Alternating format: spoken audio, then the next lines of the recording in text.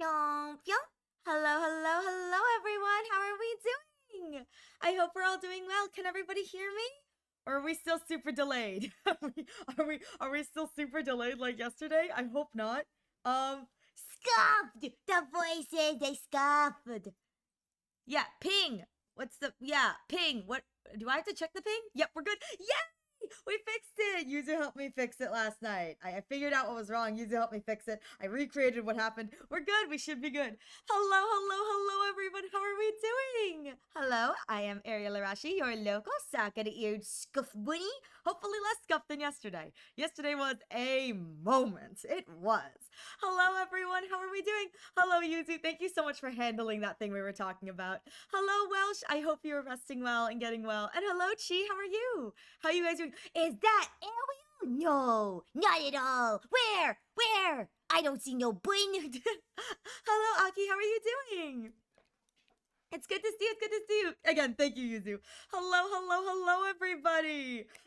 It's good to have you all here. Today, we are going to be continuing my playthrough of 100 Line Last Defense Academy. We are going into one of the post-game routes. So if you are planning to play this, if you do not and have not seen post-route 0, you may want to sit this one out. We will be doing spoiler stuff. Oh, I forgot to pin my message. I'm making Yuzu do other things and work other things. So I forgot to pin my message. Hang on. Pin my message, pinned. Okay. Good Lord. I'm so bad at this. Yeah. There we go. I'm not doing my job. I'm sucky. Very tired. Bikers and ambulances messed up my rest. Oh, I'm sorry to hear that. I'm really sorry to hear that, Aki. Hopefully today will be more restful for you, you know? Hope you're well, at least. I'm actually doing quite well today. I hope everyone here is doing well. Or, you know, holding on. You got this. It's okay. One day at a time. Anyway, we are back to playing 100 Line Last Defense Academy. We will get into that really quick recap for everyone who is okay with spoilers and is keeping up with this. We are currently on the killing game route. And I know this, probably won't be staying too well because I'm feeling tired. Please take care of yourself, Welsh. Please take care of yourself and your health. I understand you're sitting these out. I know you don't want to, but I appreciate you taking the time to take care of yourself. Thank you so much, Welsh. Get well soon. We love you. Everyone here, everyone is always well when they hear you. Such a good mood. Thank you so much, Aki. You're so sweet. Anyways, little quick updates. Yesterday I talked to Sam's VA in chat. Oh, you talked to, oh God, what is his name? Is it, I don't know why my brain went Aaron Rood? I have no idea if that's correct or not. That's the first thing that came to my head, but yeah. I'll be going in around 5 minutes. That's totally okay. Thank you so much for stopping by, Aki. I appreciate it. May you have a wonderful rest of your day as well. Aiden, right. I'm so bad with names sometimes. Anyways, we are going to be going back into the killing game route. Quick update for everyone who wasn't here and wants an update as I transition into the game. We are on killing game route. It was official. I got one of the endings, so I do know this is killing game route. At this point in time, decisions we have made is we have made the choice to kill Ato, stay in the school, participate in the killing game. So that is what we're at. Oh, and we're teaming up with Yugamu because I didn't have a choice. Once you don't do the Yugamu thing, you're locked out. So we are now on a team with Yugamu, and I am going to probably be simping hard. So the simping is going to happen. The simping is going to happen. I'm gonna simp my way through this route. It's gonna be glorious. And as I was talking to somebody about this route specifically afterwards, they were saying, you know, it's peak that Gaku is dead. And my response was, it's probably for the best that Gaku is dead. Not just because XYZ, but if he was alive at this point in the story, we would probably have to team up with him. Because the whole point of this is that, like, Takumi's an outcast. I realized no one is going to team up with him either. So it's probably good that he's already kicked the bucket, you know? He took one for the team. All right, we're back into it. Day 28. Let's see how many days I can make it through here. An alliance. But in good news, you do remember the 50-face fight for, Dragon Ball Z Dokkan battle? Well, I finally beat it! Heck yeah! It took me 3 hours, 6 minutes, and 4 seconds. What the fudge! First of all, congratulations. Mega congratulations to you. But second of all, what the fudge? 3 hour? Oh my god. And that's 3 hours of you having to like lock into play. Oh my god. Congratulations, Welsh, but oh my god. Alright. I don't know. Oh, oh my god. Are we gonna align with Hideko and Darumi? Please. Oh, right.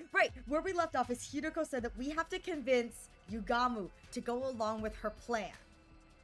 Which actually, now that I think about it, weirdly enough, there is a part of me that thinks if Hideko can I'm allowed to say it! I'm just sorry, I was trying to think if I could say it or not. Yes, I am allowed to say it. If Hideko can parallel hop, I'm allowed to say it. I have been informed I'm allowed to say it. So, if she can parallel hop in this dimension, but she does not understand where the bees are coming from, does that imply that perhaps this Hideko that we are with is not the mastermind behind the bees? Because my thought process is, yeah, they're having a little bit of a late breakfast. You're safe to talk about it. Good. So my thought process is, okay, yeah, you let me know usually, but my thought process is maybe Sheena's not the one behind this, because we got the parallel leap suit, but I don't know if she's the one behind this, because if she's investigating, wouldn't it be reasonable, because she can't go back in time, I'm pretty sure.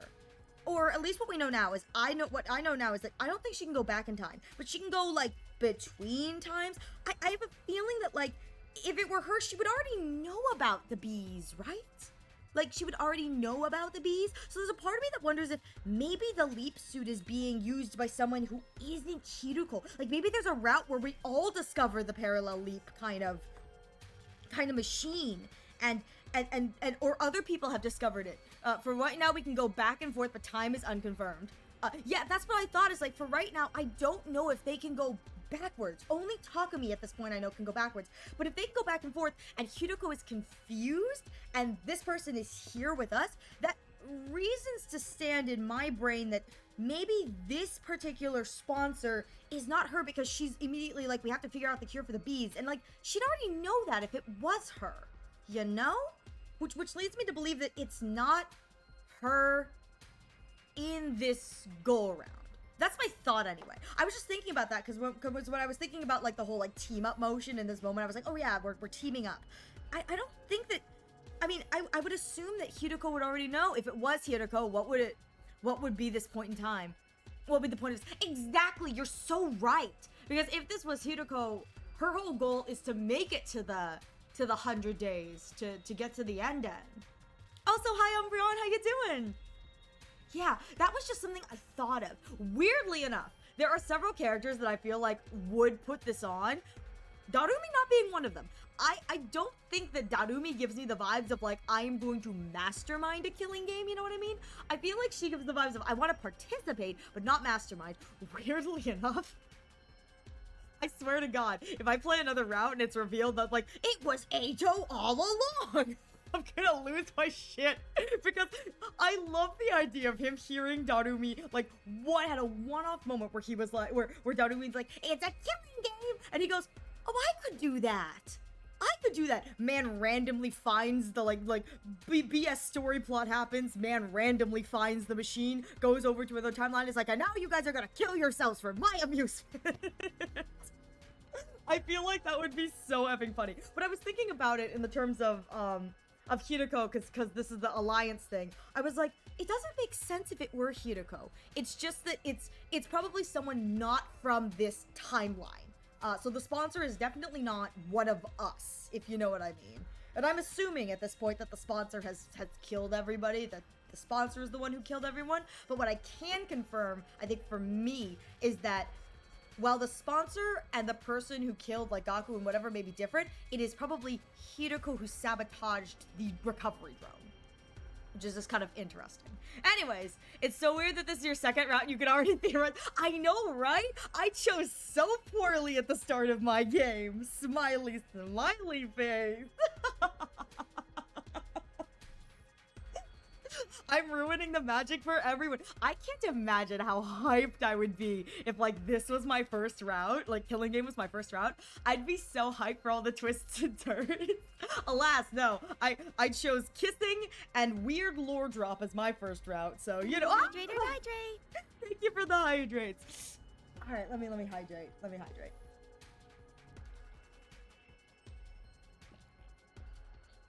But I've just been thinking on the parallel leap stuff and that particularly because I was like, because I went back and I actually listened to, I went and I found someone who was playing through this route, and I went and I listened to the voice clips of the sponsor, and the more I listened to it, the more I was kind of like unconvinced per se that it may have been Hideko. It's a similar cadence pattern, but the cadence pattern doesn't match up fully, so I was kind of like, I don't know. So kind of unconvinced there, but they also could just be different direction in the vocal booth, so it's not like foolproof kind of plan, whatever. But it was just something I was thinking on when I went back to like individually listen to the sponsor, which I thought was kind of fun.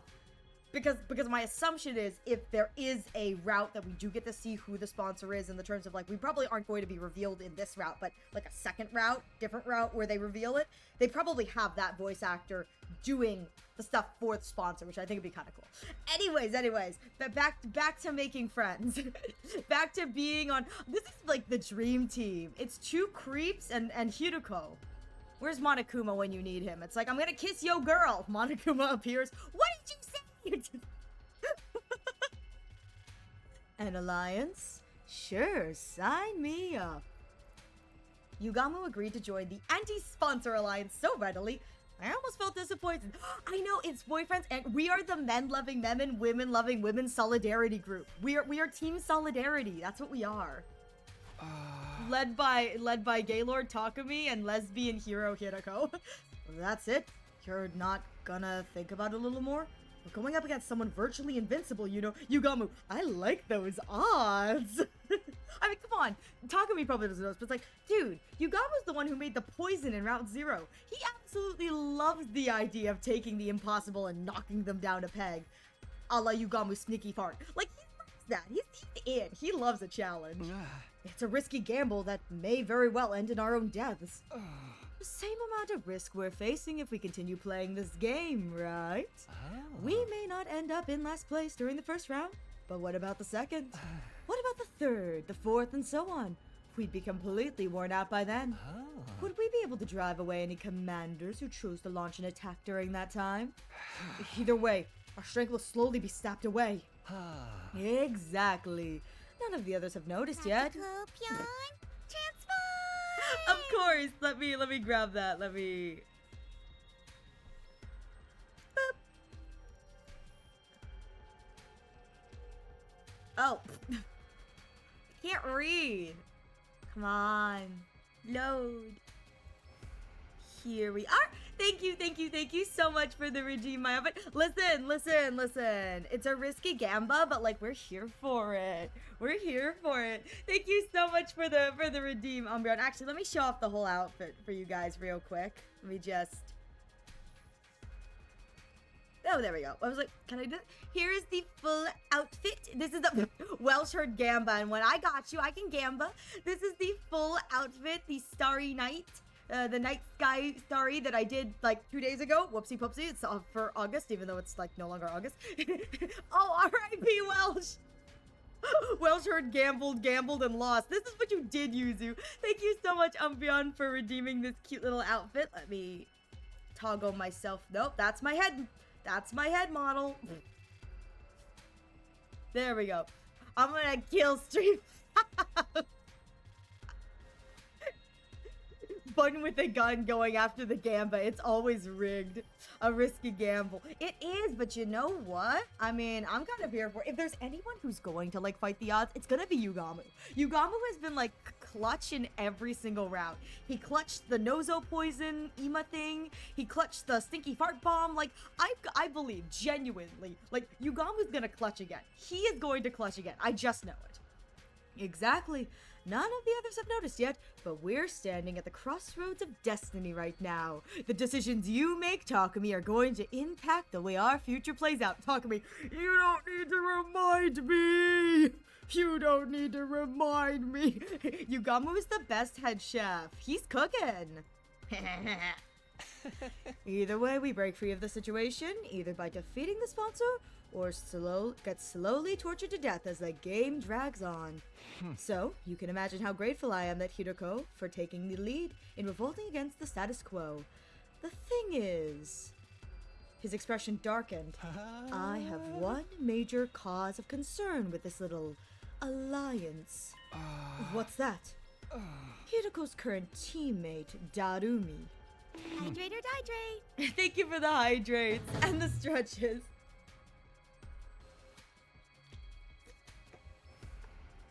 She's made no secret of how much she loves killing games.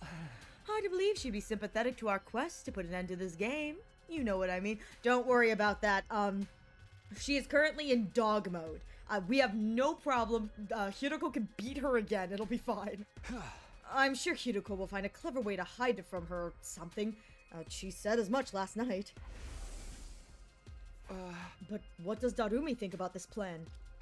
Killing the sponsor to end the game. She may get mad because she loves her killing game so much. I'll keep it a secret from her. She's merely my in-game partner. That's all. Oh. I was never going to let her join the anti-sponsor alliance. Dang! No team Darumi? No Darumi in the hashtag no killing game team? Sad. Dog mode? What did I miss last week? Darumi barking. Literally. Yeah, there's in the VOD, I barked too. Woof woof. Yeah, Hiroko may or may not have Kabe donned her so hard that her mind broke, and it was like, all that she could say was woof woof bark bark bark. It was a moment, but you know what? I mean, she was happy. Incomprehensible. Why even bother teaming up with her in the first place? I'm sure she has her reasons that she won't reveal, even if we pressed. Ah, yes. Femme fatale, thy name is Hiroko. Not that I approve of allies keeping secrets from each other. You speak for yourself. Point taken. We'll put Darumi on the back burner for now. So, what exactly are we expected to do? Good question. I don't know either. Our top priority is to earn as many points as possible.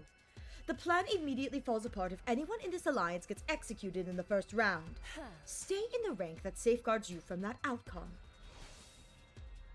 Understood. Safety first. I mean, that makes sense. Like, can't help if you're dead. Basically, focus on the hunt in the morning and anti-sponsor alliance activities in the afternoon. And for what it's worth, I don't think we're gonna die this first round unless Shoma magically gets his act together. Shoma has 0 points as of right now. Unless Shoma, like, magically gets his act together, I don't see anything happening.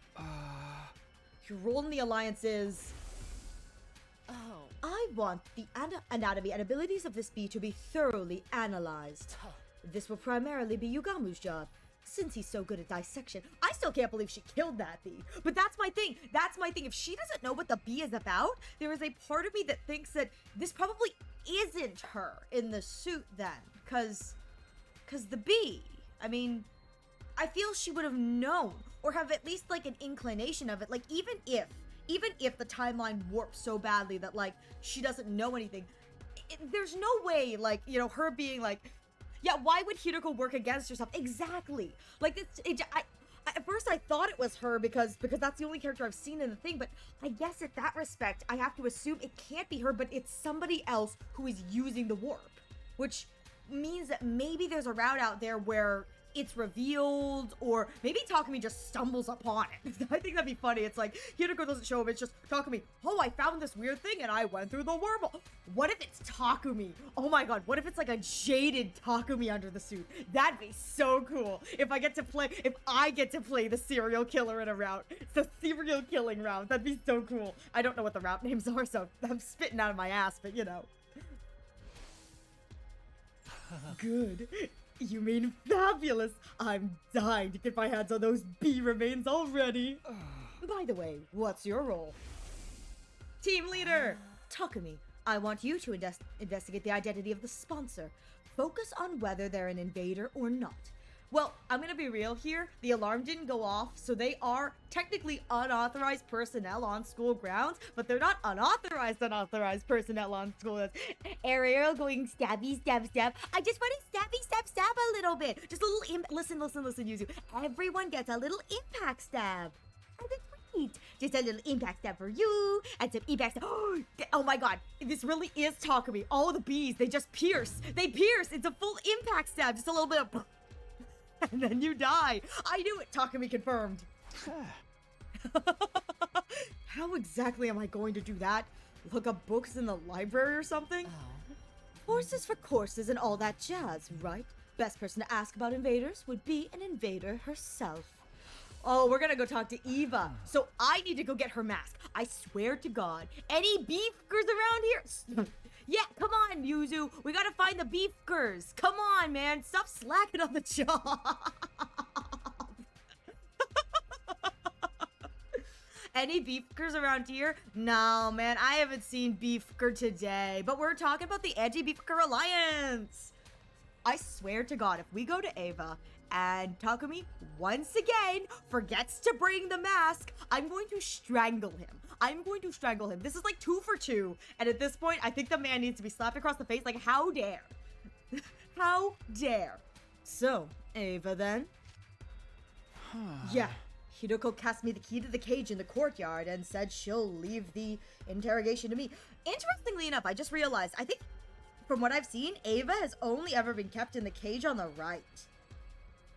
Probably because in the keep A to alive routes, he's in the cage on the left. That makes sense, yeah.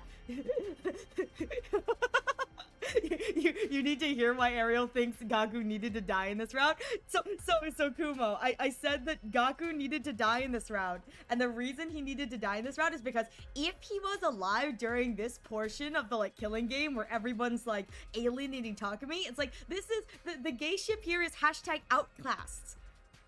But if Gaku was still alive, Gaku would be teaming up with Takumi because they're both outcasts. So they had to kill him off first because there was no way that, like, any other squad was going to work with Gaku. We would be the ones working with Gaku, so he had to go first so Takumi could be alone. I figured it out. I figured it out. That's why he had to die first. It was for the betterment of all of us. Killing Game Kaku out here at his peak. At his peak, he took one for the team so that he didn't have to deal with this. Because, like, where would you put him? There's no way Gaku is going to do, like, Shoma isn't fighting right now. So it's like, he's not going to sit down and take it. But, like, you really think Takemaru is going to team up with Gaku and, like, him and the twins? Or the other squad is the girls? Like, girl squad? It's like, what does that leave him? It would leave us and him. And we're so desperate for friends that we'd be like, sure, we'll team up with you if you'll take us. And he'd say yes. He'd say yes. Thank you, Gaku, for dying so we can... Exactly. Thank you, Gaku, for dying so early so that we may have all of our beautiful, beautiful gay ships. Because there's so much gay going on this route. I'm convinced that the moment Gaku dies, everyone just, like, breathes a sigh of relief. They're like, okay, now we can be a little more gay. It's fine. But no, I thought about that. I was like, oh, yeah, he had to die. It was a necessity for the greater good of the storyline. Definitely the storyline. Everyone's celebrating. The confetti cannons going up. It's like, oh, thank God, the Wicked Witch is dead. Yeah. Hidoko passed me the key to the cage in the courtyard, and she said she'll leave the interrogation to me. I don't think it's an invader, buddy. You think she'll be cooperative? If I remember to bring the mask, yes. She's a former commander we captured and imprisoned. I doubt she'll betray her comrades so easily. I know. Let me tag along. I'm quite the killer torturer, if I do say so myself. Drooling. Me too, boy. Me too. No, you stay far, far away from her and wipe that drool off your face. You know it turns you on, Takumi. It wasn't easy for me to build some semblance of a friendly relationship with Eva, and I wasn't about to let this lunatic flush that all down the proverbial toilet. Acknowledged. I'll follow Hidiko's general directions as instructed. That means going out there to earn some invader points right now. You ready, Takumi? Yeah, ready when you are! We took out our weapons and went around attacking the invaders loitering in the ruins. Is it gonna make me fight? Yay! Oh, thank God! I applied Yugamu's advice from yesterday about treating the killings as mundane work. Lifting up my sword quietly, slap, slap, slap, and bringing it down nonchalantly. It's just work, I kept repeating to myself in my head. I like that the little guys have like little spears. I don't know why. I just think that that's so cute. The little like Gumi boys have like little spears. They're like, rah! Detach yourself. It's just work. Detach yourself. He's becoming more despondent. It's just work. At least I don't have to fight. That's kind of great. Now I can. Did I bring her mask? I swear to God, if I did not bring... They do look like orange Skittles! No, that sponsor isn't one of us. When I asked Eva about the sponsor's identity, she flatly rejected the possibility of them being an invader. Absolutely impossible. I can stake my life on it. You must have solid proof to be so sure. The proof is in the strangeness of their abilities. If they were truly one of our ilk, they wouldn't be using blood-sucking bees to fight. Because for them, absorbing hemo-anima is like the greatest of sins among sins. The greatest of sins among sins. What do you mean? Bees are taboo in your religion or something? No, sucking the life out of people. Listen, Takumi, we are horrible people. We are cannibals. We are horrible. They are civilized people. Not the bee. The blood-sucking. The absorption of divine blood. Divine blood? Is strictly prohibited in our commandments. Divine blood, meaning the cryptoglobin running in our veins? Absorbing cryptoglobin was prohibited. That reminded me of something similar I'd heard during my previous 100 days. Veshna said that. No. Oh, right. This is the Ema talking about it. Veshna mentions it too. Hemo-anima or cryptoglobin, was it? Absorbing cryptoglobin is a taboo of the highest order. I miss Seema. I miss him so much. Bring back Seema, please. Which proved that the sponsor of this game couldn't have been an invader, since they absorbed Kurata's cryptoglobin. And even Veshna's final boss in Route Zero said, I can't believe you dirty beasts would do it. If I'd have known you would play dirty, I would have absorbed the cryptoglobin, which is the whole Ato plot twist thing. First of all, if the hosts were one of us, why would they organize a game to hunt down their own kind? Yeah, good point. It didn't make sense for an invader to urge the enemy to hunt down other invaders. However, this did complicate matters. If the sponsor was neither Special Defense Unit nor School Invader, did that mean they were an unknown third party? It's the artificial satellite. It's always the artificial satellite. By the way, Takumi, if you don't mind me asking... Eva suddenly changed the subject. Where's my mask? Where's my mask? Where is my mask? Because he's never giving it back. With that said, it looks like we're going to go into a quick little ad break. We will be right back. Imagine giving Ava her mask. Never. We're just constant. I bet you we lost it. We're gonna go into a quick little ad break. We will be right back. You won't be missing anything. We will pick this up once it's over. I'm gonna slap my little thing. It's time for the riots. No, I genuinely, at this point, I believe that they've lost her mask in the garage somewhere. They're like, right, we'll get you your mask. And like, Tsubasa's like frantically opening all the boxes, like, where did we put it? It's like, nobody knows where it went. Little did they know that like Ema, kleptomaniac little guy that he may be, like yoinked the mask and was like, this is mine now. And that's why nothing is happening. It's like, we lost the mask so long ago. That's the curseness that comes with this. There it is. I was waiting for it. God, that one took a while. We will be right back after this short commercial break. And by short, I mean, I'm so sorry.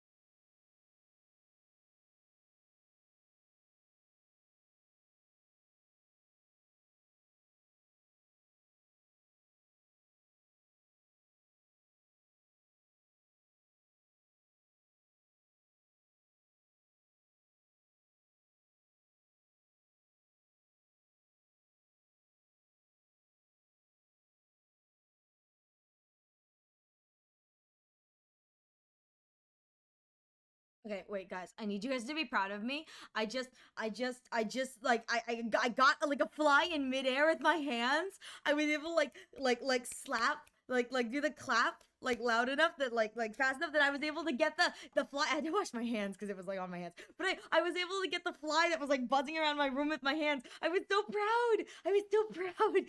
This is the riveting content you guys get. I was so proud that I was able to just like snap, and I got it, and it was like yes. That was so exciting. It was so exciting. Much excitement, much excited. Master Uruguay would be he would be proud, but at the same time, can you imagine? He can do it with chopsticks. That's how magical that man is. All right, we are back. Thank you all for your patience. We're back, and Ava's going to ask us once again where the mask be. Ava suddenly changed the subject. Remember that favor I asked of you the other day? Did you bring it for me? I swear to God, Takumi. I swear to God. Please. Bring what? Oh, damn it, Takumi. You, He had one job. He had one job. Oh my God. Like, God, this is, God, you suck. You suck. You know, my mask, you promised me you'd return it to me.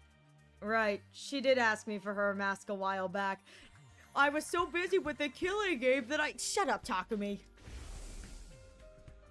Please, return my mask to me. Huh? Your mask? The mask I was wearing on the battlefield. My people highly value our masks. We consider them as a part of us. The mask was really important to her. As much as I'd like to give it back to her right now, I'm sorry, Eva. I'm going to have to go back on that promise. Gosh darn it. Oh, God, I really am a monster. You'll have to bear your face for a little while longer. Why? Why are you being so mean to me?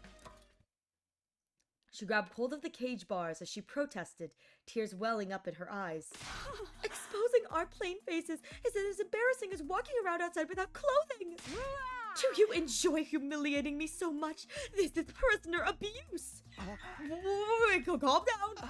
I'm not trying to be mean, but it's just that the timing's not right. What do you mean? The timing's not right. The mask is a symbol of your identity as commander, right? Wearing it will make everyone realize that you're also a target of the invader hunt.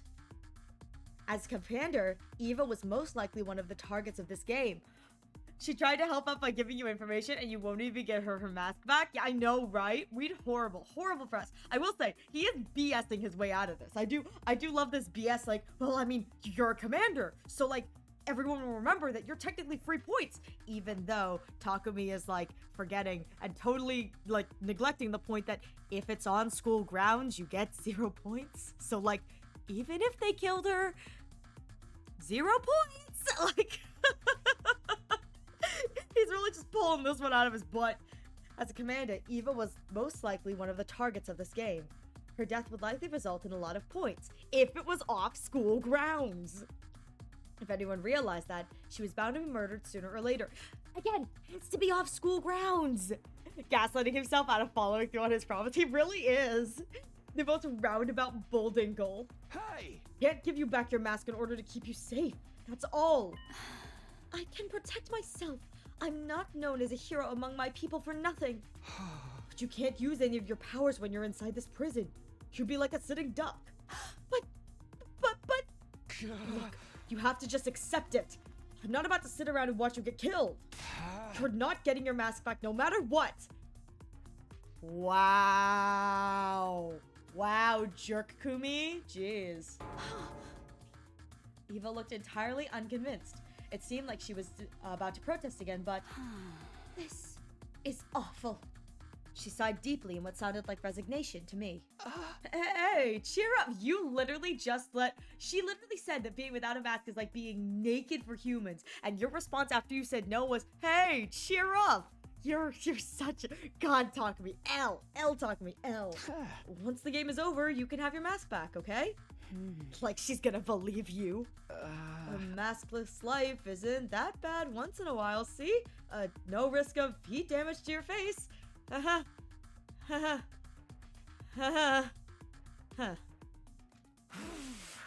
Yeah. Oh my god, that sprite is amazing. Oh my. Takumi being insensitive? No way. Are you crying? I'm very sorry. Not sorry enough to give her mask back. That was a great sprite, though. She ignored my encouragements and apologies in favor of glaring at me through half-lidded eyes. I'd be glaring too if someone told me that had me stripped naked in a cage and I asked them for underclothes and they said, no, you have to stay naked a little longer. I'd glare too. Ugh, you're so useless. Can't even fetch a simple mask for me? I mean, honestly, you tell him. He is pretty useless. Yeah. I thought I'd been imagining things. Did she just whisper something really out of character for her? No, man, I don't think that's out of character. Ava's right on the money. Exactly. Talk to me. Is that out of character for the prisoner who's frustrated and unhappy with my actions? Ava, sorry, can you repeat that again? I hope she says that to his face out loud. Did I hear you calling me useless? Do you have a problem with me speaking the truth now? I can go on, you know. Takumi's a gibbering idiot, the enemy of all maidenkind, downright pervert. I'll sue you for prisoner abuse one day. I was so worried. I was so worried that we wouldn't get any quipping because Kunana died. I didn't have to worry at all. You tell him, Ava. You tell him.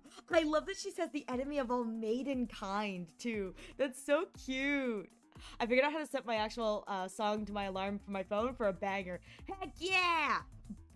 R.I.P. on the 45, but you know what? It's time to wake up in style. That's what you deserve. Ava had done a complete about face. Yeah, well, that's what happens when you're a jerk to people, Takumi. This really is the Takumi alienation route. He's just dropping L after L after L. What could have transformed that sweet, docile lady from just now into the sharp-tongued witch? I don't know, Takumi. Maybe you telling her she has to continue to remain naked? I'm guessing these are your true colors, huh? Yes, I'm done playing nice. I know I won't get anywhere. I know I won't be getting anything out of you. This is the pit of the pits. After all that hard work, I didn't even get to see a glimpse of my mask. Why don't you just give it back already? Oh, the poor thing. Darn, not even Gaku's this bad. I know, right? Like, oh God. Wait. Gaku died and we have become Gaku. We are Gaku. Oh God. The shock of not being able to get her mask back made Eva burst into tears. Yeah, you deserve that. She'd been putting on an act all this time. I was astonished by the fact and annoyed by her hurtful accusations, but... What am I supposed to do now? I couldn't muster up the anger to chide her as she wept sadly. She was likely mentally strained from the stress of being held in the middle of the enemy stronghold. No wonder everyone hates me. Seriously, now it's clicking for him? I quietly left the courtyard so as not to agitate Ava any further.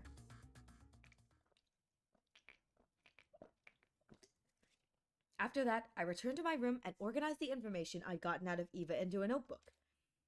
And then, once night fell, dong, bing, bong. Eddie's troops, these soldiers, it's time to hit the hay. You never know when the invaders might attack, so rest up while you still can. Well then, good night.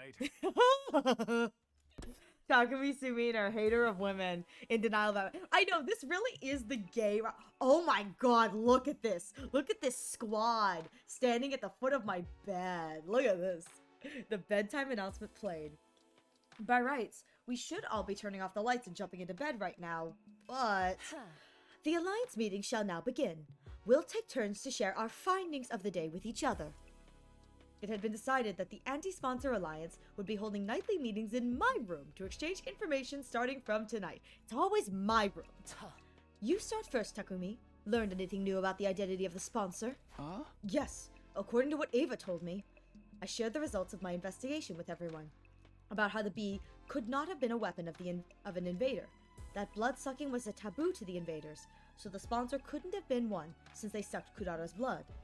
In conclusion, It's quite likely the sponsor is an unknown third party, unrelated to us or the school invaders. Huh? That's all from me. We're already having enough trouble with the invaders, and now there's a third party. This is highly displeasing. Be that as it may, I must commend you for a job well done. That was remarkable work for a person of your intelligence. Thanks, but can I get something other than a backhanded compliment once in a while? Maybe if you were a better person, you'd get something more than a backhanded compliment, Takumi. I'll work on it if I feel like it. So, that's a no. Allow me to go next. He's just excited. He's like, I got to dismember this thing and I had a great time. I got to see its organs. You're getting what you deserve. Exactly. After dismembering the dead bee and investigating its anatomy, I've made several discoveries. First of all, the bee was modeled after a type of parasitic wasp. I mean, yeah, it does look like a wasp, but a horrible species that paralyzes the bodies of butterfly larvae and feeds off their innards. Oh, is that the kind that lays eggs inside the host? Basically, that bee was simply a scaled-up version of a parasitic wasp. There's just one major difference between this bee and an actual parasitic wasp. Bees and hornets usually use their stingers to inject poison into the enemy's blood. This giant bee, however, uses it to suck stuff out like a big proboscis.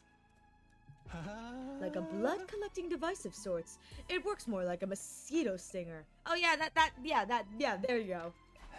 Y'all saw the bee use it to suck the blood out of Kurata. Yes, and she was drained in a few seconds. A testament to the strength of its suction. But it does bring up another question. The body of the bee has nowhere to store the blood it sucks.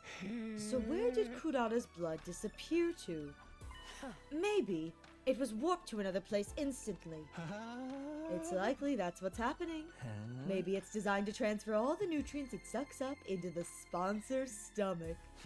In other words, the sponsor's using the bees to consume cryptoglobin. Just a hypothesis.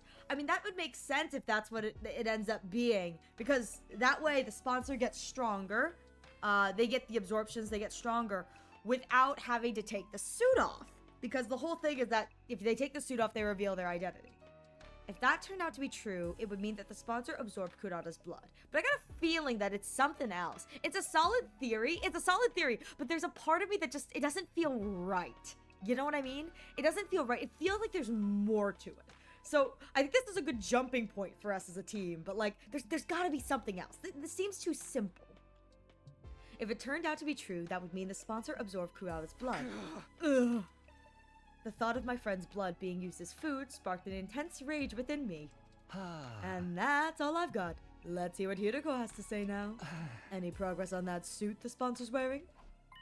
Yes, I'd venture to say there's been some major progress.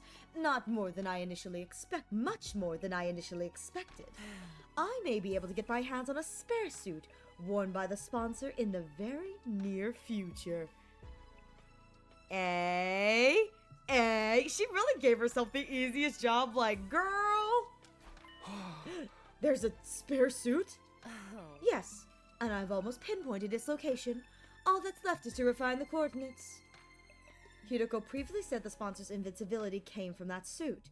If we could secure something similar, wouldn't that make us invincible as well? Where's the spare? We could look for it together. No, that won't work. I'll search for it myself. Why? 3 sets of eyes are faster than 1, right? Because I'm the only one who can find that place. My eyebrows wiggle. Something terrible beyond imagination may happen if someone other than me discovered it.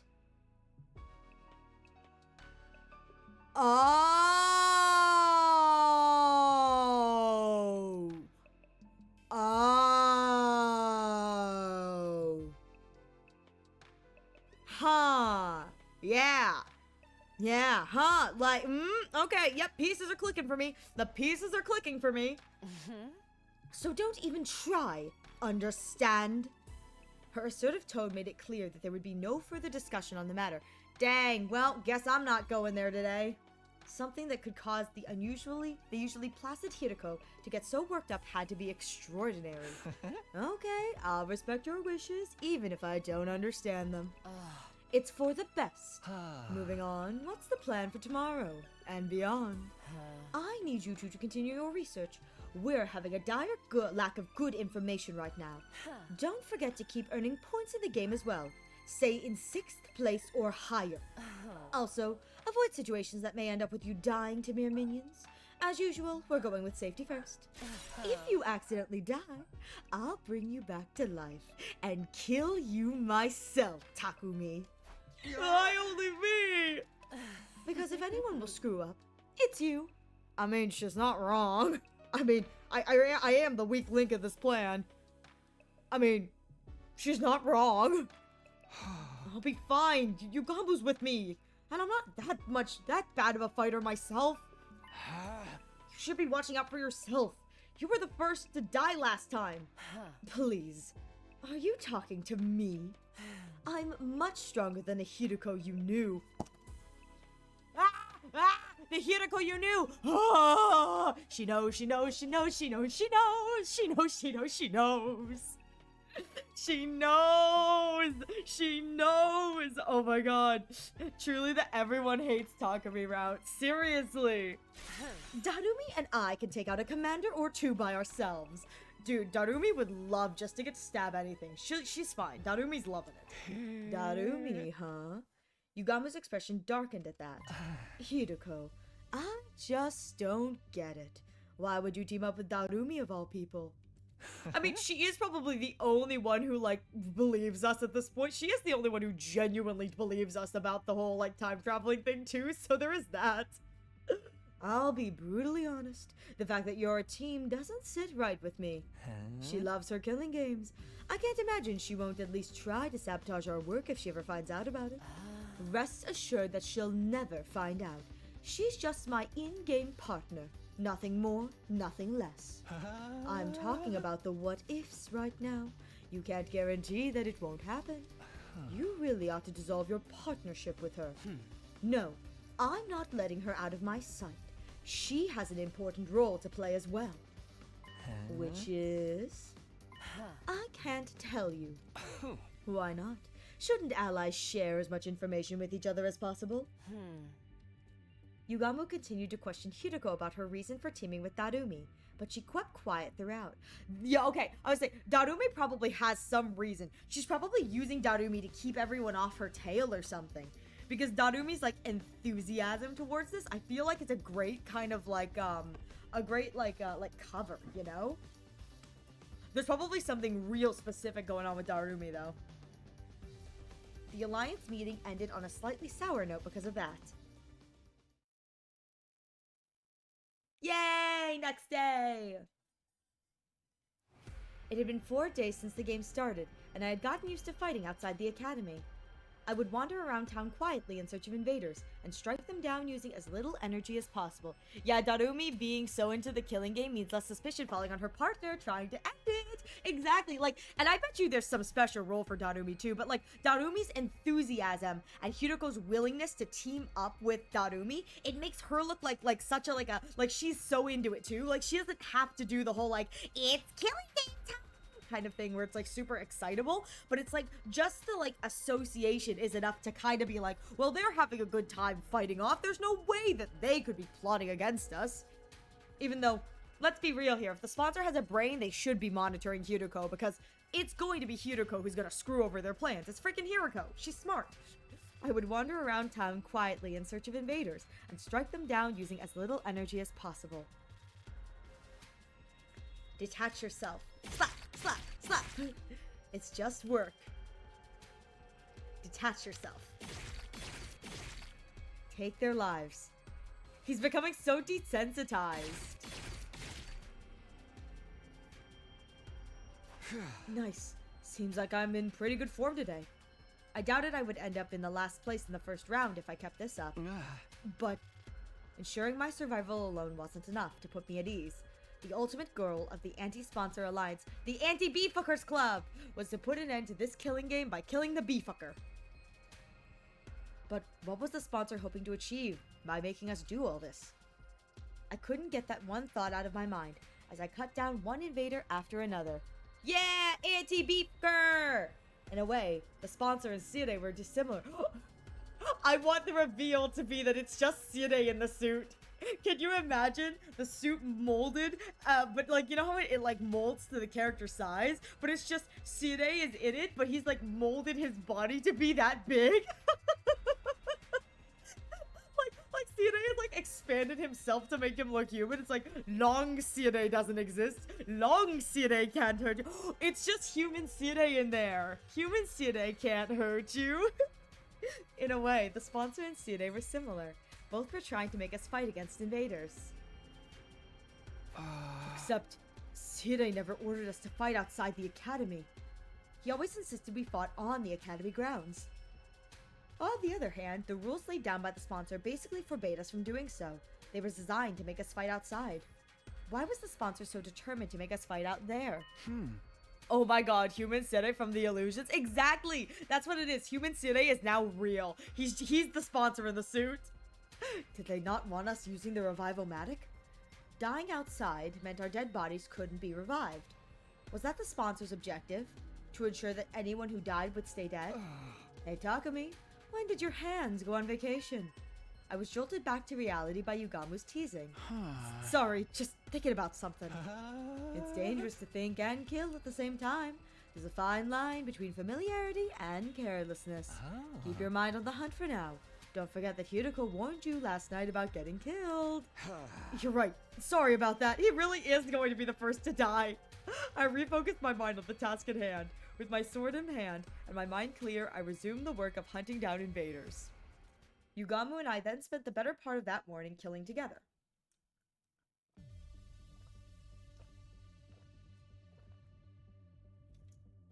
We returned to the academy a little past noon and immediately made our way to the leisure lounge. Oh, that's where the scoreboard is. We checked our name on our latest names. Ooh, okay. We have fallen. It looks like Moko and Tsubasa. Moko has passed me. Tsubasa has passed Yugamu, but we're still in the top 6. And Shoma has nothing. I'm in 4th place, and Yugamu's in 6th. I'm surprised Tsubasa's so high, you know? Our positions had slipped from the first day, but we were still within the top bracket. Since it was already the 4th day, it was unlikely we would tumble all the way to the bottom this round, unless something catastrophic happened. I'm waiting for the catastrophe to... She's taking the wheel! She's taking the wheel! Oh, yeah. Goodbye, Shoma. You will be missed. I'm waiting for the, something catastrophic to happen, and it's just Shoma shoots up to number 1. It's like, good lord, what happened? Shoma's currently in last place. I had told myself not to look at the other positions, but my eyes naturally drifted to the last spot. Speaking of leaderboard positions... Tsubasa's is surprisingly high. Seriously? She was clearly holding her teammates back yesterday. You don't have to mind me. Go on and get more points for yourselves. Tsubasa, promise not to say that anymore. Dude, Takumi, you're underestimating the power of that car being able to drive without fatigue and just like mowing all of the babies down. She can kill so many things with her car. She can just run them over with her car. I mean, she didn't even have to slash them. She can just run them over. Just boom. Tsubasa, you promised not to say that anymore. Looking out for one another's what teammates do. No wrestler worth their salt abandons their tag partners to get ahead in their match. She's likely benefiting from the point-sharing system. What point-sharing system? What? You haven't noticed? There's a way to earn points in this game without killing any invaders yourself. Yugamu took out a notepad and started drawing some sort of diagram on it. Wait a minute! No way! No way! Have I not been sharing points with Yugamu? Let's say, for example, a 10-point enemy appears in front of you. You kill that enemy by yourself. You gain 10 whole points. But if I help you in the fight, I gain a percentage of those 10 points. Could be a 50-50 or 80-20 split, depending on the situation. It all hinges on how much each person contributed to the fight. Simply joining the fight earned you at least 10% of the points. Tsubasa's Hemo Anima is very versatile, so I'm sure she's earning points by supporting. I was going to say, she's taking the assist position. Tsubasa is able to assist everybody. I bet you, Kyoshka and, because Kyoshka was like right underneath Yugamu, and Nozomi was really close. I bet you what it is Kyoshka and, Moko are the ones doing the physical killing, so they've got a lot of points, but Tsubasa's probably doing the buffing, and Nozomi is healing, and that's how they get their points. They're doing the assist positions. That's a really kind of cool way of the killing game being set up, so that characters who are support units are acknowledged for their support capabilities. That's so fun. So every member of the team gets some credit as long as they work together. Like in sports, or you could just be what Hiroko and Darumi are doing, and they're just murdering everything together. No need for a 50-50 split when everything is dead in like 3 minutes. Strange but fitting comparison. Weaker players earn points by focusing their efforts on supporting others. Stronger players gain support by offering to share points with those who do.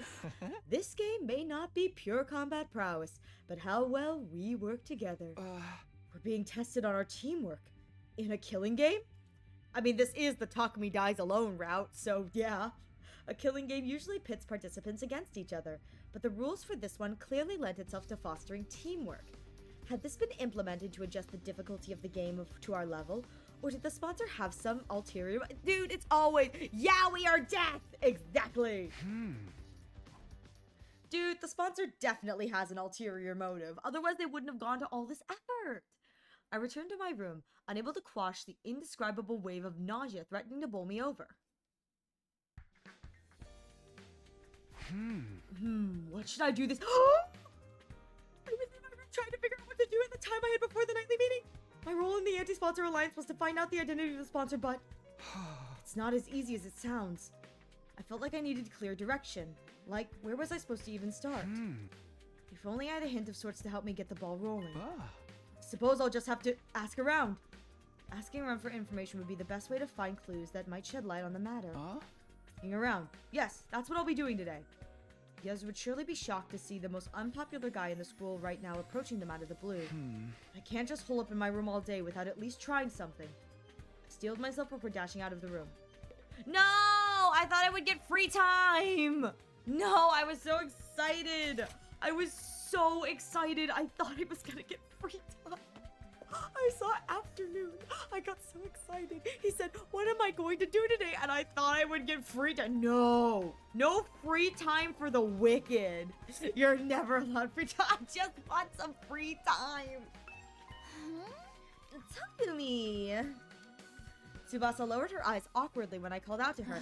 I'm sorry for abandoning you the other day. Did everything turn out all right after that? Yeah, I managed to walk away with my life somehow. Yugamu and I are a team now. I'm just glad you're safe. I don't want to see any more of my friends dying. Not until someone dies in a few days. Though, that means Shoma's in trouble for the first round, huh? Why? He's not taking part in the game at all. Takemato's been pulling out all the stops to invite him, but he refuses to leave his room. I see. Shoma is probably going to be the first to die if things continue like this. But we could save him if we took down the sponsor before that happened. There's no way, Takumi, you're gonna take down the sponsor in 30 days. Not happening. Imagine wanting free time. I know. How mean. How rude they are. Tsubasa, do you happen to know anything about the sponsor? I'm trying to find out their true identity. It's a question I'd like to answer myself. Show up and make us take part in this killing game. None of it makes any sense. Well, that was helpful. It's time to see Moko Majiro. She's Moko Majiro. Info about the sponsor's identity? My, aren't you investigating that too? Too? As in, you're also looking into this? You bet! I tried to film a day-in-the-life documentary of the sponsor some time ago. Day in the life? No. First, I made a camera with the Gift-O-Matic. Trailed the sponsor around for 24 hours. Wait, if they ever revealed their face during that time, we'd catch it on film, right? And did you?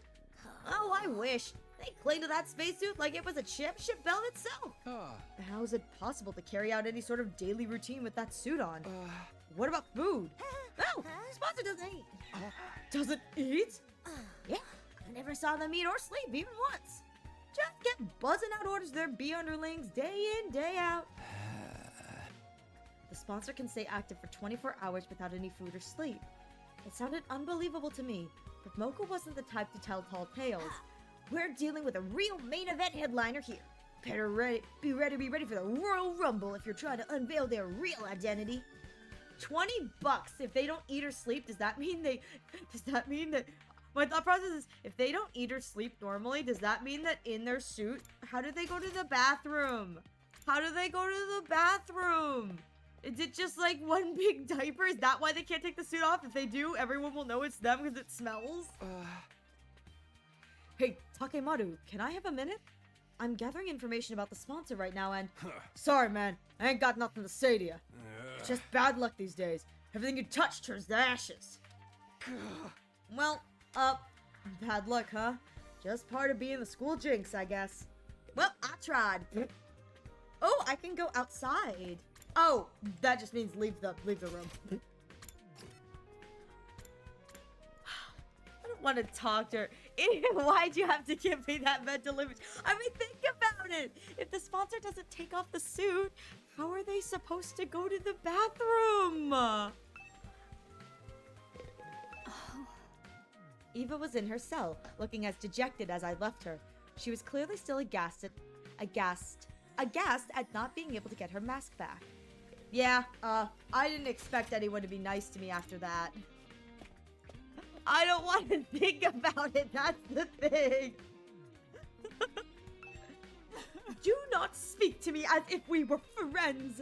I will never, ever forgive you for sending Lady Kudara to her dismal death. Begone, accursed Grim Reaper, and give Lady Kudara back to me! I'm so sorry. I'm sorry I killed your lesbian girlfriend. Calm down, Kyoshika. I'm sorry, Takumi, but Kyoshika's still very angry about what happened, so... I knew I wasn't popular, but actually having such vitriol spewed directly in my face was a sobering experience. Well, I tried. They hate me.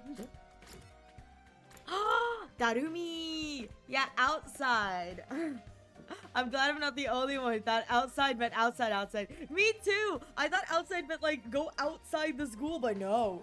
Give back my Kudara. So listen, I'm a monster. I took away her lesbian girlfriend. Like, oh my god. This route is the route for the Kyoya Kudara shippers, even though Kudara is no longer in the route.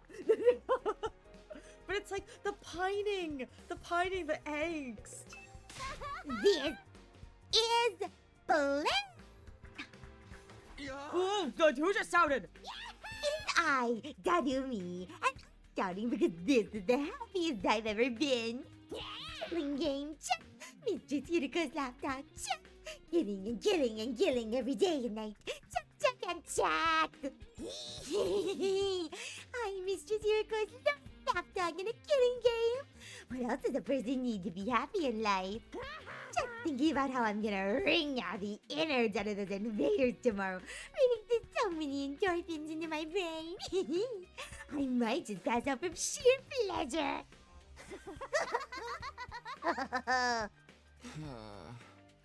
Darumi was enjoying the current situation with every fiber of her being. Takumi, why did I think I'd get a normal response out of her? I still couldn't understand why Hideko would team up with someone like that. Hey man, come off it. My girl Darumi's got this. Okay, I've collected quite a bit of information. And by a bit of information, I mean I have no information whatsoever. I'd learned a lot. I was glad I'd mustered up the courage to talk to her. What did we learn? I didn't learn jack squat. After putting the information down in a notebook, I prepared for the nightly meeting. That notebook is gonna get confiscated from us or something. Like, that's gonna be the blueprint for, like, future problems. At ease, soldiers. It's time to hit. You never know when the Well then. Good Oh night. my god. Imagine if the Takumi's notes become a blueprint for future sponsor because Flame Baby Boy said that there's future evil in the future. Maybe that's what it means.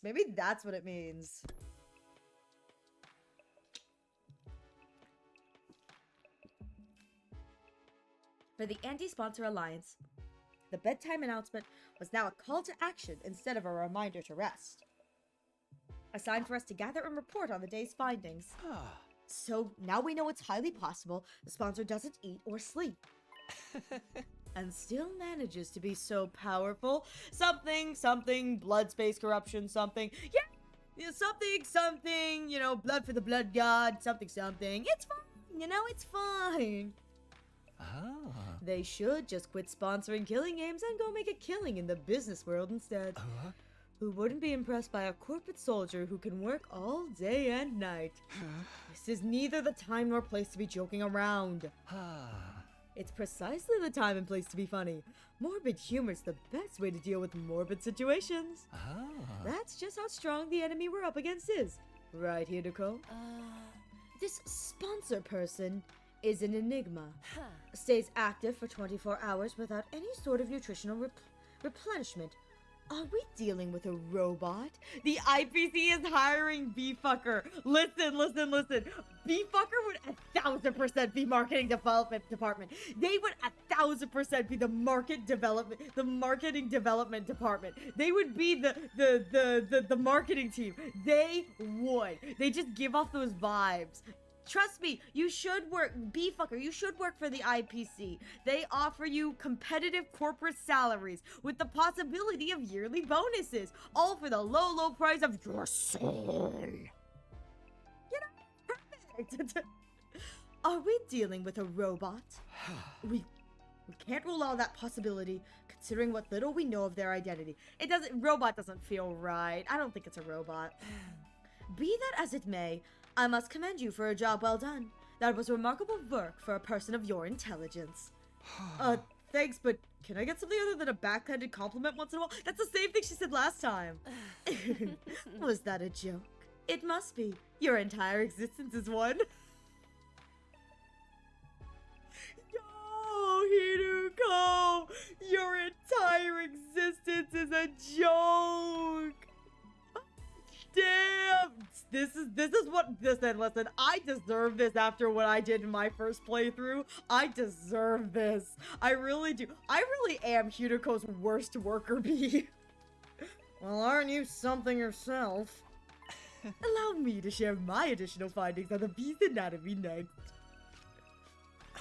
I got down to business today by dismembering the bee to its smallest parts. Some interesting truths were uncovered as a result. Despite a tough and grandiose appearance, it doesn't quite have its hardness to match. The joints snap out of place if you even look at them wrong, and the stinger comes off without much effort as well. It's as fragile as life itself. But it can't be so weak. These bills killed Kudara like it was nothing. Their bodies were likely enhanced by some supernatural means when they were still alive. Supernatural. In other words, Hemoanima. The ability to move around without needing to eat or rest. Hemoanima enhanced bees. The more we tried to pry into the sponsor's business, the more of their uncanny strengths we seemed to discover. But none of these proved that the sponsor themselves was impossible to defeat. If we could just find a way to get them out of that invincibility suit. Last but not least, let's hear what Hideko has to tell us. Did you find that spare suit you talked about? Yes, I pinpointed the location yesterday. If all goes well, I should be able to get my hands on the suit by tomorrow. Really? I honestly wasn't expecting to find it so soon either. Once we actually have it, uncovering a weakness or two should be trivial work. Unfortunately for the sponsor, their invader hunt is about to draw to a premature close. An end to this abnormal,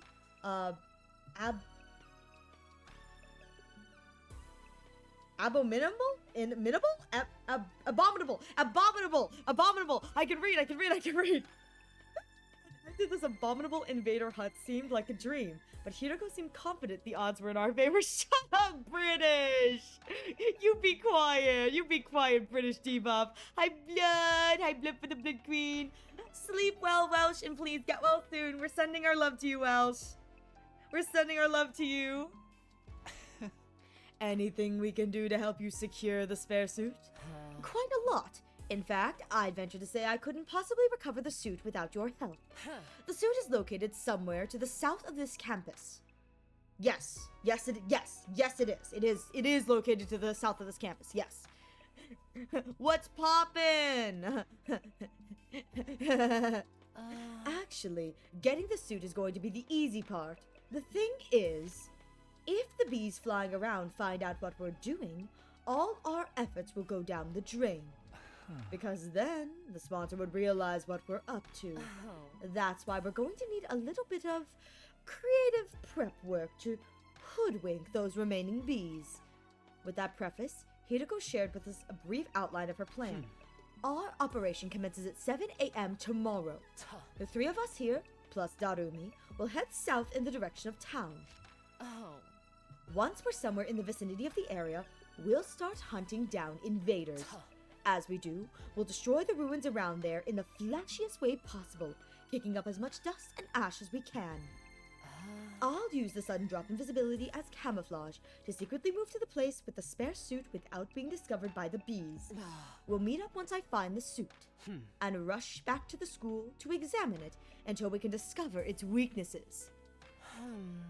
After we ascertain a way to destroy the invincibility suit, it's showtime with the sponsor. Hiroko's plan was simple but bold. She would absolutely end everything tomorrow if circumstances allowed, both the invader hunt and the sponsor themselves. Will you help me, Takumi, and Yugamu? An earnest plea for help from Hiroko, without her usual barbs, was a straight yes for me. I nodded vigorously. Yes, woof. Of course I'll help. Let's get that suit and bring down the sponsor to get... I'm against this plan. I won't be joining it. What's gotten into you, Yugamu? Is there something wrong with the plan? Nothing wrong with the plan, per se. What's wrong is one of the participants. Hideko, why are you letting Darumi join the operation tomorrow? You've been insisting all this time she's nothing but your in-game partner and not a member of the anti-sponsor alliance. She's very strong. She'll be useful in combat. That's nice. But what guarantee is there that she won't turn around and slit our throats after learning of the plan? She lives and breathes killing games. I can already picture her lunging at us in unrestrained anger when she tries out we're trying to put a stop to her beloved game. You're overthinking this. She'll be doing gross in the game to even notice what we're doing. That's my point, see? It's counterproductive to let someone so engrossed with killing games into our confidence. I disagree. I'm bringing her along tomorrow by hook or by crook. I have my reasons. Oh, such as... Darumi lunging at us? I mean, I'm not gonna say no. Coming at us with a knife, it's time for stabby. Listen, she's just pulling a Sayaka Mizuno. The discussion was leading nowhere. Neither Hideko nor Yugamu seemed willing to compromise. Tomorrow's operation would be aborted if we didn't find a way to break the stalemate. I had to do something. I'm afraid I have to take Yugamu's side this time, Hideko. We're putting our lives on the line tomorrow. Yet, at the same time, you're trying to involve someone outside of the Alliance. You can't blame us for feeling hesitant. Even you think so? She averted her eyes and bit on her lips. Fine. I won't ask for your help anymore. I'll get the suit myself. Hold on! I'm not finding fault with you or anything! I reached out quickly and grabbed Hiroko's hand before she could leave the room. I touched a woman's hand! Premarital hand-holding! We understand you have secrets you can't fully share with us, and we know you have your reasons. But can't you at least tell us something? It has to be something out of the ordinary, right? You're not the type to insist on doing things your way for mere selfish reasons. And how are you so sure I'm not? Because you trusted me, so I trust you too. Well, Takumi's pregnant now. R.I.P. Takumi and his baby. It was Hiroko who trusted me and brought me out when everyone was shunning me and calling me a jinx. If she needed help, I wanted to do everything in my power to help her. I quietly pleaded with Hiroko while intensely staring at her in the eyes, praying hard that she would trust and lean on me. And then... it was a sigh of resignation. The trouble with your generic face is how it completely disarms me when you're spouting the occasional hero-like rhetoric. Very well, you will have a full explanation on why I must bring Darumi along. Really? Yes, but not here. Outside. I'll be waiting for you on the roof. Come alone. With that, she exited the room. But her wanting to meet with me alone would mean... Oh, for the love of murder. I'm the outcast now, eh? I don't mind. Go ahead, Takumi. I'll be right here, keeping your bed warm for you until you return. Oh my god, Takumi's gonna be pregnant with twins! Hand holding for Yugamu too! Yeah, thanks. I'll be right back after I hear what she has to say. Although, don't touch my bed. No promises. Please promise. Look at him blushing. He's so embarrassed. He's so embarrassed. I left Yugamu behind in my room, and I hoped he didn't touch my shower products. I went to the roof. Huh? Huh? Hiroko? I didn't see Hiroko on the roof, even though she said she'd be waiting for me there. Unless she went back to her room. Over here, Takumi.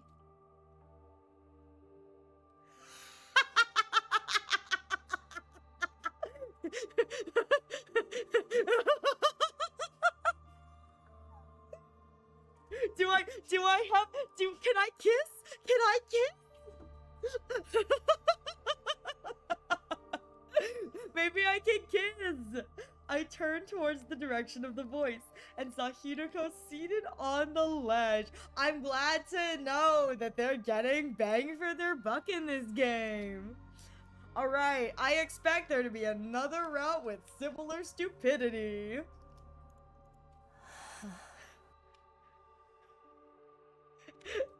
She was staring intently at something. I followed her gaze and... Undying flames? Oh, artificial satellite. There was the artificial satellite floating in the night sky. Do you long to see the people living there again? Ooh. Her question was sudden and unexpected. Of course I do. That's what I'm fighting so hard for. No, you're fighting hard for Katawa, man. Who is here with you, so like, you don't count. Yes, you would be right. We're all fighting here because there are people we want to see again.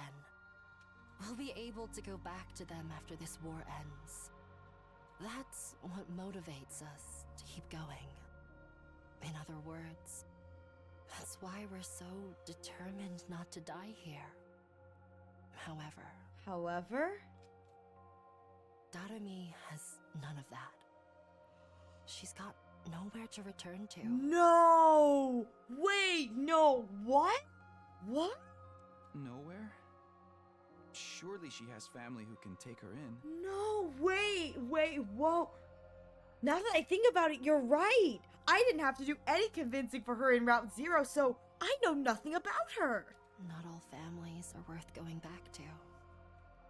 Not that I expect you to understand. Oh my god, Darumi. This is all she has. She was right. I didn't understand. How could I? It was my cherished dream to be surrounded by my parents and Katawa at the dinner table again someday. Takumi, do you know why Darumi is so enamored with killing games? No? It's very simple. She grew up in an environment that was like a killing game in itself. Oh my god. Are they going to reveal that she's a child of divorce? Oh my god. My first instinct upon hearing that is she a child of divorce? Is she a child of divorce? Oh my god. Hang on, let me stick my little AFK stick, but oh my god. So my first instinct upon hearing this, and you guys get to hear my ramblings, is if she has grown up in an environment that was like a killing game itself, my immediate thought is a broken family and a child of divorce, and particularly a child of divorce in which both sides, both of the parental sides, are vying to use the children as weapons themselves. So it's like, I'm doing this not for the benefit of the child, but to hurt the other person, because I am hurting. Oh no, and that would explain why Darumi doesn't want to go home, because there is no family to return to. Her family is so broken that there's nothing left. Oh, Darumi, no! I was not expecting to get Darumi lore like this. Oh, Darumi. Oh, I feel so bad. I feel so bad. Ah! Where am I? Hi, Paper Wing. How you doing? Welcome, welcome. You're at the sad cry part. We're all crying here. What the heck, Paper? I'm sure you recognize this. Just a little bit of angst for the fans. Sip, sip, sip, sip. Hideko did say, I've been caught. Wait, AFK is still on your face. Yeah, the ad is still technically playing. I talk through my ad breaks so that no one misses anything. I've been caught. Where did Paper go? I don't see Paper anymore. Where did Paper go? Paper stuck to my face. Where did Paper go? Hideko did say she had reasons for partnering with her. I know. I thought the reasons were going to be more like, this sounds horrible for me to say this. I thought that her reasons were going to be more like, the word isn't like calculating, but like more calculated. Like, I assume that she was using Darumi as like not like a weapon, but like as a machine part. Like, I'm doing this for the betterment of the fact that I'm smart and what have you, and like it's like she's the cog in the machine, but no. Oh my god. This sounds so horrible to me, but there's a part of me that wonders if Hideko is going along with this because it gives Darumi a chance to live out one of her kind of like dreamy desires before they all go back. Give her something of like a good memory, perhaps. I don't know, but anyway, it's just, oh, it's not fair how, this is so sad to me. Me no likey. Alright, we back. Now I can continue, oh no. Now I get to see officially if Darumi is a child of divorce. If she'd let her guard down, even for a brief moment, No! she'd be abused by her parents. or Oh, teachers. Daru, even worse. Oh god. Oh, Darumi, no. Punishment awaited her at every turn for no reason other than the adults in her life having a bad day. Her parents are probably alcoholics. Oh no. Oh my baby. What pisses me off the most is the line, particularly the she'd be abused by parents or teachers. Like, that's wrong. But she probably has alcoholic or like substance addicted parents. Oh, Darumi. None of the grown-ups who were supposed to be looking out for her reached out to help in her time of need. Her time of need? So her growing up or specific time of need? You see? Just like a killing game, right? Oh my god. Which, I hate that they've made this so real for Darumi. It's not just the killing game that it's like, it is just like a killing game, but it's also she's so obsessed with it because it's a form of escapism. It is a form of escapism that she can find solace in. And that's why she enjoys the like killing game, the like eroge genre. It is an escapism that reminds her of her life, but in a way that makes it for her an escape. Oh, Darumi, no! I had an inkling Darumi may not come from the best of family environments, but I had no idea it was this bad. I'm not surprised. Leeching off of someone else without ever giving anything back and abusing them on top of that. That sounds just like my scumbag brother. Just how he ignored all the eviction notices and restraining orders and doubled down on the violence. Dad goes to see the horse races on Sunday afternoon, and I remember this one because I commented on this one. I was like, oh, it's the Uma Musume. I go, but he's a horse race bettor, so he's a gambler. Oh my god, I'm so glad they bring this back up because yes, I remember this line particularly because I remember talking about the horse races, but gambling. Her dad's a gambling man. Oh god. She wasn't kidding about that. And when you go through life living like that, you can't help but wonder, why only me? Yeah, that's understandable. Huh. Why am I the only one suffering like this? Why can't everyone suffer together with me? Oh no. Oh no. Oh. Young and old, male one female. We should all suffer together. And that's what a killing game is. It is group suffering. Use up our lives, our very existences, to entertain ourselves through misery. That's why she loves her killing game so much. It's the closest thing to her ideal world she can find. Darumi! No! Oh, Darumi! Oh, Darumi! Dude, I'm glad Gaku's dead in this route because he'd be making this moment all about him. Because the first thing I thought was like, oh god, that's a line Gaku would say too. So she was being dead serious when she talked about wanting to start a killing. You know what I think is crazy too is Gaku is in the same similar kind of like why me boat, but what I think is interesting is Gaku externalizes it into a victim mindset and Darumi does not. She internalizes it. And instead of being a victim, she just kind of, it becomes her desire to want the equal suffering. Where it's like, if this was Gaku in this situation, all I can think of is Gaku would turn this into a, he says it all the time, like, such rotten luck, why did this happen to me? It's the outward projection for him, it's the victim mindset outward projection, and for Darumi, it's the internal. She holds on to that.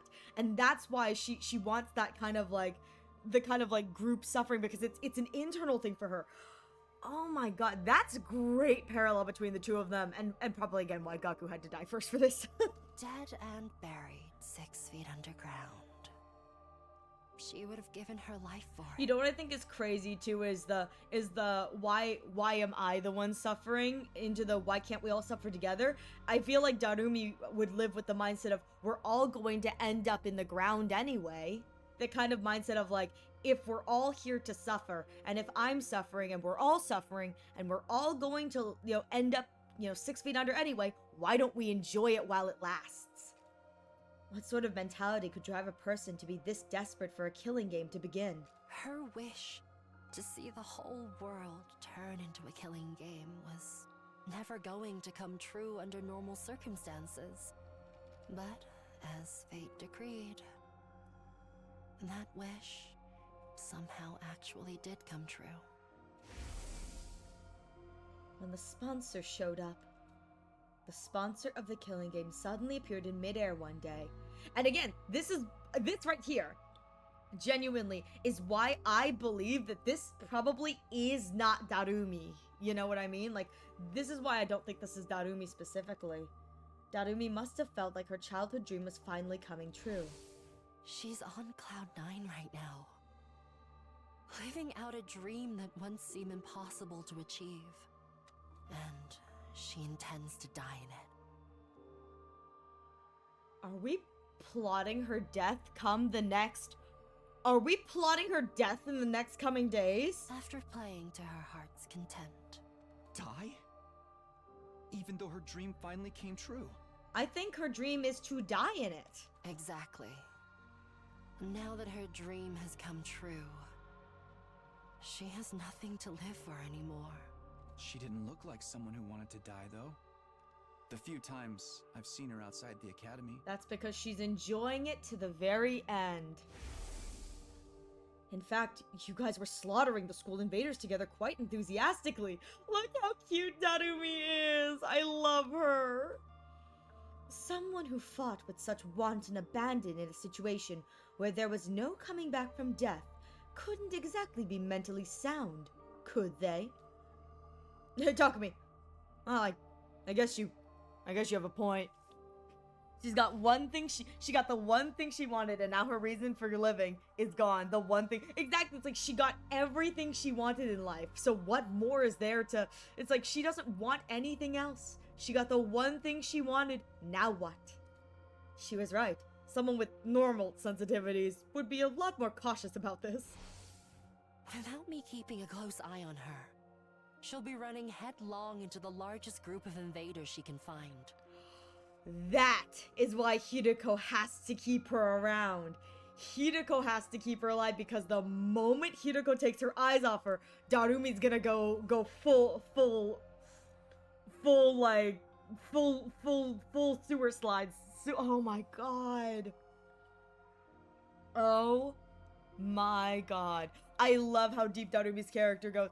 I was not expecting this to be a full, like, deep Darumi moment. I love it. It makes me love her even more. Oh my god. And weirdly enough, after learning this, there is a part of me that wonders if she may not stop us in stopping the killing game, but at the same time, I think she just needs to have her eye, like, just needs to be like, the word isn't babysat, but like have someone keep an eye on her. Because I think, weirdly enough, she wouldn't be okay with it, but I think she's gotten what she wants now, and it's like, what more is there to need at this point? It's like, I've gotten it, now I want to die. If I don't keep forcing her to return together, she'll keep on fighting, even past her limits. And Hideko wants us all to get out of this. Even after returning, she always wants to go right back out to continue the hunt. It's not easy for me to keep pulling her back. Oh my god, Darumi, She's baby. basically committing slow suicide. I can't take my eyes off her for a minute. Darumi, no, baby. Is that why Hideko, you're so baby. insistent on bringing her along for tomorrow's operation? Because if Hideko doesn't bring her along, she's gonna go and do it. I just don't want to leave her alone to her own devices. I wouldn't either. Nah, man, I'm gonna convince you, Gamu. She's coming with. A short while's fine, but I get the feeling we may be taking a while tomorrow. Oh, heck yeah. Tomorrow is not going to go smoothly. I know how this works. It's going to be a cluster truck. I have to take her along if I don't want to come back to a dead Darumi. Oof. Yeah. I mean, I would rather, I think, take her along and try to deal with her like that than come back to her just blitzed all over the place. Hideko may act cold on the outside, but she's got the biggest heart out of everyone in this duo. Seriously, I mean, considering what I know, it's like, if there's anyone who cares, it's her. It's just that going through what she's been through, she has to be cold. She has to be cold. She knows that she can't be the, like, friendly whatever. It's like she has to keep working towards her mission, but it's like every time we see her, she's always looking out for us. I mean, she's looking out for everyone, including us, and it's so good. Hideko and Darumi is so good, though. It is. It's so tasty. We should take her along. Let's bring the puppy. This whole plan would be pointless if even one person dies. The plan tomorrow or the plan in general, Kiriko? Because we are, -2 and probably -3 in the coming days. Just saying. I was completely dumbfounded. Hideko was serious about saving everyone's lives. But then again, Hideko had always been like that, even last time. My primary goal here is to win the war. There is nothing I won't do for the sake of victory. But it's not enough for us to defeat the invaders. All of us have to survive as well. That's what victory means to me. She says, and then immediately gets off by Ato. R.I.P. Route Zero Hideko, I miss ye. She would ensure no one got left behind by snatching them from the jaws of death, even if it meant taking their place. Her tenacity in this aspect had saved me, and was now saving Darumi.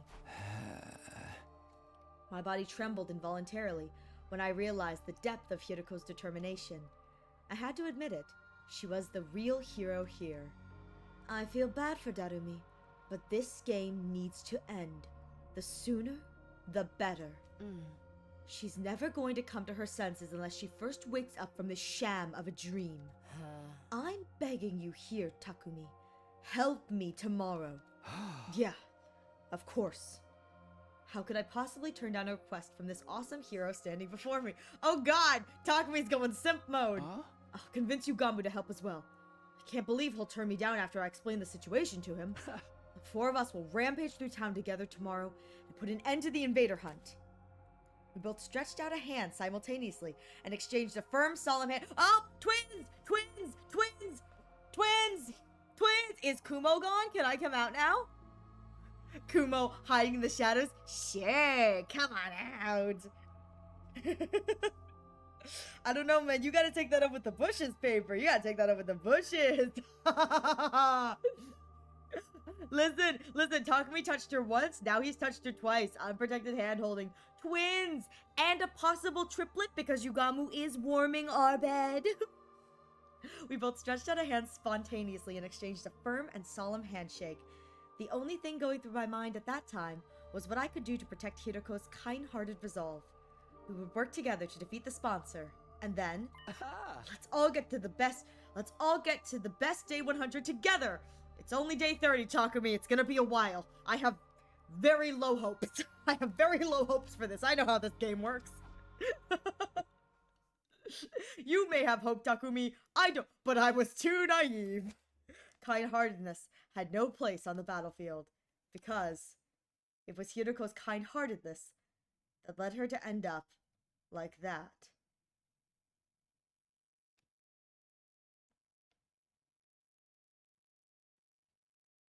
Hiroko!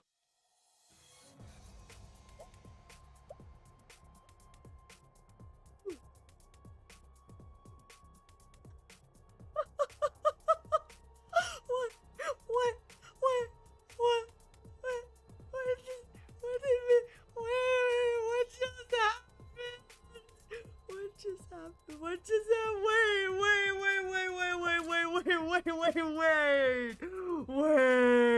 Wait a minute. What is this? What is it with me and getting the Hiroko vanishes halfway through the route? Why can't I just have Hiroko for a little longer? What is this? Can I get a Hiroko who lives past day 30, please? I just... Huh. This looks like the sorry, this is an off-topic thing now that Hiroko's lying dead on the floor. But, it looks like this commander looks like the one who turns into like a blade of saws and like runs through the allies. Like he goes in a straight line and hits like all the allies in a line and the generates like the one that kind of like spins in a circle like a saw blade. That's what this one looks like. Yeah, that's unfortunate for me. God, this route's gonna suck. I'm so hoping there are not boss battles. I've lost second best DPS, and I lost my gen spam, and Gaku, who's, well, that's not important, but like, Adamaku, the paragon of hatred. Adamaku. I'm gonna be real here. I saw that and I read adamantium. I was like, that's not his name. He's got stupid he's got yaoi hands. Wait, look at those fingies. He's got yaoi hands and the world's tiniest thighs known to man. My husband, you valid. Girl, you get.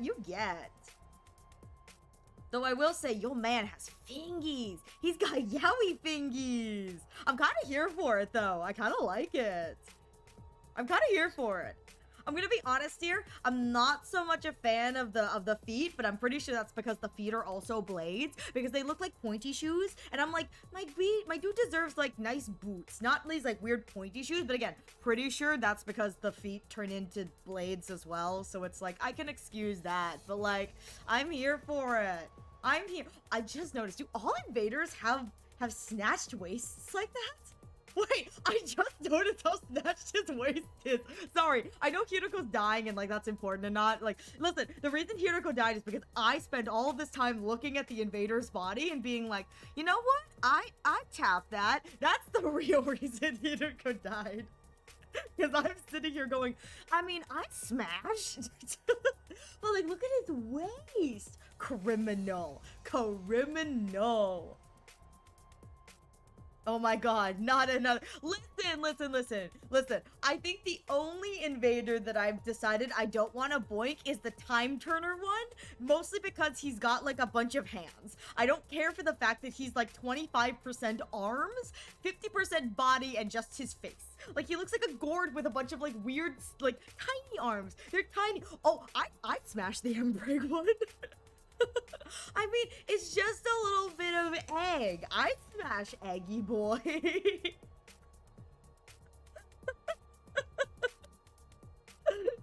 I think the only other one that I may not smash is I don't remember if the hallucination one. I don't remember if the hallucination one is like the speakers itself and there's no commander, or if there is a commander. But if there is a commander, I don't know if I want to smash them, because if they use anything, if they do anything, I don't want to be put in that stupid rom-com world. Human City is scary. I don't like that. I don't like Human City. Freak tubers, listen. We buns have taste. Unfortunately for you, we buns have taste. Well, I should probably deal with the fact that Hidoko is continually bleeding out on the floor. But also, like, I mean, have you seen? Hey, you can't look at that man's waist and not be like, I get it. What if it was a woman? If it was a woman, I'd be seeing the exact same thing. Look at that snatched. Look how snatchy snatched. Alright, I should probably deal with the fact that Hidoko is dying. Hey girl, are you okay? Are you crying? She was lying on the ground with blood pouring out of her bag. Huh. So not crying, but... This is a mortal wound. There's no way she can recover from this. The attacker, if I remember correctly, is the... Squad 3 Commander! Yeah! I was right. I was like, this is 3! You stop that! It's fine! What's the commander doing here? Why is Hidoko lying in a pool of her own blood? Was she defeated by that commander? Giant slash mark through her abdomen? Was she defeated by the commander? No, she tripped and fell on a log. What do you think, Takumi? Nothing was making sense. My mind was in a state of confusion. What's in the box? I want to know what's in the box. How did this happen? Our plan had been proceeding smoothly. We set off early, reached the part of town south of the school, and started doing battle. Using the flashiest skills we had in our arsenal, we hunted down every invader in the area. I bet you it was too flashy. I bet you it was too flashy and it attracted the attention of unwanted visitors. Or, what if Squad 3 Commander was there to begin with? What if Squad 3 Commander was there keeping something protected, you know? Because I don't know. 'Twas a banana peel. What do you think, Takumi? That's the thing he doesn't. You're right. Takumi doesn't think. He just kind of does and then regrets all of his decisions. He's like, why didn't I think that through? It's like, I don't know, Takumi. Why didn't you think that through? This was to draw the Flying Bee's attention to us. Sometime after the battle began, Hidoko secretly left the area like she'd planned in order to secure the spare suit. The bees were struggling to count the points Yugamu and I were racking up, and didn't seem to have noticed her sudden absence. It felt like the plan was actually going to work! Going to work in red! I absolutely love that the game is acknowledging they're like, yeah, you thought this plan was going to go well? You actually thought this was going to go smoothly? Joke's on you! Takumi, consequences of my own actions, Sumino. Truly, this entire game is just slow clapping with Takumi like crying and just future Takumi. Well, if it isn't the consequences of my own actions. All we had to do was wait for Hidoko to return with the suit. That would lead us to victory. But then something unexpected happened. I took my eyes off of Darumi, who had been fighting with us for only a short while, and she vanished in that moment. Did Darumi spite the commander and go AWOL?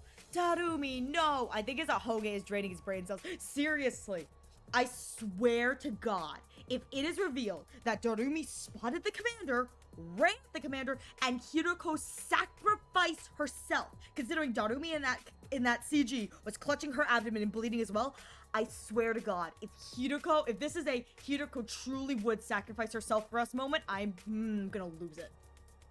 She probably got overly excited and decided to expand her hunting territory.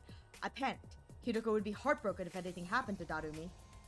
I ran around the vicinity in a desperate attempt to locate her, all the while imploring her in my heart to not do anything reckless,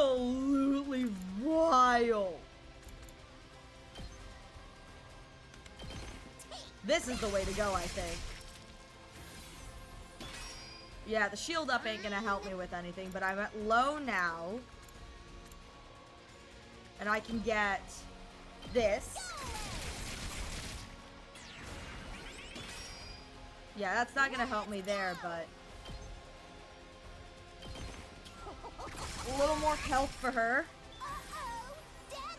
Say when. Attack stab. Got it. That gives me a clean. I don't think I can kill. Yeah, that's gonna stun, so that's not what I want to do. I can't reach the top up there. So I think. Seriously depressing. Let's go. Good to go. I think avoiding the boss may be what I want to do. Just clear out stuff. So we'll see how this goes. We'll see where this goes. Hirako's just having a little honky shoey. It's okay.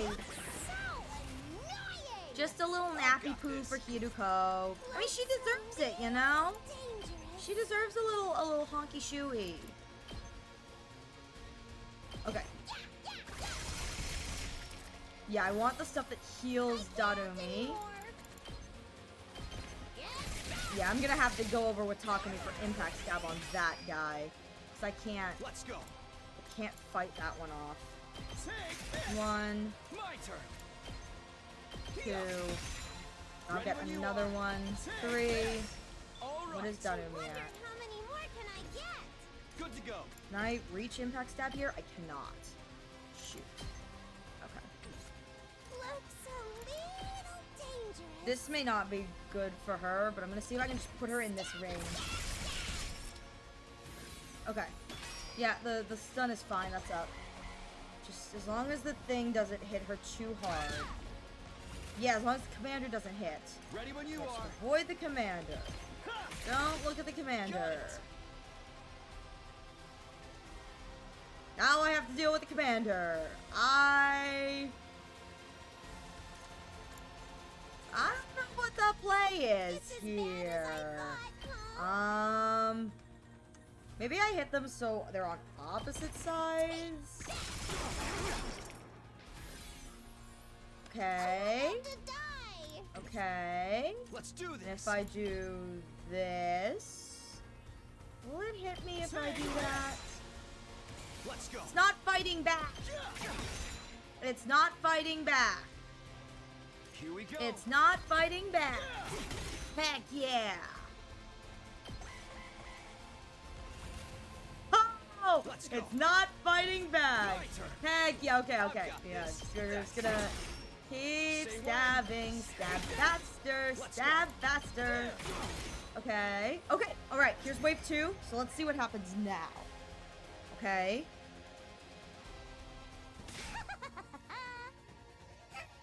Get the feeling this commander just... Yes, I do think so. Not even attacking. He's just standing there, all menacing like. I guess he knows he doesn't need to get involved directly. We're already outnumbered and outclassed. It's only a matter of time till they overwhelm us. Damn it. Oh. You really are too dumb to live sometimes. Did you really think you would take on a commander with just 2 of you? Yukamu, what are you doing here? I told you to run! I'm just making the most logical choice I can. We can't afford to lose you, Takumi. We'll have no chance of winning the war if we do. That means our only choice is to do something about this guy so we can all get away. Yugabu is the real boyfriend. He's here to protect his man. I'm here for it. It wasn't much of a plan, but at least we had hope now. With the 3 of us, we might just be able to pull it off. Let's do this, guys! Give it everything you've got and take him down! Here come the little guys. Wiggle, wiggle, wiggle. I'm sorry. I absolutely love this is the battlefield. They're like, take him down, and she's just laying there, like we're just fighting around her dead body. She's just like, bleh. Let's get to the Just a killing. little power nap, you know, just a little one. Does this do it for you? Let's get to the killing. All right. I don't know what I want. Here we go.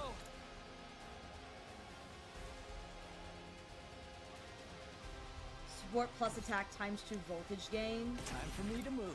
I don't know if that's what I want to do. Eat the little guys, yeah! Just a little bit of nomin, you know? Let's go. Gotta push it. That just gives me something extra for it. It's fine. Let's get to the killing. So here's the question. How much does it attack back if I hit like that? Time for me to move. It doesn't.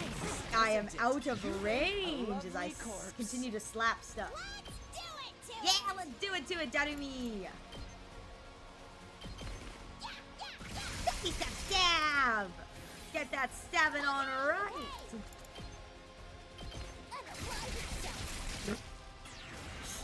I love her. I love her so much. She's perfect. There's nothing wrong with her. She's absolutely perfect. And then I can do this. Oh, wait. I can do this probably. I can really appreciate how this map is very clearly set up for both Yugamu and Darumi's, like, sides. I can appreciate that. Let me move again. Dude, listen, I got no gen spam, so all we can do is range bully, and like, that's what we're gonna do. That's how I killed Eito. I killed Eito with range bullying with like Darumi and Gaku. Like, if there's anything I know how to do, it is range bully. It's like, I got you, man. I can do that much. Seriously depressing. Yeah. Let's do it to it. Bully!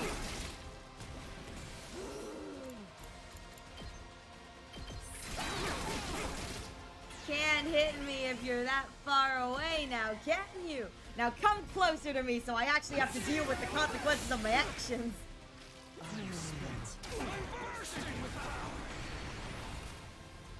Yeah, come here so I have to deal with— Oh no, I'm bleeding! Let's get to the killing. Shoot!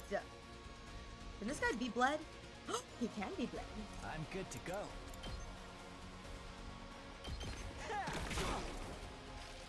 I can't wait. If I just do this. Let's do this. Time for stabbing. Impact. Impact, I call it. Yes. Beautiful. Now, do it Here we again. go. Not bad. If it bleeds, it can die exactly. Like, I get so Let's do excited this. when I see that it bleeds. I'm like, oh, it bleeds. Oh, I won. I didn't even have to kill him. Oh, I don't get a snack. Oh, I don't get a snack. Oh. Oh. I'm disappointed. I thought I'd get a snack. It's no use. He's too strong. You're just weak, Taku Taku. He wasn't fighting back. I would have been fine. Thank you very much. He really is just playing with us. An extra fighter or two is not gonna make any difference. For the love of murder, if he's going to kill us anyway, he could at least go all out too. Half-assing it makes the whole thing feel cheap. This is why I hate fighting invaders. Don't give up. There has to be something we can do. Let's charge in one last time and get blown to smithereens. Why did we go off like a bunch of dirty fireworks? I love her. We're all out of options. Are we really gonna die here? Just when it seemed like all hope was lost. Take my— Take my cryptoglobin. No! No, no, no, no, no, no, no, no, no, no, no, no, no, no, no, no! No, not again! I heard Hiruko's voice, faint and weak, but still determined, on my comm channel. Hiruko, I thought you passed out. Never mind that. Just absorb my cryptoglobin. It's the only way. Absorb your cryptoglobin? What are you talking about? Am I not being clear enough? I want you to kill me. If I'm going to die anyway, you may as well take my power and save yourselves. You're my friend. I could never kill you. I may die, but you'll still have hope. You still have the spare suit. Use it to figure out the sponsor's secret and defeat them. Kill me so you can survive. You can't be serious. There's no way I can do this. I'm not asking. I'm telling. Do it now. Take my power and survive. Darumi!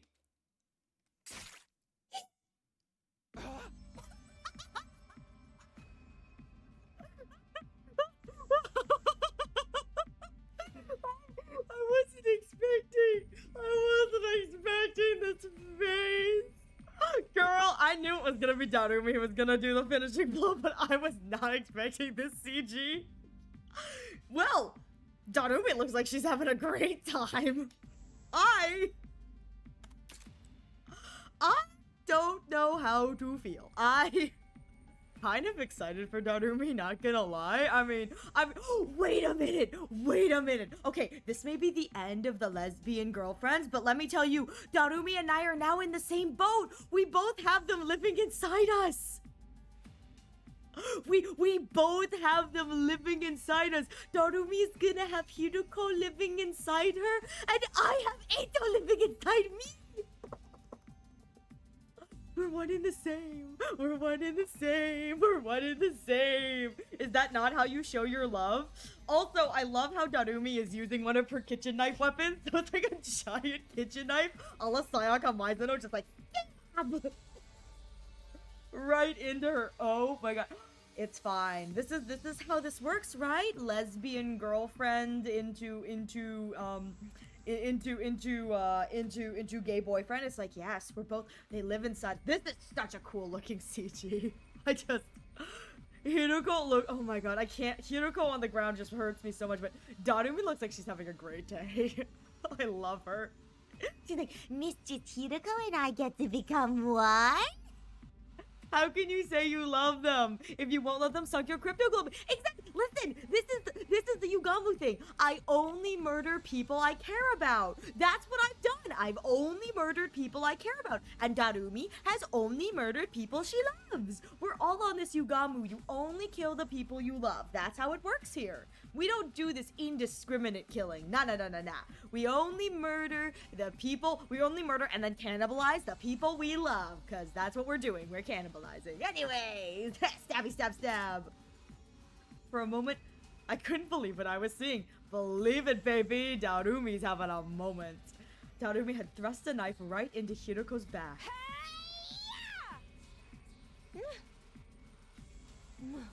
Mistress Hiroko! Mistress Hiroko! I love it. Your power flowing into me. I can feel you inside me. See, this is the same thing I said with Eito. I was like, you can feel you inside me. She's going to live within Darumi forever.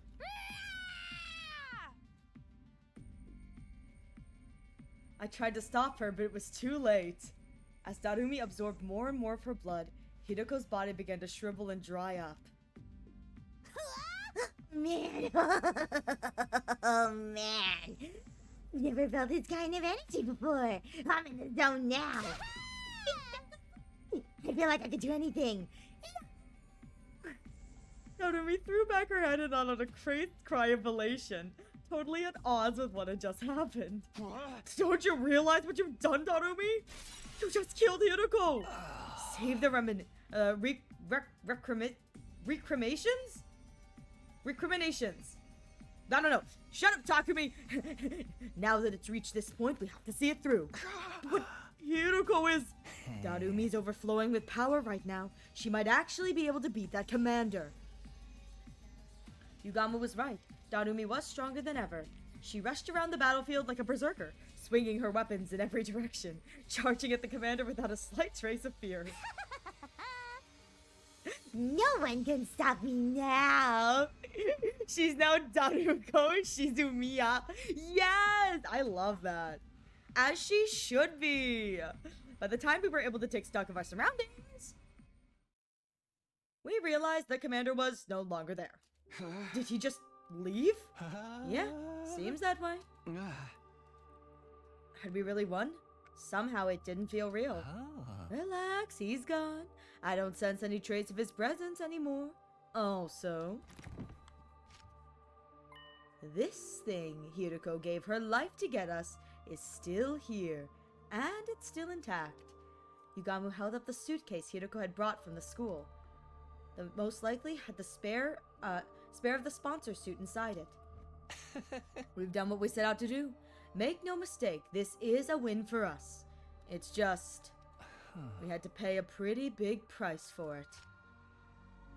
Yugamu's gaze wandered to Hiroko's body. Not again! Not this again! It was bad enough that she sustained fatal damage trying to bail Darumi out. But then her cryptoglobin was absorbed by the very person whose life she saved. As for Darumi herself, she was just staring blankly up at the sky. I could only imagine how she felt, having just killed someone who'd been like a sister to her. But before I could say anything... Bleh! Darumi! Her eyes rolled back in her head and she fell to the ground. Looks like she finally ran out of steam. You'll have to carry her for now, Takumi. I'll dig a grave for Hiroko. Here's as good a resting place for her as any. Yugamu began digging with an old piece of wood, and when the hole was big enough, gently lowered Hiroko's body into the ground. Not this again! I'm sorry I couldn't save you. Not again! I didn't want to see this CG again! What is this? This is absolutely bulldinkle. I get not wanting to have two, like, I get reusing assets. I get that. I didn't want to see this again. What is this? Swear to God. I need an achievement that just comes up. It's like, you've murdered Hiroko twice.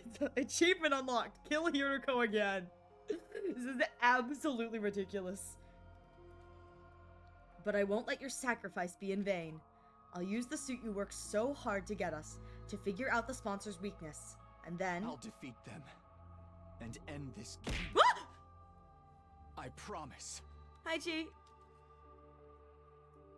We returned to the school, determined to carry on what Hiroko had started. Unfortunately... Ooh, what's our ranking? Is that what it is? Oh, it's just... It's just boys' night now. It's just boys' night. Dang. Just me and Yugamu. I have no idea where to even start with tech this weird. Yugamu and I had gone back to my room to look at the suit, but looking about it was about all as we could do. Neither of us knew anything about electronics or wearable technology or whatever it was that made this suit tick.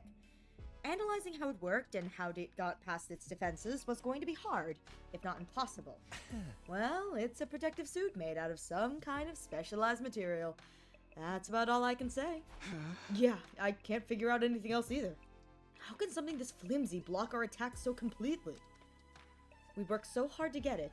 This feels like such a waste. Hey! Darn it. If only we had someone with actual engineering knowledge on our side. As if in answer to my exasperated cry... Eito! Someone's here at this hour? Is it Eito to bother leader? You don't think it's the sponsor, do you? It's not totally out of the question. They might have realized we got our hands on a suit just like theirs. Of course it's not Eito, you dork. I can believe. OMG, Eito! Eito's back to bother leader. I'm here for it. Eito's being so polite, he rang twice. The bell rang again. Pretending I wasn't there would only put off the inevitable. The sponsor was relentless. If I was going to die anyway, I might as well put up a fight here and now. I took a deep breath and opened the door. Ah! Tsubasa behind it. What are you doing? Tsubasa? He's like got his fist raised, ready to punch. She's like, don't hit me. I definitely hadn't expected to see her standing on the other side. Since this game began, everyone except Yugamu and Hiroko had been keeping their distance from me. She's a sigh of relief because I did not smack her. Sigh of relief. With that said, it looks like we're going into a quick ad break. Before I absolutely accidentally murder Tsubasa, we're gonna take a quick break. Please take this time to get a drink, get a snack. Wow, that was fast. Slap this on, and that was fast. Jeez. Hydrate or hydrate. Thank you for the hydrates. All right, I will be right back. I'm going to take a bathroom. Get a snack like Darumi did. I didn't get a commander absorption for that. Bold ankle. They need to be more generous with their commander absorptions. I would like another commander absorption, please, because my kids have no snackies. My Darumi, I don't think has any snacks. I went back, so for the funsies, I went back to make a snack list. I have a pinned thing for me. It's called snack list. It's called snack list. Snack count, and it tells me who that I have as a playable unit has snacks. Nas starved. I know, Darumi only has one snack. She deserved another snack. Currently, characters who have no snacks are Takemaru, Ima, Kako, Shoma, and Moko. With, only Kurada accidentally getting an extra snack because I thought she didn't have any. Turns out she did, so she has 2 snacks. Everyone else has, 1 snack. Nozomi has 2, but that's because those are the 2 mandated story snacks that I got. And then Takumi, who's rocking a whopping 5 snacks. Can you tell who my favorite is? Can you tell that baby boy is eating good? I got 5 snacks on Takumi. He deserves it. He deserves it, quote unquote. I need to give my kitties more snackies. They deserve more snacks. Yeah. Sad face. Takumi's favorite snack is a little bit of Eito. I got a boost from that, didn't I? I did get a boost from killing Eito, I think. I think I did anyway. Just a little bit of a treat for Takumi, you know? Just a little bit. Just a little bit of crazy. He likes sticking the crazy inside, you know? Alright, hang on. I am going to be right back. Don't riot too hard while I'm gone.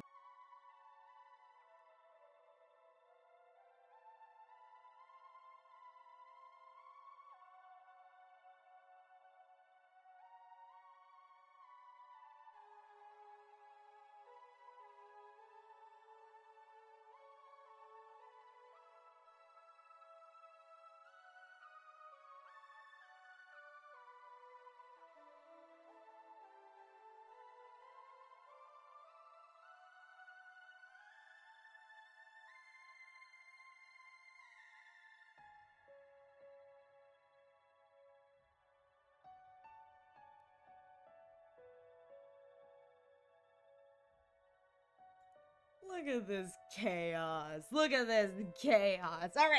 All right. Back to almost murdering Tsubasa because she... Welcome back, paper. All right, back to almost murdering Tsubasa because she knocked on the door and Takumi thought she may have been the sponsor. R.I.P. Tsubasa, you will be missed, girl. I have to turn this back on, yes. Tsubasa's eyes were downcast. She looked like she might start to cry at any moment. Are we gaining Tsubasa? Yuzu? I just, Yuzu. Is this hashtag Team Freak? Is this hashtag Team Freak? Do I get hashtag Team Freak in this? Because I just realized if Tsubasa joins the squad, is this hashtag Team Freak? Tsubasa, can we poach you? Team Freak needs you. Tsubasa's eyes were downcast. She looked like she might start to cry at any moment. Hey, what's wrong? Are you crying? What? What the fudge? What the heck? Go away! Go away! Thank you so much, Yuzu, for your continued support. Has it really been 4 months? Jesus! Has it really been 4 months? Look at us. Look at how baby we are. We're so baby. I love it for you. Welcome back. Welcome back to the Cursage. Thank you so much for your continued support, Yuzu. And again, for the tier 3, you're getting... See, this is what I love it. You're paying so much money to do work for me. I love it. This poor man over here is paying me to work for me, and I love it. Kumo, if he ever offers to do work for you, take him up on it, off of it. Truly, he gets to pay to work.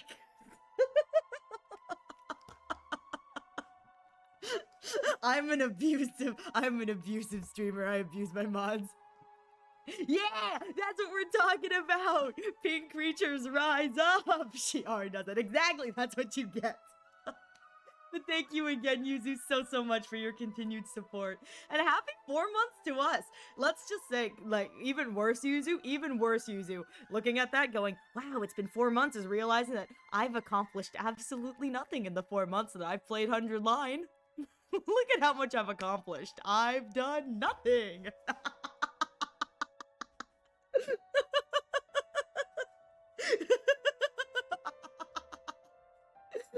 like we've done absolutely nothing, my dude. It's just, you've been here. You can confirm we've accomplished nothing, but I've simped so hard.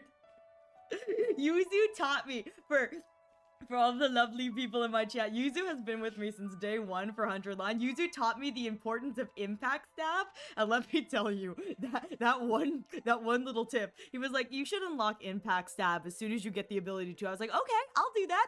It has saved my tushy on so many more occasions than I want to admit. I don't want to say he was right, but like, he was right. Yuzu was right. Yuzu was right. Grumble, grumble, grumble. My beloved impact stab! Yes! I love it so much. It's so good. Also, Kumo saying I never feed my mods. Same here. I feed them with work. I'm just like, here, can you help me with this? So Clappy's not only for that, but again, Clappy's for Yuzu, who is carrying the team on his back. I'm gonna be honest here. Yuzu is carrying the team on his back. Everyone thank Yuzu because he's the only reason anything's working. But again, Yuzu, thank you so much for continuing to play with me. Okay, play the game! No! I don't want to play the game. I just need to see her reactions. Listen. I'm getting ready for it. It's fine.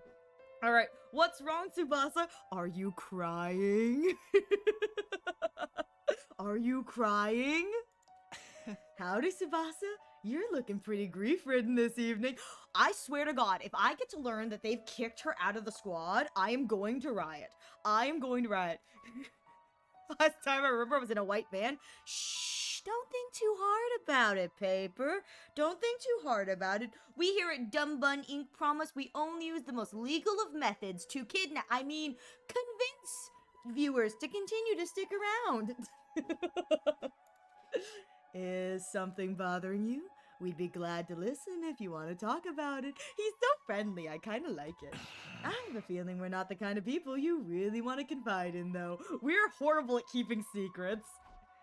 Tsubasa's like, why is he in your room, Takumi? Of all the people who could have been in your room, why Gamu? Yugamu's laid-back attitude did nothing to put Tsubasa at ease. Eventually, she did speak up on her. Listen, you may think it's laid-back, dude. I can't imagine Yugamu being like, hey, pretty girly, what's going on? Tsubasa, why is he in your room, Takumi? What's going on, Takumi? I'm sorry, Takumi. Takumi, I'm so sorry. so sorry. And all of a sudden, she burst into tears. Oh, she is crying. Calm down, Tsubasa. What's all this about? What are you apologizing for? Is it because you didn't let me join your team? You don't have to worry about that. I'm doing fine. I just realized, with Hiroko's death, that means the scoreboard was updated. Yugamu, our friendly bed warmer. Yes, and he was keeping the bed nice and warm for us. I just realized. The scoreboard updated. Hiroko is now dead. We just got back sans Hiroko. $20. The rest of the people believe that we murdered her to steal her points. I bet you that's what everyone else believes. I bet you they think we murdered her because we came back, we went with Hiroko, and we came back without Hiroko.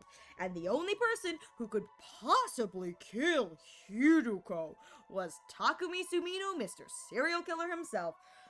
Oh boy, that's what I bet this is. That's what I bet. No, that's not it. I was there, Takumi. When Hiroko was fighting that commander, I was watching the whole time. Oh, okay. I am the Grim Reaper. The only difference is I didn't let Darumi die. I did let Hiroko die. My bad. Huh? Tsubasa was there too?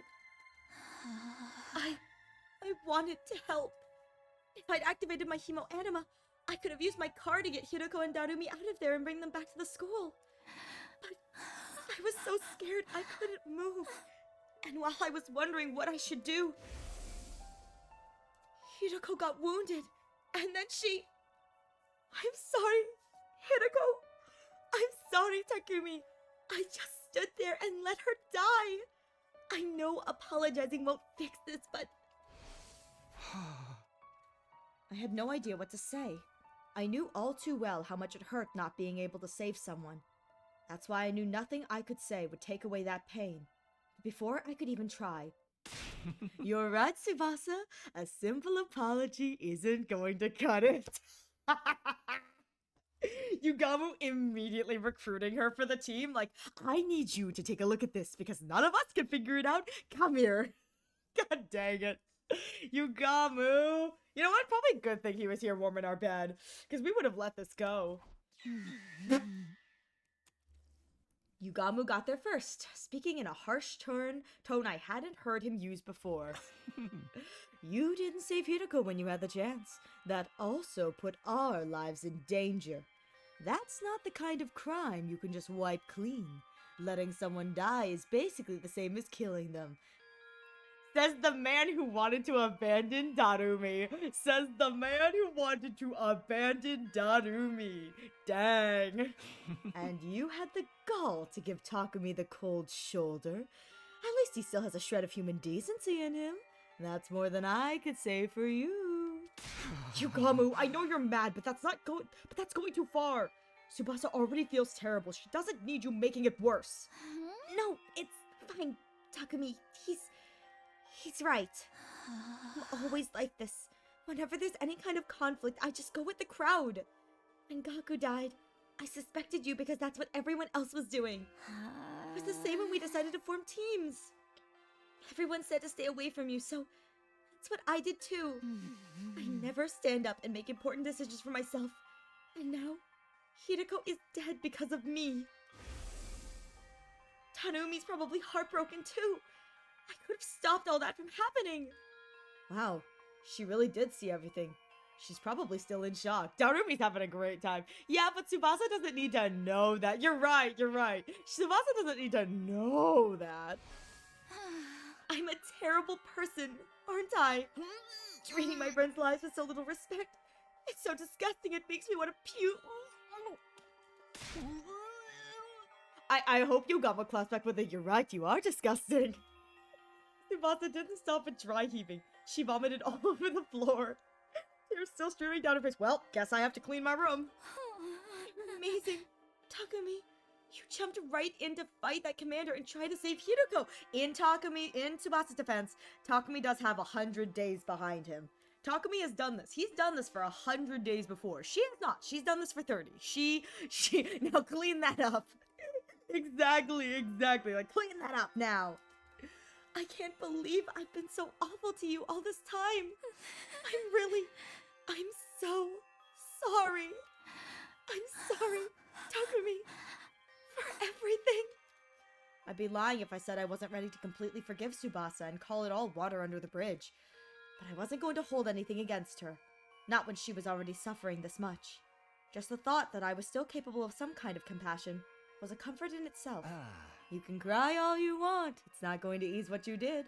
The world wouldn't need the police if atonement was that easy. What's with you today, Yugamu? Tsubasa made some mistakes, but you don't need to be so hard on her. Tsubasa, if you really want to make up for letting Hiroko die, there's just one way. Indirectly or not, you caused a death.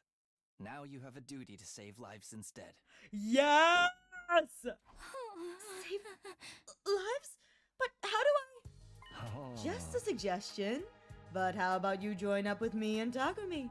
We're working on something that could save everyone, and we just so happen to need someone with your particular skill set. This is another Yugamu W moment. I'm here for this. It's kind of like carrying on Hiriko's legacy too. This is what she gave her life for. Oh. Of course, it'll mean putting yourself in a lot of danger, but what do you say? Will you help us? Tsubasa didn't say anything for a while. She just stood there, staring at her feet. Then, she nodded, as if she'd come to an important decision. Okay, I don't know what you guys are up to, but if I can save everyone, I'm in. So, what do you want me to do? When Tsubasa said that, Yugamu turned to me and winked. Huh?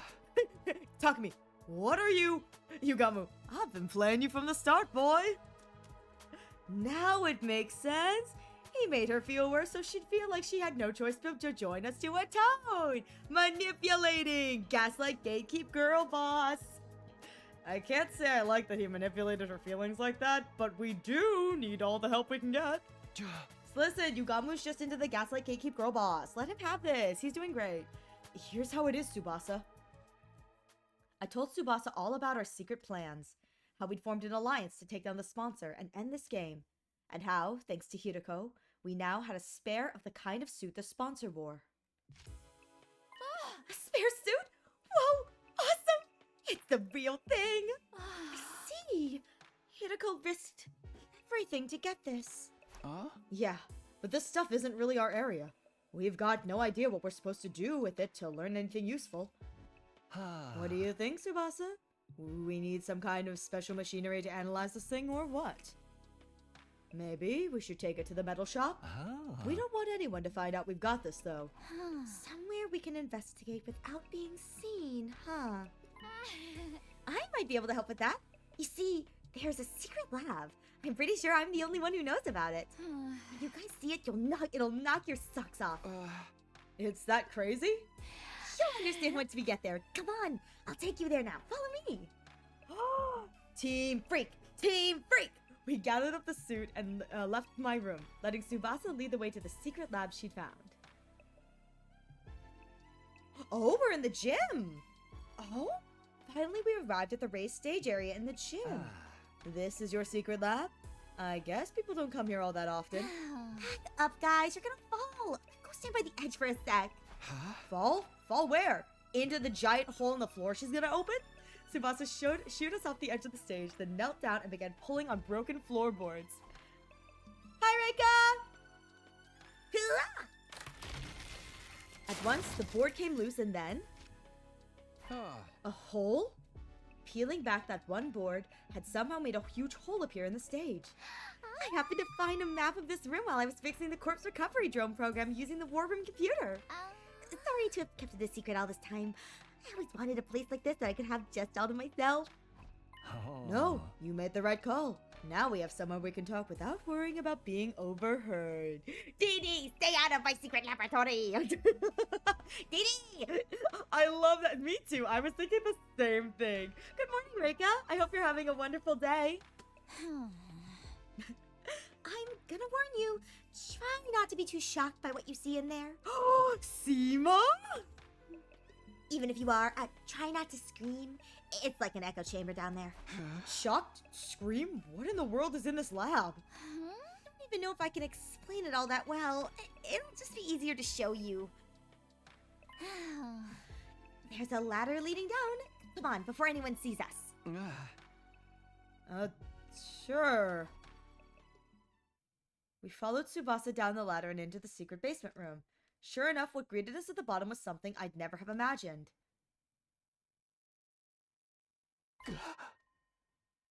Whoa! Huh. Is that like a generator? Is this the base generator thing? Like you know how the defense has the shield that goes over the school? That's not the generator, Ariel. What is it? What do you mean I should recognize it?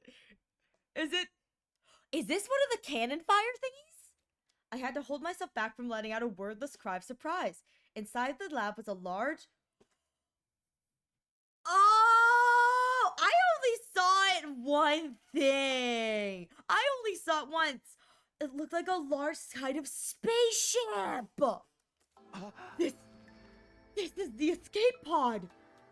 I'd seen it before, of course, at the end of my first 100 days here. But I'd never expected to see it here like this. Yeah, I was shocked when I first saw it too. I knew it must be the pod you told us about. This place is probably designed to store it safely until it's needed. Is there any chance you can get it working now? I thought of that, but it's no good. It's locked up tight, and there's no way to get in. We could probably force it open, but we can't exactly go into space with a damaged door. Must have security measures to stop anyone from using it before day 100. It's the only time we're allowed to leave this school. Well, we can think about the pod later. Let's concentrate on the suit for now. Huh? Do you need any machinery from the metal shop? We can go get it for you. No, I should be fine. There's plenty of gear in front of me to get started. I looked around the lab. It was full of miscellaneous machines and equipment. Probably stuff Tsubasa had brought in already. There was also a lot of weapons for some reason. Huh. I figured I'd make those and keep them here for emergencies, just in case we ever need to hole up in here. I've snuck some food supplies in too. Help yourself if you get hungry. It's a real stronghold down here.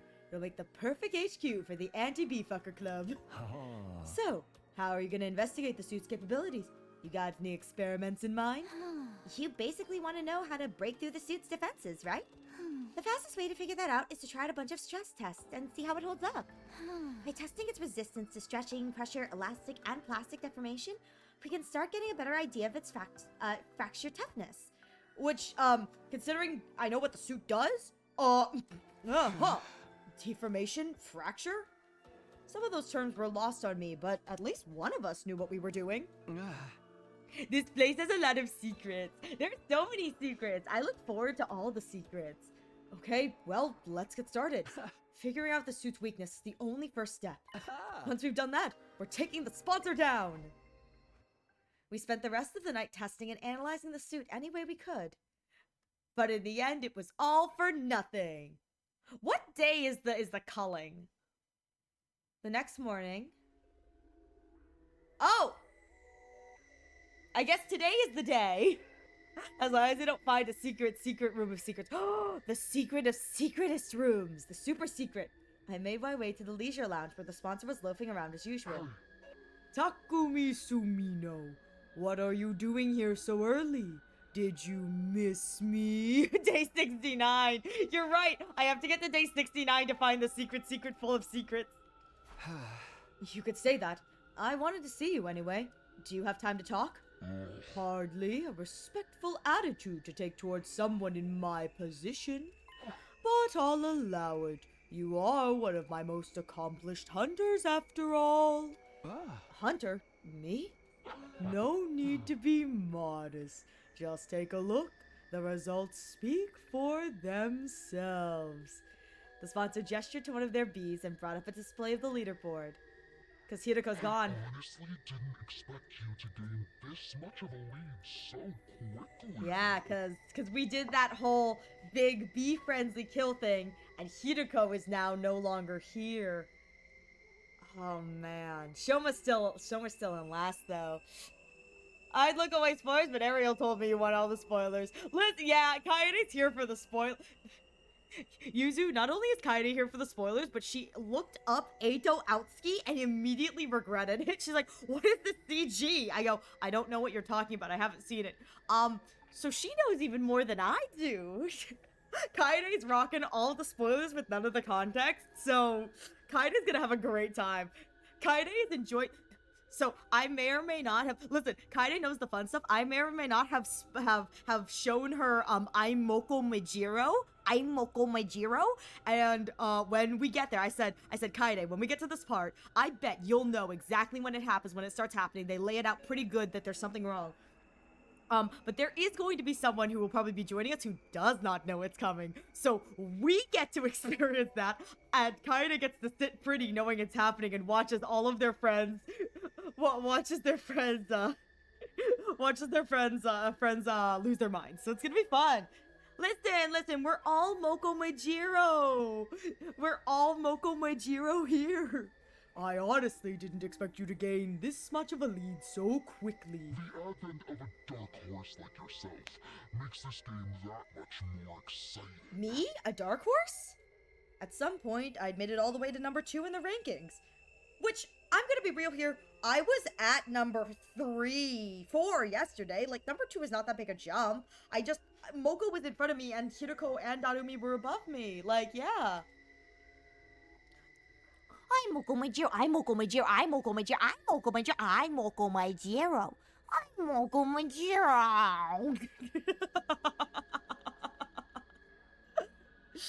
You know what I didn't show her, though? I didn't show her, I don't think I showed her, oh no, maybe I did. I did show her, the Eito cuck bed. Did not show her Eito cuck bed. Hiroko had been at number 1 all this time, but now that she's dead, I was catching up.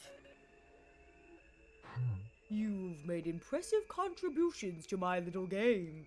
I was just thinking you deserved some kind of reward. Huh? A reward, huh? Since we're here, how about you play a game with me? Very well, if that's what you want. What shall we play? As I said for you, I'm grateful to you for becoming such an accomplished hunter. As I said before, I'm grateful to you for becoming such an accomplished hunter. I'm even willing to turn a blind eye if you ever want to bend the rules a little. That actually helps a lot, because I want is a duel to the death.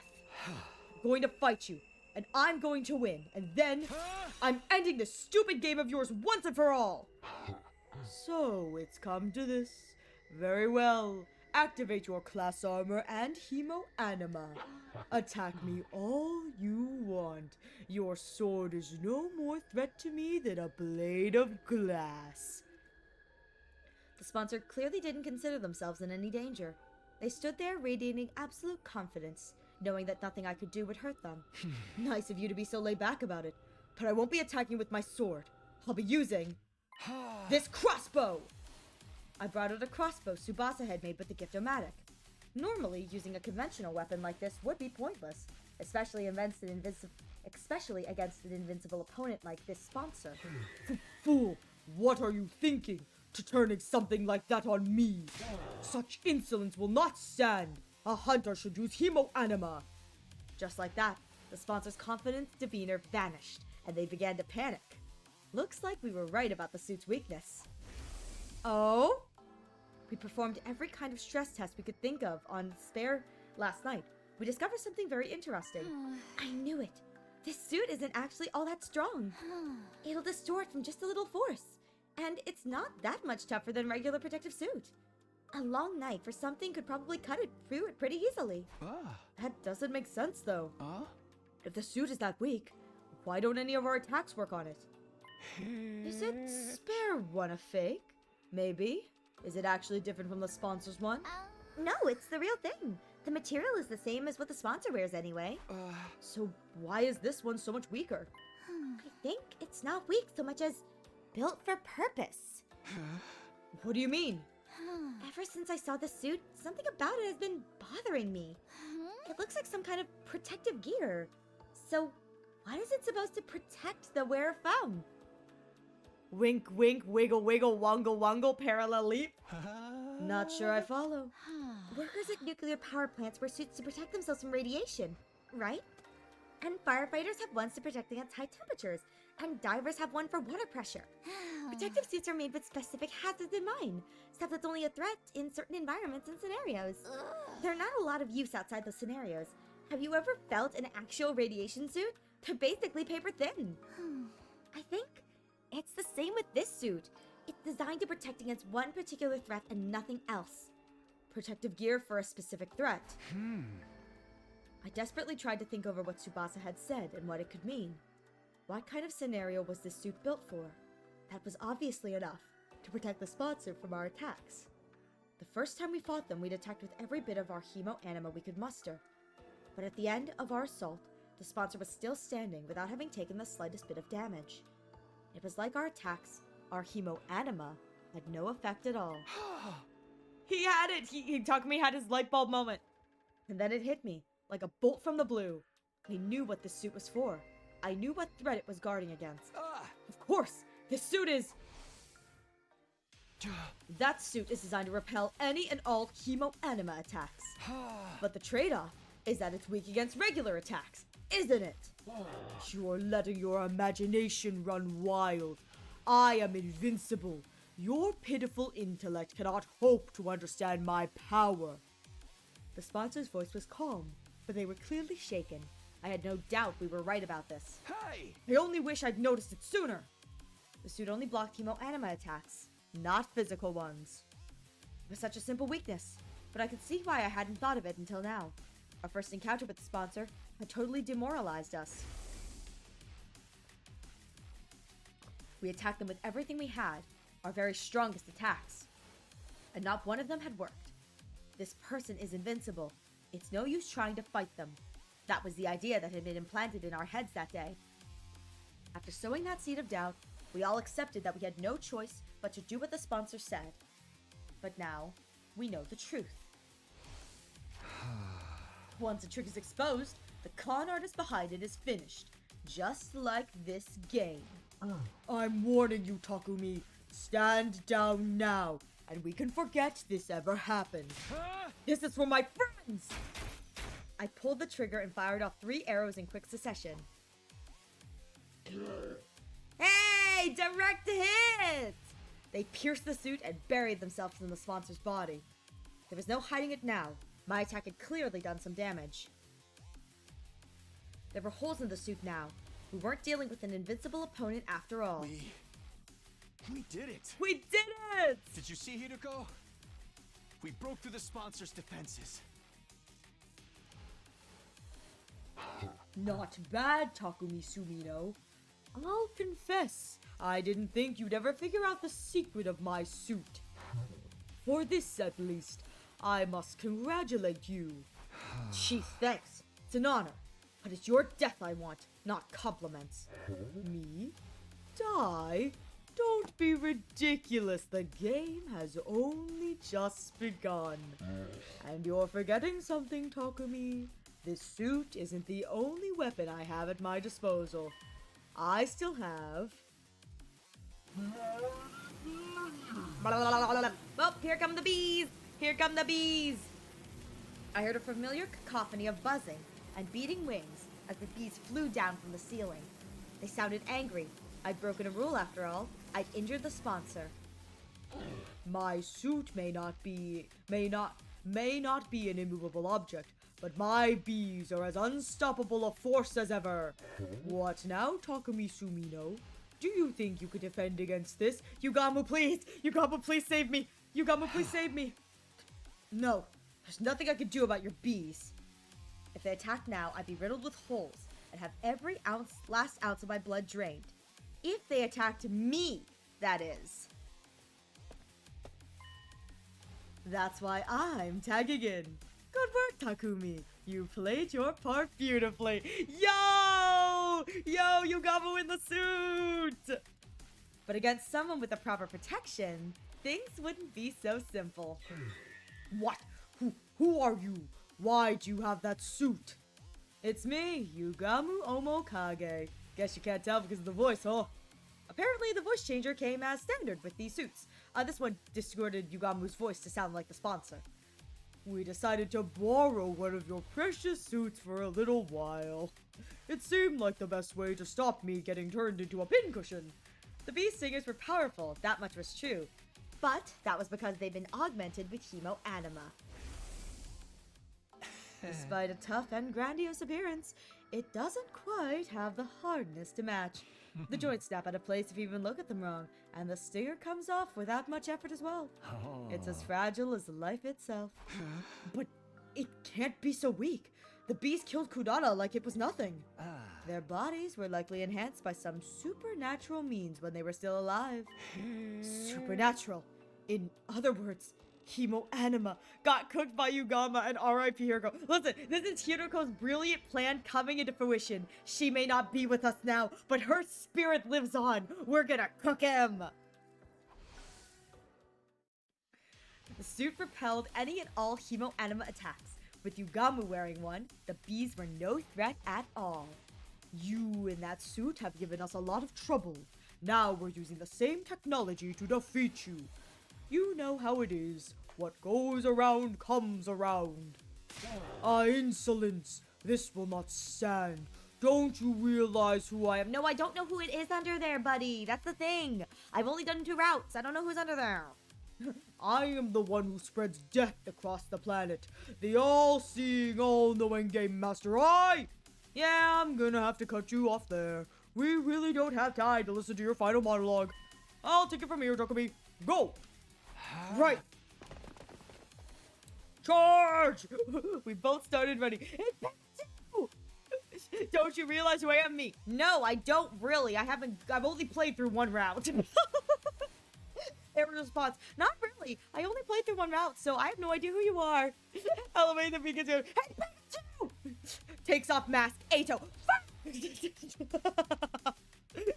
My guess is it's Ato. It's always Ato. I think it's Ato. We ran for the door. I ran for the door while Yugamu charged right in towards the sponsor. The bees dutifully flew in to protect their master, but all in vain. Yugamu swatted them aside with one swipe of his arm, killing them instantly. That suit made him the worst possible opponent for them to go up against.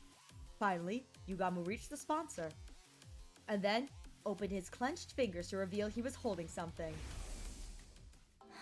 All it takes is one little hole to render protective gear practically useless. So the first thing we need to do is open a hole in the sponsor suit. And one of these ranged weapons should be enough to do that. Right, if the suit is weak against physical damage, a gun should do the trick. I'm no marksman though. I'll probably more likely to hit my target with something like a crossbow. Once the suit is torn, the sponsor won't be immune to cryptoglobin attacks anymore. And that's where this comes in. Stuff this bomb in the hole, and the sponsor will get burned to a crisp. Tsubasa held up a tiny mechanical sphere. You just want Ato back. Listen! This baby's filled with undone flames. All it needs is a little impact to detonate it. It's basically a downgraded version of the ones we use on Veshnes. But I could only make one, so we only get 1 shot at this. If one of these bombs could destroy Veshnes, then they could destroy... Listen, Veshnes ain't dead. Veshnes ain't dead. There's no way my girl is dead. That includes the sponsor, whoever they really were. We had our plan. All that was left was to assign roles and iron out the details. Tsubasa would stand ready with the fire extinguisher outside of the leisure lounge in case anything went wrong. I'd use the crossbow to puncture a hole in the sponsor's suit, and Yugamu would be the one handling the most dangerous part of the plan, actually detonating the bomb. Is Kumo here? Can I station my wife? Oh, shiny! Are you sure about this, Yugamu? I miss my Veshnes. R.I.P. Veshnes in this route. R.I.P. See, Kumo being here is like me and Kumo's chat. I'm just like, I'm here. Don't mind me. I can't see or hear what's going on. All I can see is the chat, but I'm here.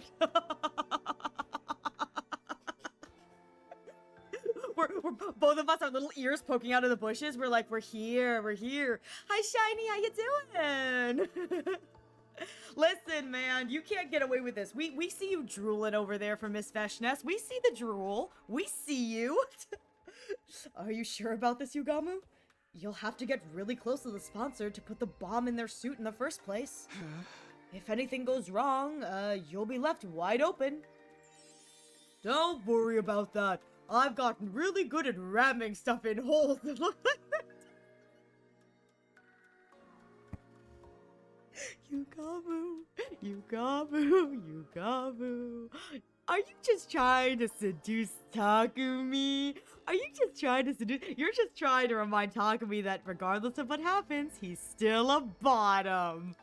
In my poly, Takumi is the one getting topped by both men. He's just letting you know, Takumi, that no matter how small your hole may be, Yugamu Omokage has got this. Fair enough, it's a goal. Exactly. I'm trying to be serious here. I'm not gonna have to ask you to stick to the matter at hand. Sure thing, Takumi. Or you can be the one sticking it to me if you prefer. You let me know. I swing both ways. Switch Yugamu confirmed? Wait, I love Switch Yugamu. Switch Yugamu is what he deserves. He deserves the top and bottom as a treat. Switch Yugamu. Listen, he swings both ways, but he doesn't with the female gender. That's what I love, is that it's like he may swing both ways, but he also doesn't with the female gender. He's gay. Very gay. Very gay. I love him. Oh my god, the only time Takumi gets the top is when Yugamu is feeling like bottoming, but let's be real here. Yugamu is topping from the bottom. Stay on topic, please. No, keep talking, I like it. In spite of his usual devil-may-care attitude, I could tell Yugamu was serious. His fists were clenched tight. He was determined to end this game. Even if it meant risking his own life, killing the sponsor, he was prepared to do what needed to be done. Get away! Don't you dare touch me with those filthy hands! Huh. Filthy hands. Undaunted, Yugamu grabbed hold of the sponsor. He slipped the miniature Bob into the hole in the suit and then... Oh shoot, this means I'm not going to be able to know who this is. Not in this route. Crud! Crud, this means that there's only going to be a corpse. I don't get to know who this is. I'm going to have to figure out probably in a different route. Crud! Well, that sucks for me. Well, at least he sounds funny when he dies. Good on ya, B-fucker. You will be missed. One little hit and the undying flames enveloped the sponsor's entire body. Wait, look how dramatic the pose is now that it changed. Our tormentor writhed in pain, convulsing like a crazed dancer.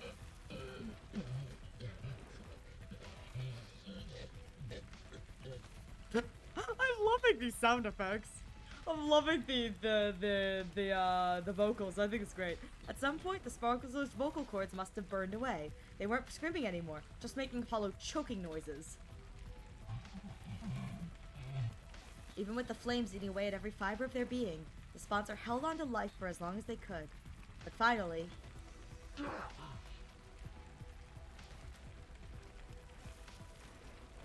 Is that like... Ugh! That's weird. They let out one last, unnatural, almost inhuman scream. Yeah, what a weird scream. Well, I guess if their vocal cords are torn, they can only make like a... Ugh. But I have a feeling. I have a feeling. Whatever this like... kind of weird scream they've got going on is $20. That's something that I'm going to... Dots are going to connect on another route when I figure it out. Because this is one of those things where it's like, if the sponsor's not revealed on this route, there's definitely a route that talks about who the sponsor is. There's gotta be another route for that. I don't know what it is, though, so that's a problem for future Ariel. Maybe, might also be the vocal cord thing. Yeah, but here's the thing, if your vocal cords, here's the thing, though. If you're, again, I don't know how, like, fully into the kind of anatomy.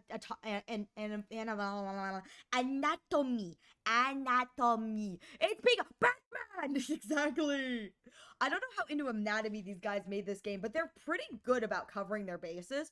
The thing is that if the vocal cords were fully burned away, I don't think they should be able to make that noise because the sound of the flaps hitting each other is what causes sound. I think if there was nothing, it would just kind of be air. You just hear air, be like a... Like if you try to scream without, it's like a ha sound, but without the ha behind it. So there might be more to it. Yeah, I've got a feeling because that's the only part in this that didn't seem right. Because like the ga and the gua and the ag, that seems normal. But the final scream, they said let out an unnatural, almost inhuman scream, and it's this like kind of thing. That's weird. They could have just had it as like a gah.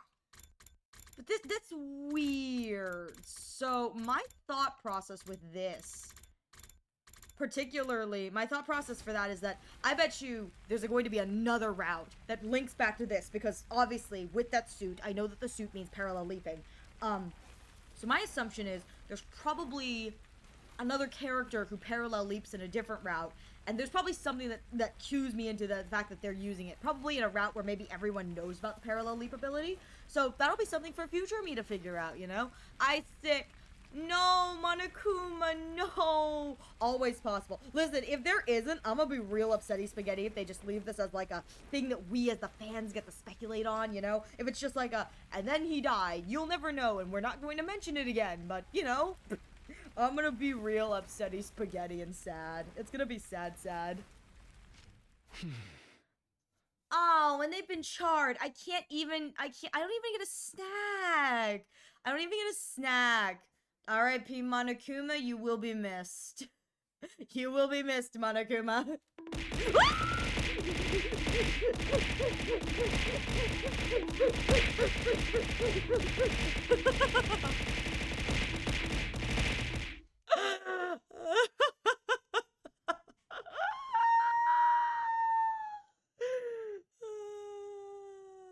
is this? What is this? Why are you so mean to me?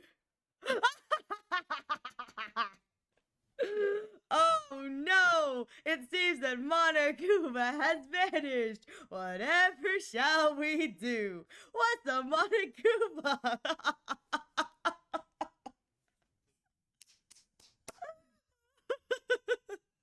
Oh, R.I.P. Monokuma. Tsubasa and I stepped back into the lounge, and we stood there with Yugamu, watching the sponsor burn. No snack for me, though. Dang, someone misses their straight jacket and gag. Welcome to STU Airlines, where we care for everyone equally. May your flight experience be perfect, strapping Monokuma in even more. We didn't want to risk taking our eyes off them in case they suddenly came back to life somehow. Fear rooted us to the spot. We had to be sure. We needed to see this person die. They're really dead now, aren't they? Yeah, no one could possibly survive that. Then we really won. We won. The moment I said the words, it suddenly felt a lot more real. He'd taken down the invincible sponsor and ended the invader hunt. Yo, what the hell is all this noise in here? We heard a weird voice shouting, "Gee," or something. Sounded like nails on a chalkboard. Okay. I get Gee. G-I-E is probably what he said in the final moments. That's weird. Why would they write it out as Gee? Okay, that's something to... Do you want to decide on a punishment? Not my dumb stinger. I'm assuming the Gee is probably something for a different route. I bet you that lets me know. If I see... Okay, so...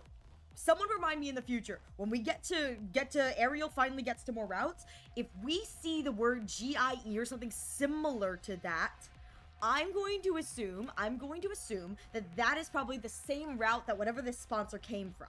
So, because the parallel leaping. So we'll see what happens there. But I'm gonna be real here. 31 days, stay 31. There seems like there should still be more. I feel like I haven't made enough choices here. So we'll see. We heard a weird voice shouting "Gee" or something. Sounded like nails on a chalkboard. There was an explosion, too. The others all came running in. The sponsor's death cries must have echoed all throughout the school. Dang, loud. Yeah, good. Takumi, Tsubasa, what are you guys doing? Get over here. That's right. You have to get away from the sponsor. Oh, right, because they don't know it's Yugamu in the suit. Oh, of course, with Yugamu wearing the suit, they think he's the sponsor. Hey guys, you picked the perfect time to join us. Come warm yourselves by the fire. Fire? But it looks like there's a person in there. Vile fiend, did you incinerate one of our friends for your sick entertainment? This has gone on far enough. It's time for the holy Jumanji sword to cut you down. Wait, Kyoshika, I don't think that's the sponsor. It's Yugamu. Now you mention it, he does sound like him. What's the deal? What's going on here? Oh my god. 69, rip. R.I.P. Monokuma. If Yugamu is a sponsor that sponsors Yugamu, then I. Takumi, Tsubasa, you got some explaining to do. If that's Yugamu in the suit, where did the real sponsor go? Just stay calm, okay? I'll explain everything. I took everyone through what our team had been doing.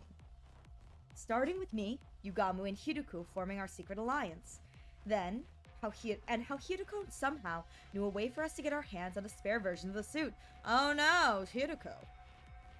That first mission had succeeded, but at the cost of Hiruko's life. Then Tsubasa had joined the alliance and figured out the suit's weakness, allowing us to put this plan into action. So you see, we don't have to worry about scores or executions anymore. It's over. We won. No. I thought they'd all be happy to hear about this. We just freed them from the life and death struggle we've been in since the game began, after all. What's the matter, guys? Is it really over, though? Yeah. The sponsor was so strong before.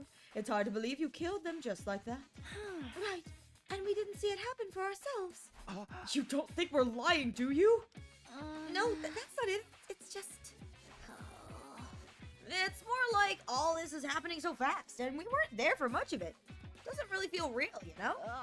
And I was the one who was supposed to avenge Lady Kurata. Wow, this is not the reaction I was expecting. Well, that was quick. It's only day 131. What the heck is the rest of this? Maybe it's free time. Free time, maybe? I'm not asking for a victory party or anything, but you can at least relax now. The sponsor's gone. Well, this is a real mood killer. You guys are gonna need some time, huh? Oh, I just got the ad notification thing. So, with that said, we're going into a short little ad break. Please take this time to get a drink, get a snack. Get a drink, get a snack. Please, take care of yourselves. And we will be right back once my ad plays with my little AFK sticker. Let me ask you, do you really think you'll get free time? A bun can dream, Yuzu. A bun can dream. A bun can dream. I'm gonna be real here at this point. I believe that free time is a myth that they've concocted to lure us in. Free time doesn't exist. I am yet to see free time in this game, so like I am convinced free time does not exist. You just have to play the game with your Route 0 characters, and whatever decisions you made in Route 0 are what you have to deal with for the rest of the game. It's all an illusion. It's all an illusion. Free time never existed. It's a lie that the government has concocted to keep you playing, telling you there'll be free time eventually. Eventually. You can go on dates with characters. Believe in us. We wouldn't lie to you. I smell liars. Imagine if that was the case and you couldn't go back. That'd be kind of fun though, don't you think? I feel like that'd be horrible game design. I feel like that'd be horrid game design, if you know what I mean. Like, if they didn't tell you, but that'd be so cool if it, like, locked you into Ow!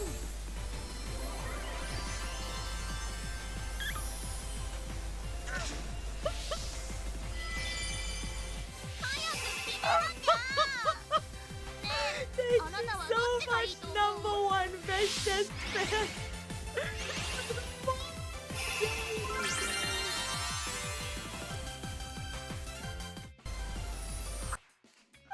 I'm dying! I'm dying! Welcome, welcome!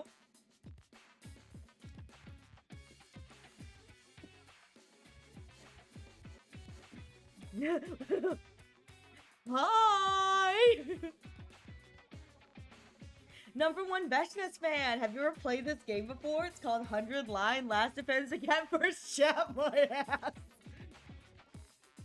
#1 Beshness fan, have you heard of this game called 100 Line Last Defense Academy? I mean, obviously with your username, but you know what? I think you'd really, of course I have. I was just saying, if you have, I don't know if you've heard of this other game. It's called Danganronpa. I think you really like it. If you like Beshness, let me tell you, there are several Danganronpa characters I think you're gonna love.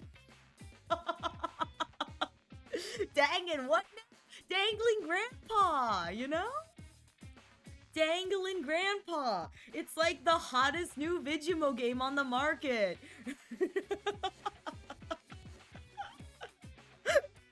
I'm dying, man. I'm dying. I think he'd be a Monokuma and Jorah. Same here. You know what? I think if you like Vashnes, you're gonna love Junko and Oshima, and you're gonna love her little companion, Monokuma, you know? I feel like you'd enjoy that and all the despair that he brings. I mean, the way that he taunts is just like Vashnes. I think you'd love that. Monokuma? Yeah. If you don't know who Monokuma is, you should look Monokuma up. I think you'd really enjoy Monokuma. I don't know what you're talking about. Well, obviously, you've never played Danganronpa. We're just saying that if you ever theoretically wanted to try it, you might really enjoy the character of Monokuma. Thank you so much for hanging in there, Paper. I do appreciate it. Yeah, I mean, you know. Well, that's a real mood killer. You guys gonna need some time, huh? That's the wrong button. Let's call it here for the day. We can always accept your praise and adulteration later. I don't think we're gonna get any praise. I got a feeling we have alienated ourselves even more. With things still feeling awkward between us and the other teams, we went our separate ways and I returned to my room. Enjoy your dinner, Paper! Crazy. Paper just let us know they actually eat food. Absolutely wild. Who does that? Taking care of yourself? Nah. Rise and shine. Get ready for your 31st! Hey, I'm back to service here at Last of Us Academy! Prepare to spend another day enduring the unendurable and suffering the insufferable to pave the way for humanity's future greatness! Be ready to give your lives to protect our beloved school from the barbaric enemy! It's been a while since I've seen this. We've been like up and at it immediately into like the invader killing in the mornings. It's been a while since I've seen Eggy Boy! I miss him! I miss Eggy Boy! The morning announcement played just as I got back to my room. Number 1 Vashnes fan, do you like Siade? What happened to him? He died! The morning announcement played just as I got back to my room. Yeah, I guess I should get some rest. I mumbled to myself vaguely and practically threw myself at the bed. The moment my head hit the pillow, I felt a gratifying sense of accomplishment welling up inside me. We did it, Hiruko. We defeated the sponsor. I'm sure you'd love to sit next to Siade. Yeah, I mean, who wouldn't, you know? Mixed on him, I like his voice. I do too. I love his voice. He's so dramatic in the best way. All thanks to you. My grief from losing Hiruko hadn't gone away, but now I knew she hadn't died in vain. The others would come around. They just needed time to process it. No more turning against each other. No more killing game. We can finally be a real team again.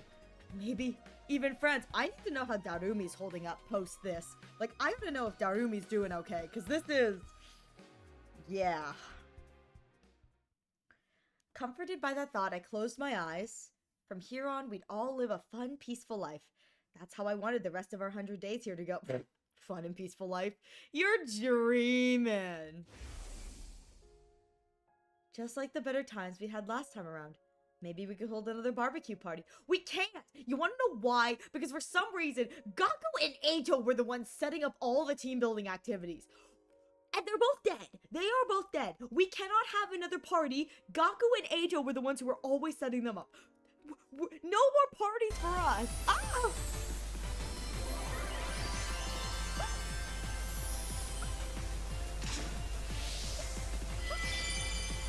あなたのこと待っていたんです。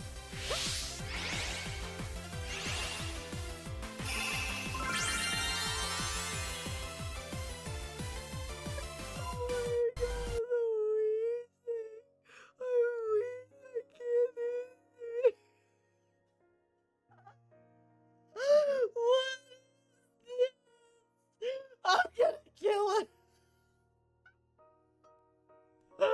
I'm dying. I'm dying. I'm dying, and that's gonna show up on my screen. I'm dying.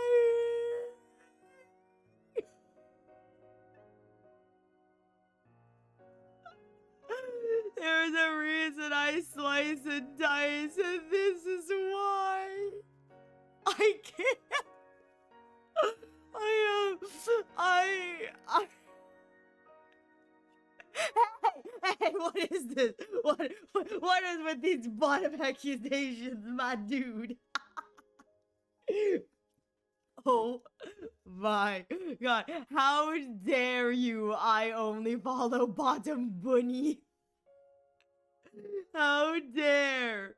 How dare? I'm dying. My cheeks hurt so much. I'm dying. I am. Oh my god, I'm losing it. What you doing to bitch that?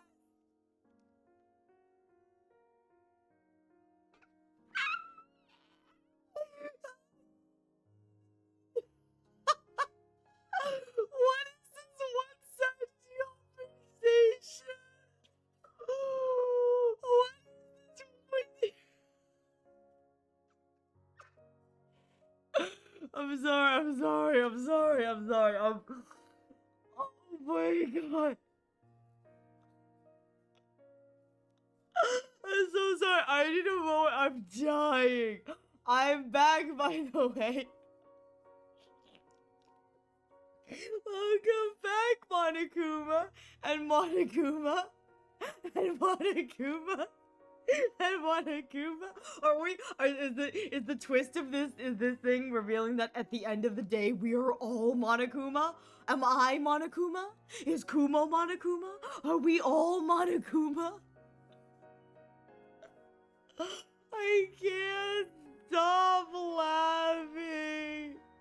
Just remember, you two, whenever your pee-pee is long.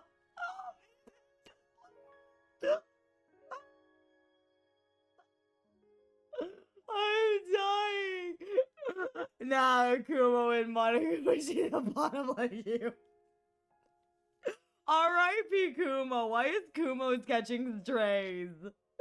Why is Kumo catching strays here? How dare? How dare? I'm dying. I can't stop smiling. I wonder if I bet one of them what happened to the others.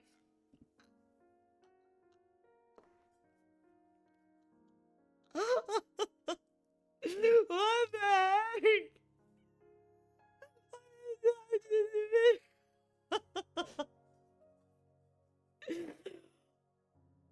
I changed the names because of you. I love it. Oh my god.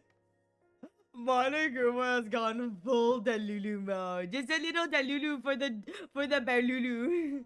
A little Delulu in the Palulu. Yeah, I don't know why is Kumo catching strays, huh, Yuzu, huh? What is this? We'll have to extra pee-pee slicing for him. Oh, my cheeks hurt. My cheeks hurt so much. Oh, my cheeks hurt. I have not cheat. Oh my god.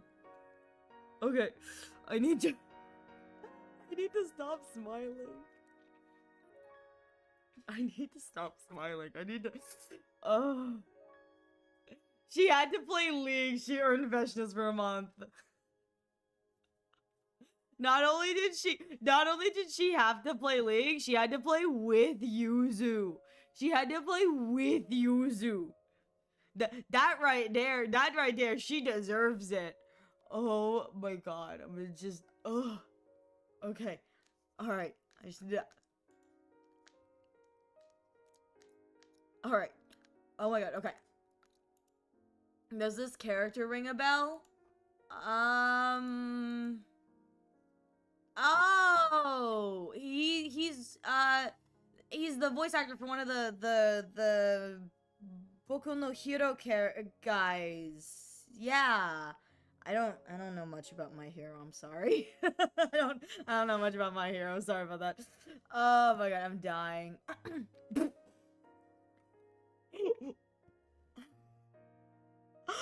The girls are fighting. The girls are fighting. The girls are fighting.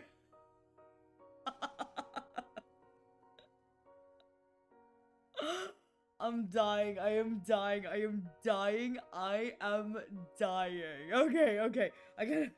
Let me smack my face. Being bald is kind of like a VTuber curse. Yeah, you invite it in once and then you're stuck with it. You have no choice. You're stuck and it sucks. Okay, give me a moment. I gotta... My cheeks are from smiling. Okay. Okay. We'd have better times like we had last time around. Maybe we could hold another barbecue party, even though the two people who put in all the work to the barbecue and the festival are dead. You know what would be a peak route? Are you giving us DLC spoilers, Monokuma?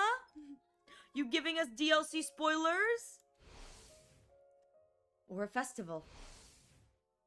Maybe we could all go to the beach together. That would be a nice change of pace.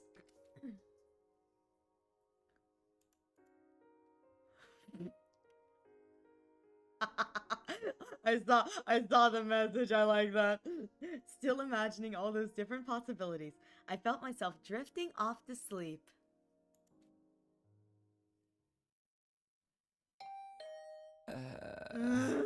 Who is here? Who is here at my room? Is it Eito? But then my doorbell started ringing. A visitor at this hour? I really don't feel like getting out of bed right now. I decided to pretend I hadn't heard. Whoever it was and whatever they wanted, it could wait. My dreams were calling me. Bing bong! Eito needs to bother leader. Eito needs to bother leader. Right, alright, I'm coming. I dragged my tired body out of bed and stumbled over to the door. I opened it and... Huh? Yugamu, what are you doing here? Please don't tell me you want to hold another meeting. Can't we do it tomorrow? Sorry, Takumi. I think it might be a little soon for us to be celebrating. Ah. What does that mean? The sponsor's dead. We made sure of that. The three of us had stood and watched as the master of the killing game burned away to ashes. There was absolutely no way they could still be alive. The sponsor's dead, all right, but the bees are a different story.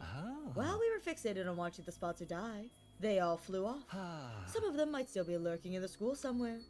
But now the sponsor's not here to control them anymore. Wouldn't they just leave? The thing about bees is, they don't like to change their habitats all that much. We're better off getting rid of them here and now so they don't start building nests and breeding. Great, so now we're exterminators? I wish I could put off the job until later, but I knew I'd never forgive myself if someone got hurt because of those bees.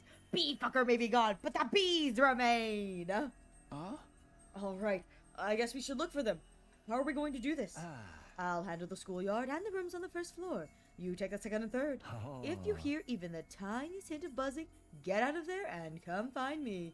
I'll put on the suit and take him out. Yugamu still had the protective suit Hiroko had gotten for us. At least with that around, there was no danger of the hemoanima augmented insects killing us.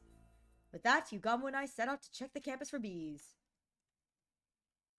I shouldn't just wander around at random. I'll see if everyone's okay and ask if they've seen anything first. To my poor abused lady in the cage. Why is this so cute? Wait, this is adorable. This is the cutest sprite. Look at her sleeping. Ava sat in her cage, still looking as dejected as I left her earlier. She was probably still in shock at not being allowed her mask back. Wait, look at her. Look at the little Eepee. So when is she getting her mask back? According to Takumi, never. I think Takumi doesn't want to admit that he lost it.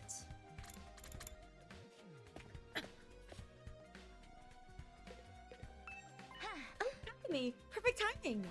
For what? Kyoshika has something she wants to say to you. Don't you, Kyoshika? Nozomi pushed Kyoshika forward. I apologize, but I still think you killed Lady Kunara. Sir Takumi, for avenging Lady Kunara's death, well, and for my rudeness up until now, that is to say, I'm... Kyoshika trailed off, unable to look me in the eye. An awkward silence stretched out between us. Sorry, Takumi. I think Kyoshika needs a little more time to get her head together. And she wants to apologize to you, but she's not sure how. Or where to start. It's fine. She really doesn't have to apologize. It's all in the past now. It's nice of you to say that, but this is ow! This is something she needs to do before we can put it behind us. Just give her a little more time, okay? Sure, whatever you need. You know where to find me. After that awkward phrase, and they were calling me, awkward phase where they were calling me the Grim Reaper, I was finally back to being able to talk to Nozomi and Kyoshka normally again. I found myself getting a little choked up. All that hard work defeating the sponsor had been so worth it. But, no bees? Oh, okay, no bees here. And I guess we're going to the training room.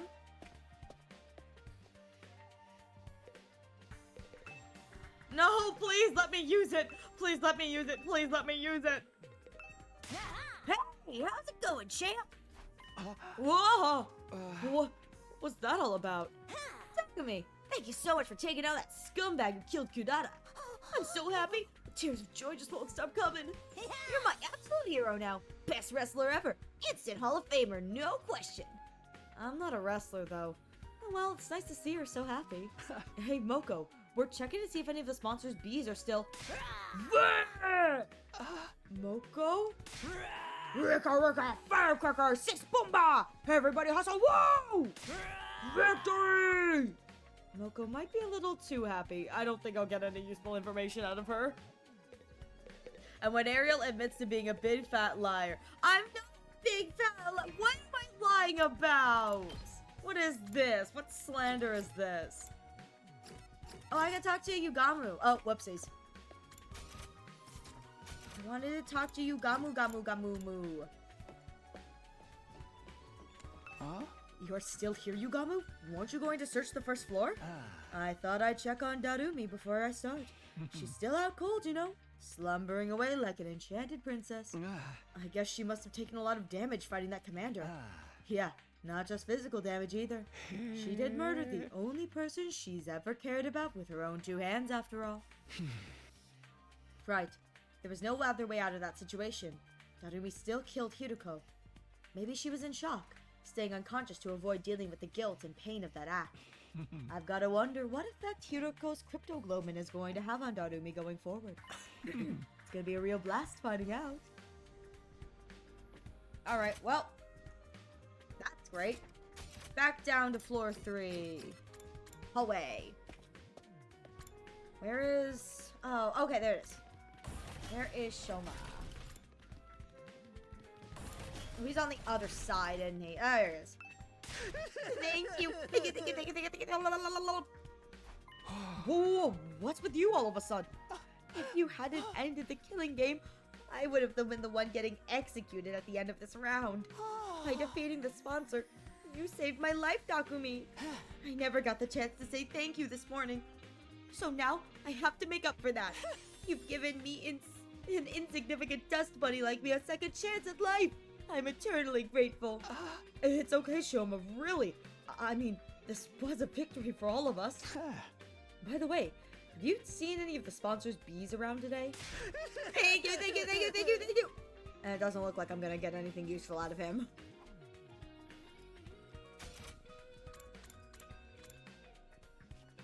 Takemaru! Oh man, we could have had Shoma death. We could have. Sponsor hasn't showed up here all day. Level with me, Takumi. You serious? Did you really kill the bastard? Yeah. I didn't do it alone, though. Gamu, Tsubasa, and even Hiruko. They all put their lives on the line to make this plan a success. And now, the sponsor is gone. We don't have to compete against each other anymore. Listen up, Takemaru. You're allowed to be happy the invader hunt is over. You idiot. I have no right to be happy at a time like this. What do you mean? So damn pathetic. I pushed you away, talked all that shit about you being shady, and then went ahead and let you do all the hard work to save our asses. Hurry up. I hate myself so much. I wish I could just drop dead. Don't say that. You survived the killing game. Your life is precious. What's so precious about a life you gotta live in shame? Sorry, man, I just can't be around you right now. Hey, sorry about all that stuff. Find a way to make it up to you. Oh, his eyes downcast, Takemaru slowly trudged away. You really don't need to do that. Well,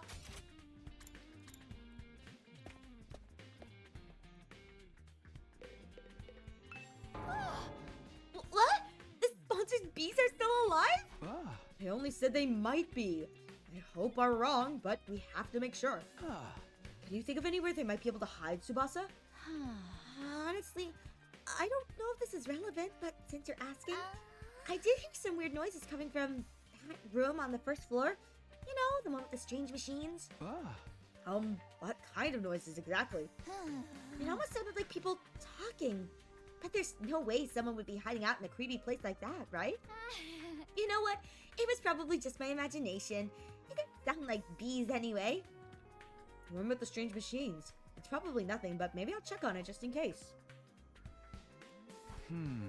Everyone seems to be okay, but I didn't get any hints about the bees. Closest thing would be what Tsubasa told me about that room. She said she heard people talking inside. Maybe the bees buzzing and wing beats sounded just like voices through the door. I made my way to the weird room to check it out, just in case. What I saw there was...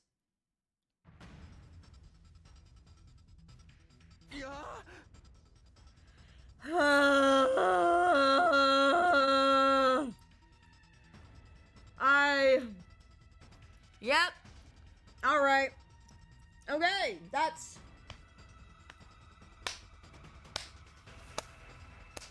Yay! Now there's 2 of them! Love this for me. I couldn't believe what I was seeing.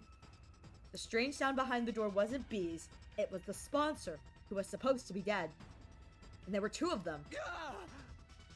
How? How are they still alive? If I don't stop them, the killing game will start all over again. I can't fight them alone. I'll go find Yugamu first. I quickly whirled around, running for the exit, however. And I got knocked out again. Oh! I was suddenly tackled and pinned to the floor. Hey! Let me go! Yo! I can't let them kill me.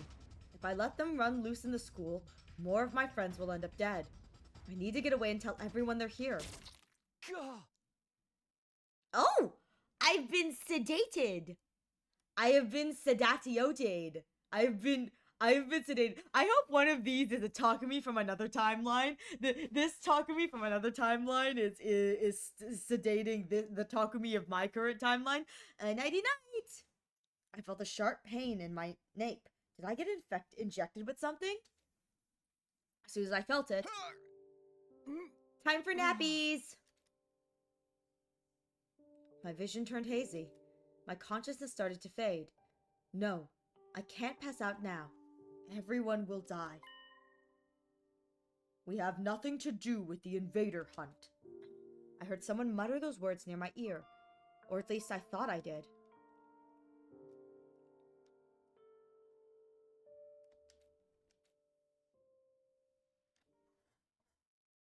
You just want Takumi X Takumi, maybe a little bit.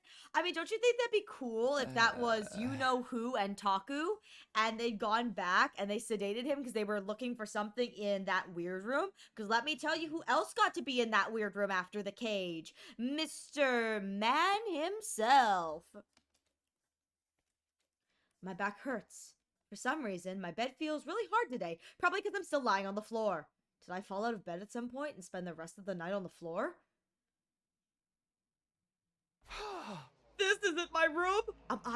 Do I get to be locked in here this time? I opened my eyes and looked around. It wasn't the room with the weird machine. It was the room with the weird machines. Thank you for the head pats. What am I doing in here? Why was I waking up in a creepy place like this? I had no reason to be here, did I? Wait, now I remember. Yugamu asked me to look for the bees. My memory is coming back now. We were looking around the school, making sure the sponsor's insect minions weren't still lurking somewhere. But I couldn't remember anything from after I came into this room. It was all blank. Was somebody else in here? Did they attack me? If anyone or anything had reason to attack me, it would be the bees. Hydrate or dihydrate. Thank you for the hydrates, Umbreon.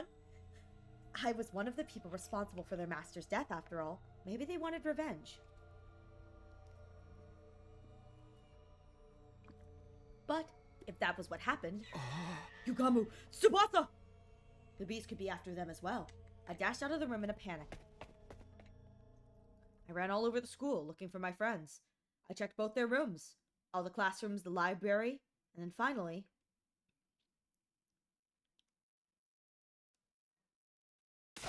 Tsubasa! Shugamu, you're okay! I've been looking for you everywhere! I opened the door to the cafeteria to see the two of them sitting there, eating and talking like nothing was wrong. Huh? What's up, Takumi? You're sweating like crazy. Oh. Yeah, you look more excited than a bitch in heat. We're both fine. I'd been worried over nothing. Thank goodness. Sheesh, don't scare me like that. I think we should be the ones saying that to you. Anyways, now that you're here, you might as well join in the strategy meeting. Yukamu and I were just talking about how to organize our search for the QB liquid? Huh? The what? What are you talking about? The QB liquid? Come on, you can't have forgotten already. Huh? Forgotten? I've never even heard of this stuff before. For real? I explained it to you this morning. This morning? But we were fighting the sponsor this morning. That was yesterday. Yesterday? Something wasn't right here. We got the spare suit yesterday, and then this morning we defeated the sponsor. Hey Takumi, what day do you think this is? It's day 31 of... It's day 32, Takumi. Huh? No, that couldn't be right. If today was day 32, then that would mean I spent an entire day lying unconscious in that weird room. Maybe you've got a concussion. You did hit your head pretty hard. I did? When did that happen? You forgot that too? Yesterday, that's day 31. You tripped and hit your head.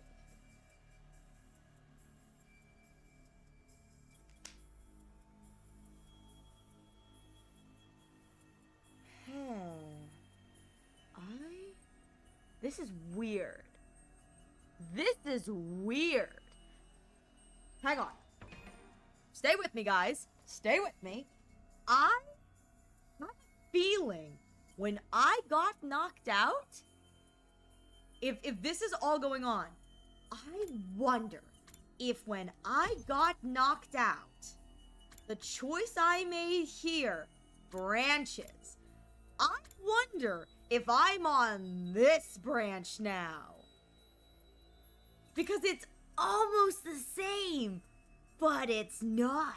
I wonder if I'm on this branch. I wonder if when I got knocked out, they took me, and now I'm on the other branch. Because she explained it to me this morning, and I just woke up. So what if she explained it to other Taku, and we just swapped places?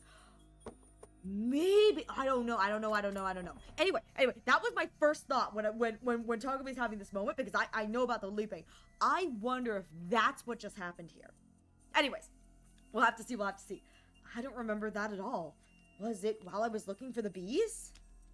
So what happened with the bees? Did you find any nests or hives anywhere? Nope, not a single one. Guess I was just being paranoid. Takumi, do you really not remember? Sorry, I don't remember a thing. You were acting pretty strange back then. Maybe the damage is worse than we thought. Actually, had a secondary thought. Maybe we are in the same timeline. We got knocked out, but you know how I said that I would love it if there was a Takumi in the suit? What if that Takumi took off the suit and started conversing and figuring out what was going on with these, and that is who Tsubasa talked to. Another Takumi, a Takumi who came here with that suit, who was not wearing the suit, as I lay unconscious or hidden in the weird room that nobody checks. That could be a possibility too. You were acting pretty strange back then. Maybe the damage is worse than we thought. You should take it easy today. It might come back to you once you rest up a little. Sure? This whole thing still didn't make much sense to me, but I did like that they said I should spend the rest of my day in my room. Well, Takumi's gonna take an EP.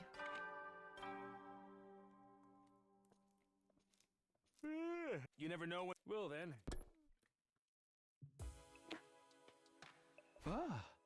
Time to go to bed. It's now the night of day 32. I'm missing a whole day's worth of memories. I know I'm not going to get them back just by thinking hard, but still, this is unsettling. What if I wake up with even more gaps in my memory tomorrow? It wouldn't be a route without a little bit of memory loss, you know? When I think about it that way, I'm kind of scared to go to sleep. Either way, things aren't adding up exactly. Regardless of what my theories may be, something here is a little off. Something's weird, and the double quote-unquote sponsors. Why is this weird stuff still happening? We'd overcome only one ordeal to be faced with another right after. And here I thought beating the sponsor meant our luck was starting to turn. No, being negative about it won't help me now. I gave my cheeks a light slap and took a deep breath to get myself together. To let a little something like this get me down, we'll never make it to day 100. I have to stay strong. I need to be prepared to put everything on the line for my friends, just like Hiroko did.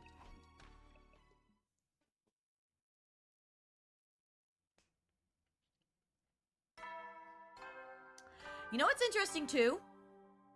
Is those guys, when they came in and they leaped, they said to us, one of the guys said, "We are not here for the invader hunt," which implies that whatever leap they made, they knew the invader hunt was a thing. They knew the invader hunt was a thing because I don't think I said invader hunt.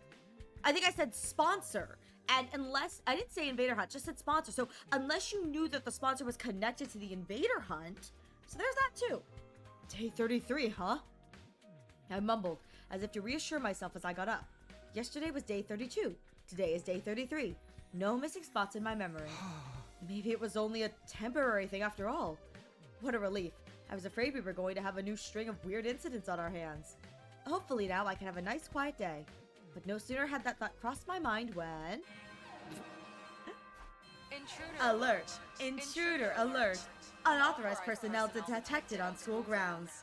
Defensive vote initiated. All available troops prepare for battle immediately. Alright, we're going! It's been a while since we've had one of these.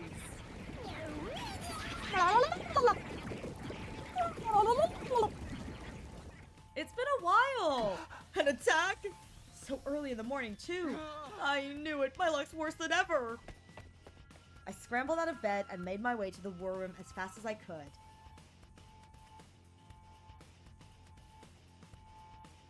But hey, Takumi! Sir Takumi! Takemaru and Kyoshika were already there when I got to the war room. They both averted their eyes when they saw me.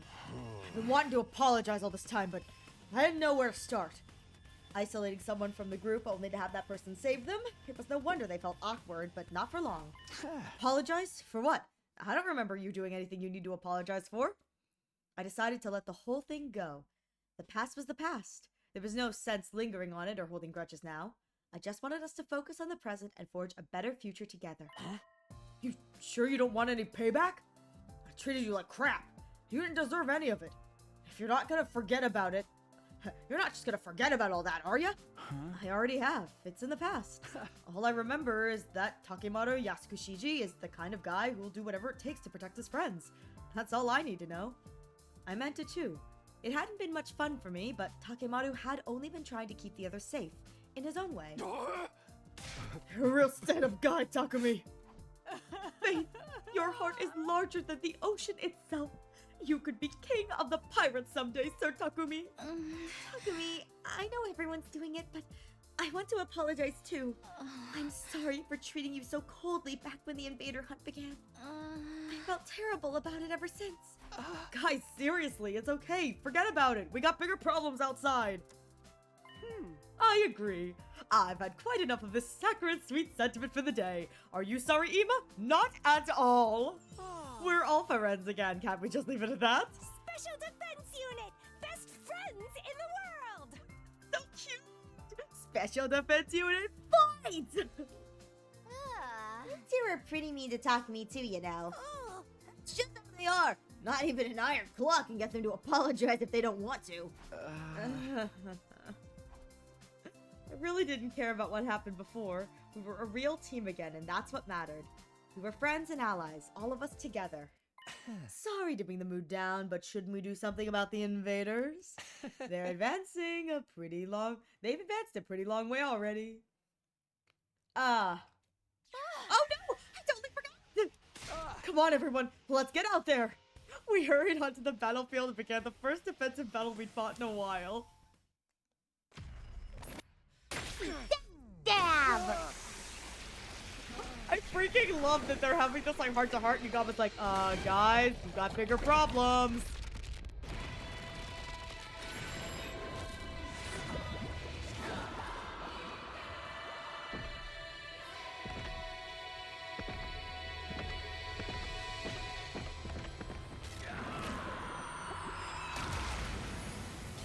Oh, I miss Mama and her battle axe. Where's Mama and her battle axe? Invaders so rude, interrupting the bonding. Exactly. Well, actually, think about it this way. The invaders are rude for interrupting, but they also helped with the bonding because, like, they would not... Takemaru and Kyoshika would not be in the same room with me if it weren't for the fact that I had to fight this battle. Oh my god, they're so close!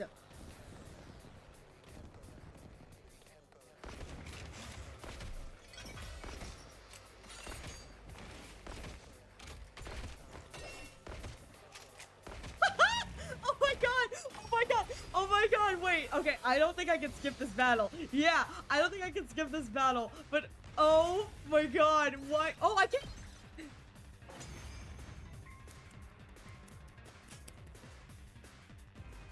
It's weird, but I feel like I've gotten a lot Easy! I was just gonna comment on the fact that this side is just Takumi and Nozomi on a date, and I'm kinda here for it. It must be from all the fighting we did during the hunt. It feels like they're moving in slow motion now. I'm better than ever, too. Oh, the way I am now, I feel like I could pull off some high-flying lucha moves. I love her. That sponsor just made us stronger. What a dumbass. Don't get carried away, Seriously. Yugamu being the voice of reason, love We've that. got an even stronger enemy approaching. Odds are it's a commander. Okay. I don't recognize this. I recognize Monsieur. How infuriating. How dare that bitch push me around. Who the hell does she think I am? Adam Naku.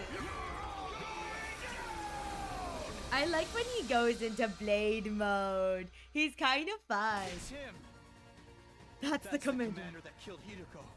Yes, it is. That makes this our big chance to avenge her. Can't wait to get into it. Okay, Darumi isn't on the battlefield, but I wish Darumi could get the snack. I feel like Darumi deserves the snack. This guy's going down. I won't stand by and let him escape this time. All we could do before was force him to retreat, but we're not going to lose this time. If we all work together, no one can beat us. Let's do this, everyone. For Hideko. For Hideko!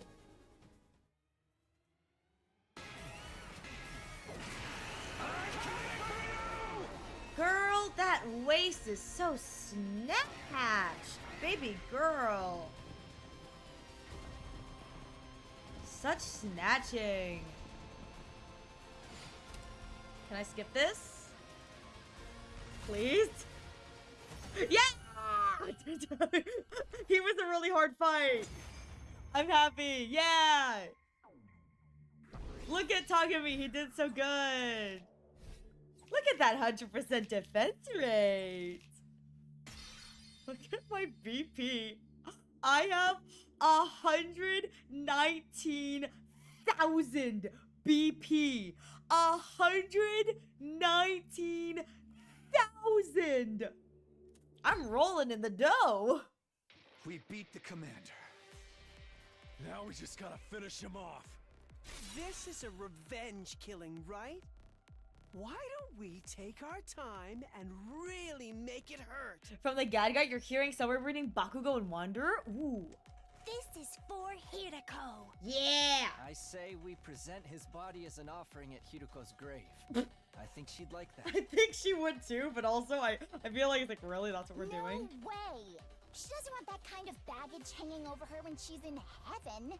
Are you crazy or just stupid? None of your kind will ever enter heaven. Oh, I don't think I've seen Mr. Adamakyu without being all beat up and whatever. I like his mask. It's kind of fun with the horns. I feel kind of bad. I mean, I'm the reason he looks like this. It seems the varlet still has life enough to talk back to us. Damn filthy invaders! Treating me like this. I hope you all rot in hell for eternity. Hey, Adamakyu, it's okay. We will be doing that, and Angel will be just right there with us. Get back! Don't you dare! Who's touch getting a me. snack? Lay a finger on me, and I'll rip your throats out with my bare Who's teeth. getting a snack? Real sore loser, aren't you? But you didn't hold back against Hiruko.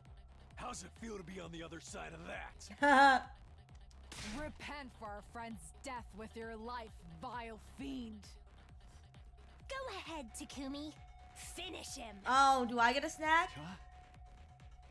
You want me to do it? I get another snack? This will wipe out the final insult to Hiruko's memory. You're clearly the best man for the job. I guess I'm getting a snack.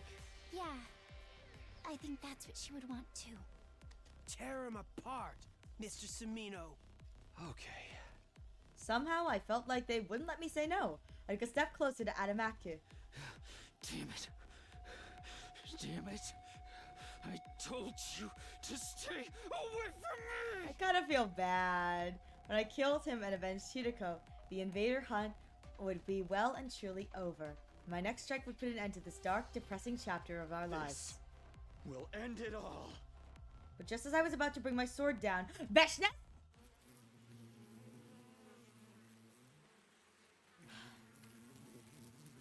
I don't like that. I wanted another snack. Nope, just bees! I heard the sound that couldn't possibly be real. Not here. Not now. Not bee fucker. And then it finally happened. How dare, that was my snack! That was my snack! That was mine! A huge swarm of bees appeared, gathering in the air above Adamakyu. A moment later, they attacked, draining every last ounce of his blood with their razor-sharp stingers. Now, just a blackened husk, his body fell lifelessly to the ground. For a moment, I was so shocked I couldn't speak. How could this be happening? Why are the bees here again? Why are the bees here again? Why is they constantly snack blocking me? Like, they are constantly snack blocking me in this game. I just want a snack. Like, what is so wrong about that? What is with the snack blocking? Naturally, it's because I am alive and well. Yo. I know. Let's listen to it again. Just listen, like. Why are the bees here again? Why are the bees here again? He's like, what the? I love it. I turned around at the sound of the voice. Standing there was... Not quite as satisfying as Kurara Osuzuki's, but this commander's cryptoglobin is sweet nectar all the same. Thanks to that, my wounds have healed. I've made a complete recovery. But how can you still be alive? I watched you die. Yo. You did indeed. My body was burned to ashes until not a single piece of me remained. But you overlooked something, Takumi Sumino. That was only one of my bodies. I'm not buying it. I'm not buying it. Oh! Much like with the suit, I happen to have some spares set aside. Oh, okay. Yeah, I'm buying it now. Alright, so for those of you who have played more of this game, is there a clone route? I'm expecting a clone route. Suddenly, figures in the strange suits were everywhere. Now there were at least 10 sponsors standing on the battlefield. Is this a dream? No, more like a nightmare. Takumi Sumino, your plan to eliminate me, that is, was truly ingenious. In recognition for your courage and cunning, I'll overlook your breach of the rules. anything for an accomplished hunter like yourself. Huh. No, this can't be happening. Oh my god, what the heck? It took so much work just to beat one of them, and now there's this many. Oh no, Konar! No, Tsubasa, no! It's an illusion. They must be shadow clones or after images. You're welcome to test that theory, but don't blame me if you meet the same fate as Konada Osuzuki. None of us made a move. Instinctively, we knew we had no choice. If we tried to attack any of the sponsors, we'd be killed on the spot. So why did you pretend to be dead? Were you just playing with us? I knew giving you a taste of hope would make your despair that much more intense. Do you Okay, see now wanna how be futile Dotare? it is to defy me? Oh my god. But why are you only showing yourself again now?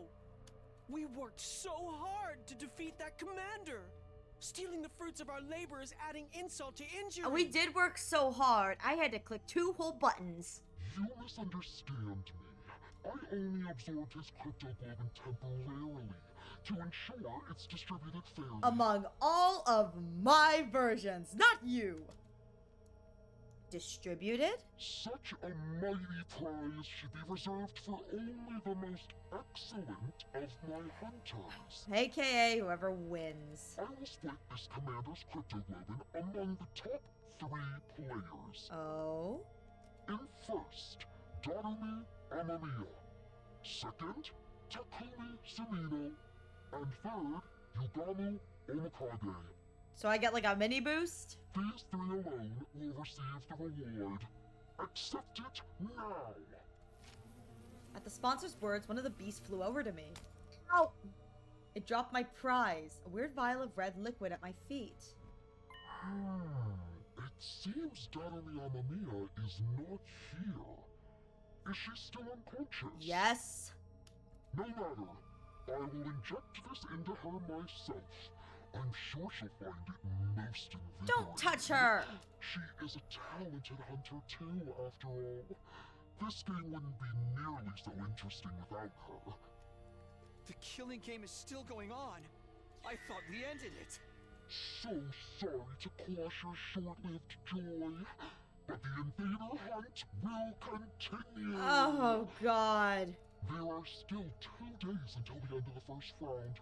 I encourage you lower-ranked hunters to Oh make a special no. effort during that time. I swear if the Absorb Commander counter reads like 2.33 or something, it's gonna bug me for same here. Of course, the rest of you can't afford to get complacent either. That's just how this game works.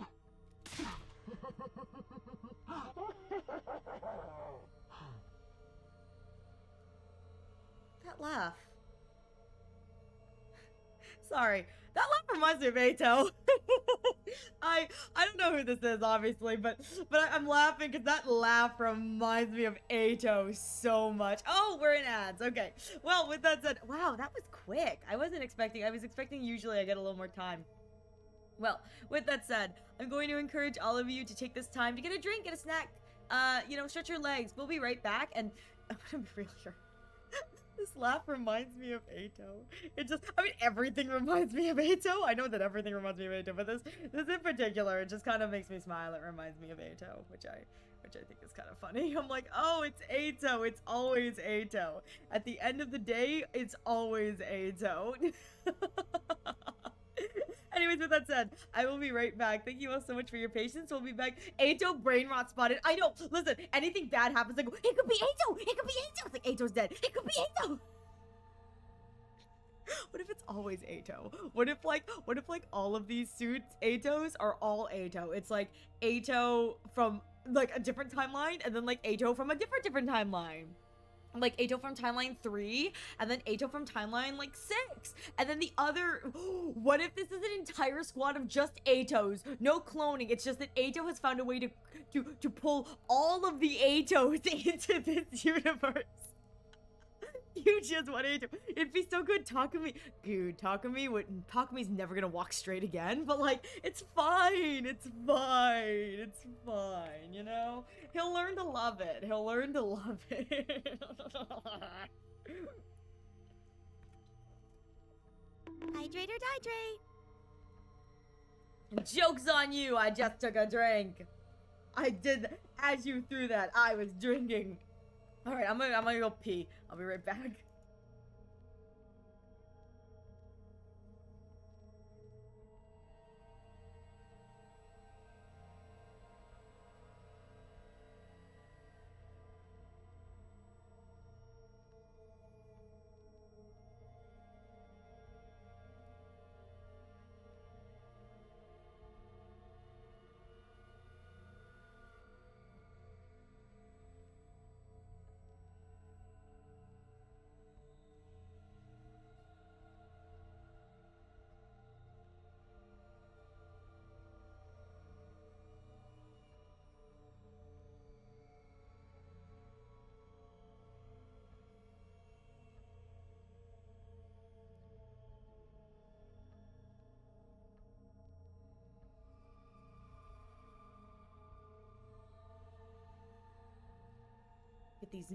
Look at these men with the peas in their eyes.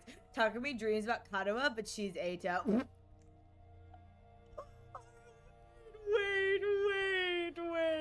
Wait, I love that. Takumi should. Alright, back to Sponsor Boy and his hilarious Eito laugh. His laugh just reminds me of Eito, man, so I'm just gonna call him Eito Sponsor. I love him. The sponsor's laugh the Eito sponsor laugh echoed across the desolate battlefield. The defensive battle was over, but the invader hunt was back on. With our lives once again at the mercy of the rankings, it felt like a truly hollow victory. Oh, no stat boost snacky for me. After the battle, we returned to the school and met up in the cafeteria. We needed to discuss what we were going to do next. So basically, the hunt is, all back on, like nothing ever happened. To think the sponsor would come back. A villain like that has no right rising from the dead. Now there's just 2 more days of the first round left. And when it ends, the person in last place will be executed. The killing game wasn't over. The sponsor had multiple bodies, making them effectively immortal. We knew that. Now that we knew that, any hope we might have built up on was replaced with despair. I don't think I can do this anymore. Following that person's orders, risking my life, playing this terrible game. It's all too much. There, sister dearest, don't worry, your dear brother will protect you. Even if I have to sacrifice everything to do it. Damn it! This whole thing is bullshit! Can't believe the sponsor played us like that! All that despair and frustration needed an outlet, and the target Takemata settled on was... Yo, Takumi! The hell is going on here? Yeah, I knew that was coming. Did someone say despair? I knew this was coming. I knew it. You told us the sponsor was dead! Sorry, I'm just as surprised as you guys. I don't think any of us expected the sponsor to have multiple bodies. I don't even know if it's the same sponsor. It could be a different sponsor. It could be the sponsor, but we're all cloned. It could be Eito. They could all be Eito. And Eito is not a person. So, yeah. You're saying you didn't know? Don't lie to me, man. You and that bastard are working together this whole time, weren't you? What? That's crazy. Of course we haven't. Hey! Why are the only ones who got prizes from your team? Huh? You sure that wasn't some kind of payment for going along with the sponsor's act? No. Why would you even think that? I'd never betray you guys. You still took that little handout without any kind of protest. Almost like you knew it was coming. And now, you'll probably end up first in the rankings for this round. You told us the game was over, so none of us have been earning points for the last couple of days. Your position is just as strong as before, while we've lost any chance to catch up to you. Huh? You get to survive to the next round, while your partner, the sponsor, gets to mess with us.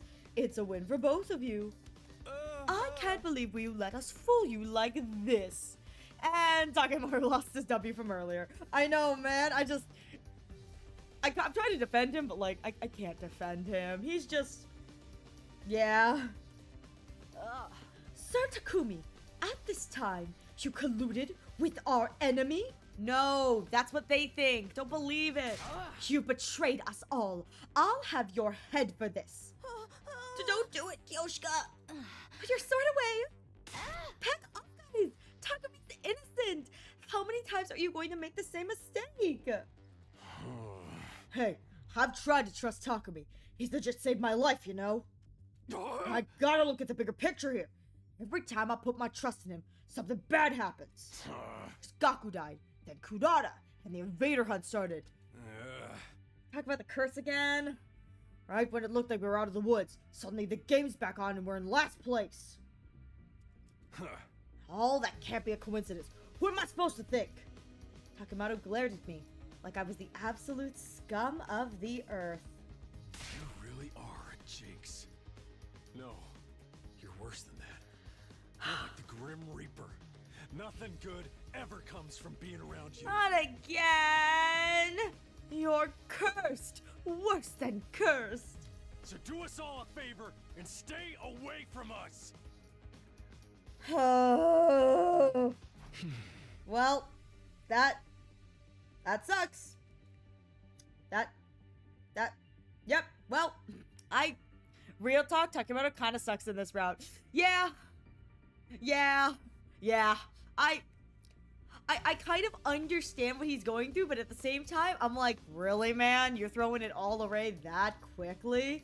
When I heard the anger in his voice, I knew my dream was over. Making it to day 100 with everyone working together as a team. That would never happen now. That's all I gotta say to you. From here on, we're enemies. Don't come talking to me like we're still friends. Hey! Ima, Kako, let's go. We gotta earn some points and get ahead of those guys while we still can. Takemoto stormed out of the cafeteria, taking the twins with him. Now it's come to this. I must retreat to the mountains. I'll undergo intense training and unlock the power I need to strike down every one of those accursed sponsors.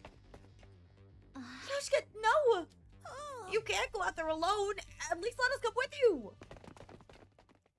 Nozomi's team hurried away as well, leaving just me and my only two friends in the world. Oh no! Oh no! Oh no! Sheesh, what's with them guys? Oh, this over some dumb prize Takumi didn't even ask for? They can't help it. This game made them paranoid. Everything seems suspicious to them now. Even a little vial of cryptoglobin. Yugama was right. All they wanted was to get rid of the Grim Reaper in their midst. The vial was just a convenient excuse for them to do that. Speaking of the vials, remember what the sponsor said back there? Something about injecting Darumi. It seems Darumi Amamiya is not here. Is she still unconscious? No matter. I will inject this into her myself. I'm sure she'll find it most invigorating. Well, right, that means the sponsor went to Darumi's room. She could be in danger. Come on. We ran for the stairs and headed up to the roof. We couldn't let the sponsor do anything to Darumi. Hideko had given her life to save her. She was her legacy. Darumi! We wrenched open the door to Darumi's room and charged inside.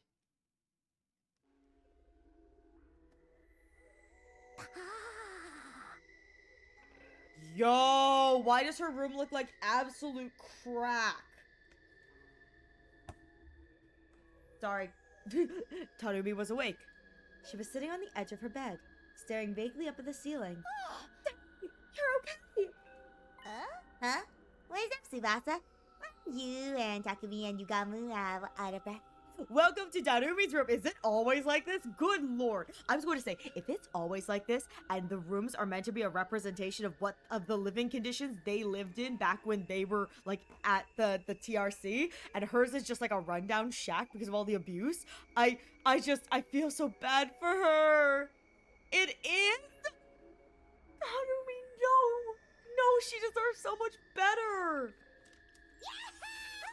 You finally decided to kill me, right? You're breathing heavy because of the anticipation. You're gonna pass me around and have some fun with me first. I'm gonna save that till after I'm dead. Can't have a countdown without some gory or sexy R-rated scenes, am I right? Go ahead and mess me up. Should we film it for posterity? Make sure you get my good side when my eyes roll up to the back of my head. Will you stop talking crazy for a minute, Darumi? Thank goodness. She's just the same as ever. Morbid, inappropriate sense of humor included. Are you alright, Darumi? You're not sick or in pain or anything? I'm 110% A-okay. I don't remember if we get to see every character's room between all the routes, but it's always fun to see them on the rare occasion they show up. I agree! Like, Moko's room was really cute, and so was Nozomi's, I'm pretty sure. I think we saw Nozomi's. Yeah, because Nozomi's was pink, and Moko's was cute and purple, and Takemaru's room was pretty fun. Those are the ones I remember. I know we saw Gaku's room, but I just genuinely don't remember what was in it, because, yeah. In fact, I actually think getting some sleep for once has made my skin healthier than usual. Man, this rate the bags under my eyes might disappear. Those little black smudges like they were my own children. I don't think I could bear losing them. Wait, that's not just eyeliner? Well, anyway, I'm glad she's okay. There's just one problem. How exactly are we supposed to treat Darumi from now on? Obviously, I want to honor Hiruko's last wish and do whatever I can to make sure she survives. But she also technically is the person who killed Hiruko. There's no getting away from that. Then again, does Darumi even know what she did, or has she repressed that whole episode? Hey, Darumi, how much do you remember about what happened before you blacked out? Pretty much all of it. You, me, Yugami, and your mistress Hiruko went off on a picnic. Then we got attacked by a commander. This Hiruko got mortally wounded protecting me.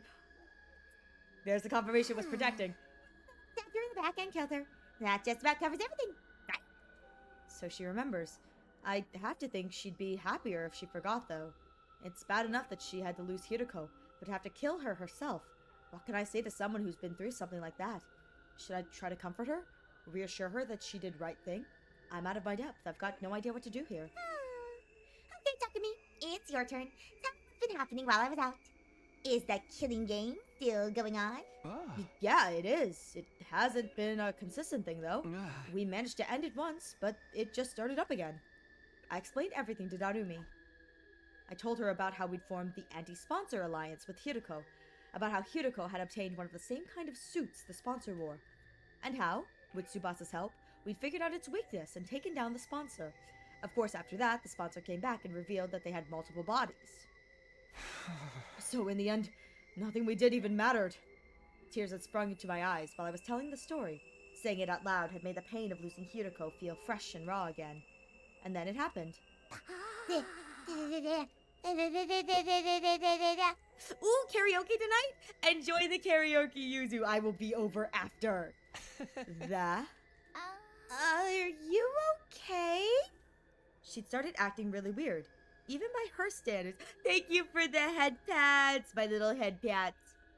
She was stuttering the same syllable over and over again, making her sound like an old staticky radio.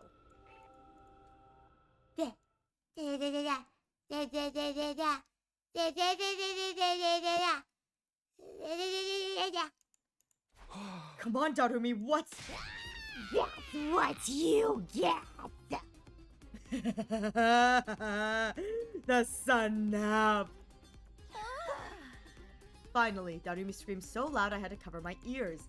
When her voice had finally stopped echoing around the room, I took a moment to process what she'd actually said. Did you seriously just say, that's what you get? Well, that is your punishment for being dumb enough to try to end the hunt ahead of time. games are an immutable law of nature. You can't just end them. Could you be so stupid? Moron! Moron! What's with that attitude? I know you only just recovered, but there's a limit to what I'll put up with from you. Hiroko wanted to end the invader hunt so no one else would have to die. She gave her life to do that. Are you just going to trample over her feelings? Mistress Hiroko, stop the killing game? You're crazy. She was the goddess of this game. Goddess?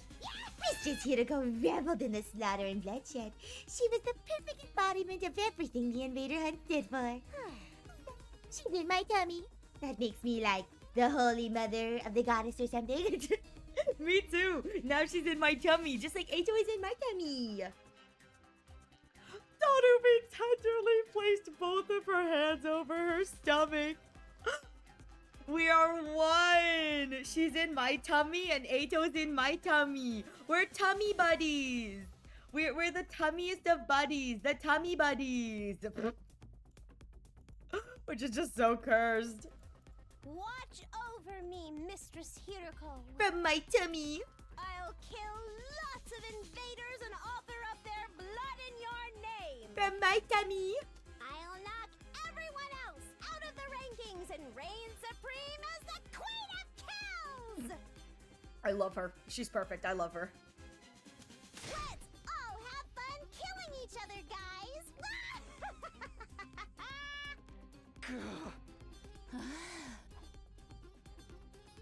Nanumi's unbridled joy towards the killing game was unnerving, maybe even inhuman.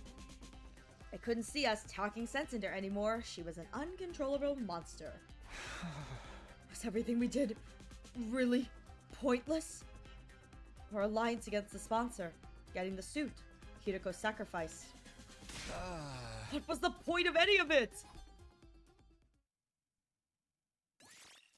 Hey! I get that nice autosave on the 9 clears. Oh, I'm at 9 clears. I didn't realize that. The day after the sponsor came back to life, Yugamo Tsubasa and I got together for another meeting of the Anti-Sponsor Alliance. The way I see it, we've got 2 options open to us. Continue playing the game, or kill the sponsor to end it. What? Again? Is that even possible? That's something we can discuss if we choose that option. Right now, we've got to decide what direction we're going to take. I say we, but really, it's up to you, Takumi. What? You want me to decide? You are the Alliance leader. That's what Hiroko said, remember? Come to think of it, she did give me that job, didn't she? You have just been appointed as the leader of the Anti-Sponsor Alliance.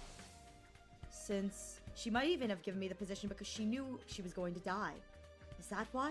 Did she think I could hold the Alliance together even after she was gone? Are you sure you want someone like me as your leader?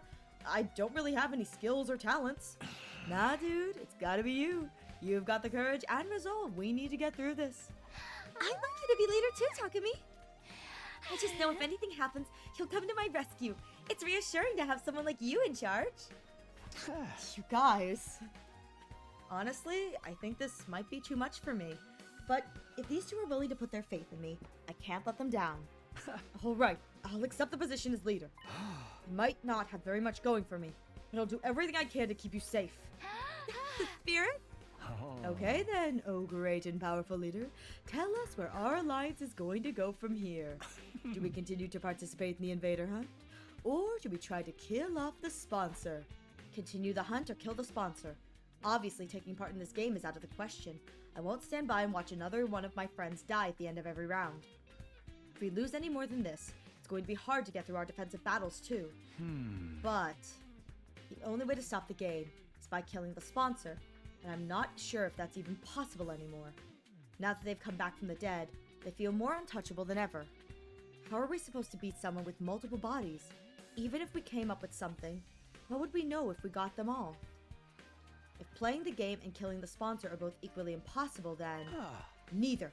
I'm choosing the 3rd option. The 3rd? We run. We leave this place, the killing game behind. After all, we know where the escape pod is. We can find a way to activate it early. We can all go back to the artificial satellite. The sponsor and their bees are powerful. There are no way they can follow us all the way into space. Takumi? What are we talking about? We went over this already. The escape pod is out of commission. Out of commission? You mean we can't use it at all? Since when? Tsubasa, remember? Takumi hit his head at the time. Oh, so you forgot about that too, huh? In that case, it'll be easier to just show you again. Come on, let's go to the hangar. Tsubasa let us... Got it! I got the bug that was flying around. Oh, I'm so annoying. Sorry. Tsubasa led us to the storeroom underneath the gym. And there I saw...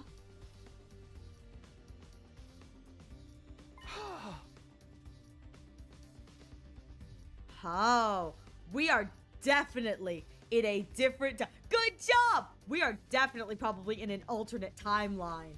We have probably made the parallel hop. Because this is... Because they were talking about the LQ and whatever, and now this... Every inch of the escape pod surface was riddled with holes. What happened here? What, did it get shot up by a machine gun or something? Whoa, exact same reaction as last time. You really did lose your memory, didn't you? Never mind that. Tell me what's going on here. Who did this? It's less of who and more of what. We can't really blame anyone except the bacteria. Bacteria? As in microscopic life forms? But the pod's not organic. How could they destroy solid metal? Let me explain. The corrosion's been caused by something called particle bacteria. It erodes matter on a molecular level, so it's invisible to the naked eye until the damage starts to show. The bacteria eats away at metal to grow stronger. Actually, I'm not sure if eat is the right word. Technically, it's more like the energy released during the oxidation process allows its cells to reproduce. Don't be fooled by the bacteria part of the name. It's not really alive, it's a chemical substance.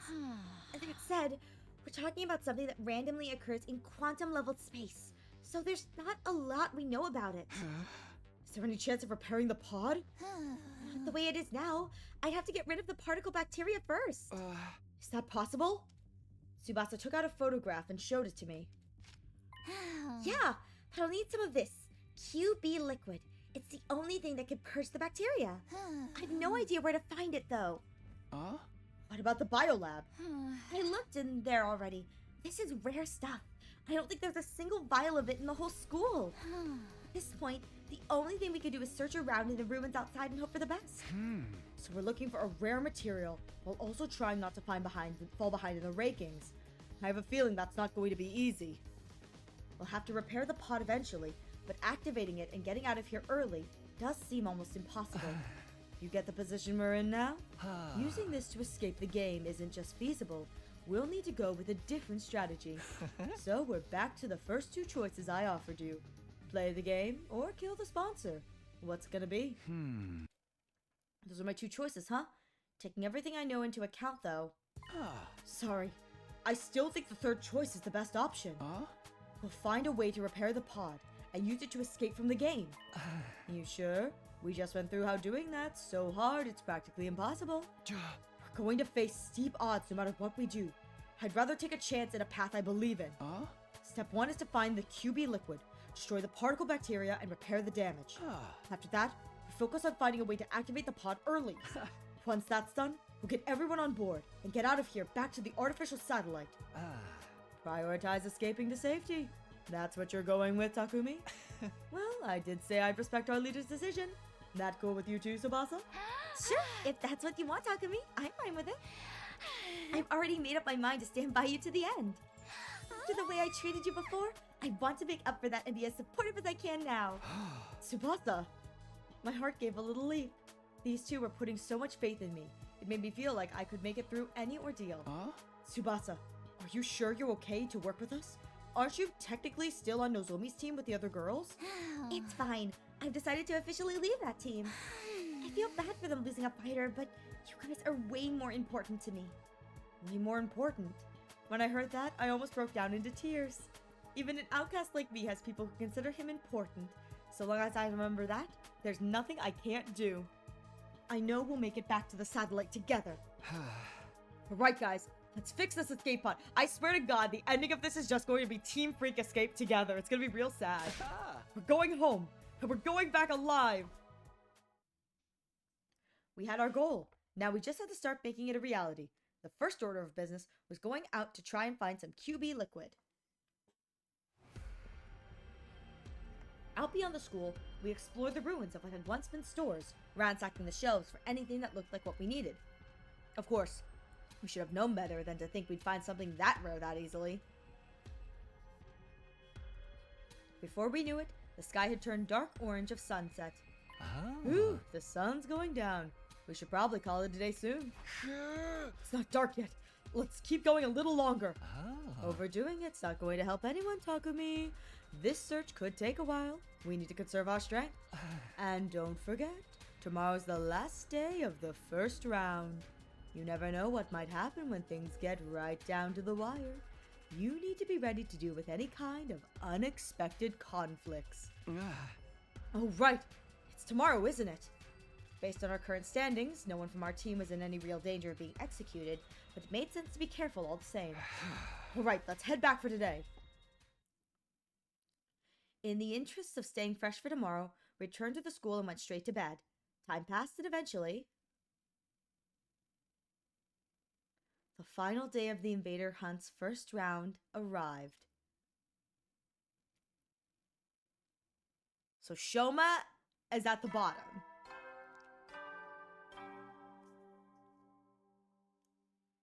Up and Atom troops, time to rise and shine. Get ready for it. Prepare. Be ready to. Okay, here we go. Here we go. Here we go. Here we go. Here we go. Here it is. The end of round one. Whoever is at the bottom of the rankings at midnight will be executed by the sponsor. Last time I checked, Shoma was in last place. I wonder what's going through his mind now that he's facing death. What is he feeling? Maybe I'll go check on him while there's still time. Up and out of Ariel, time to rise and shine. He's dead. Oh, Takumi. Good morning. Morning, Shoma. Sorry to call on you so early. It's fine. I don't mind. Are you feeling alright?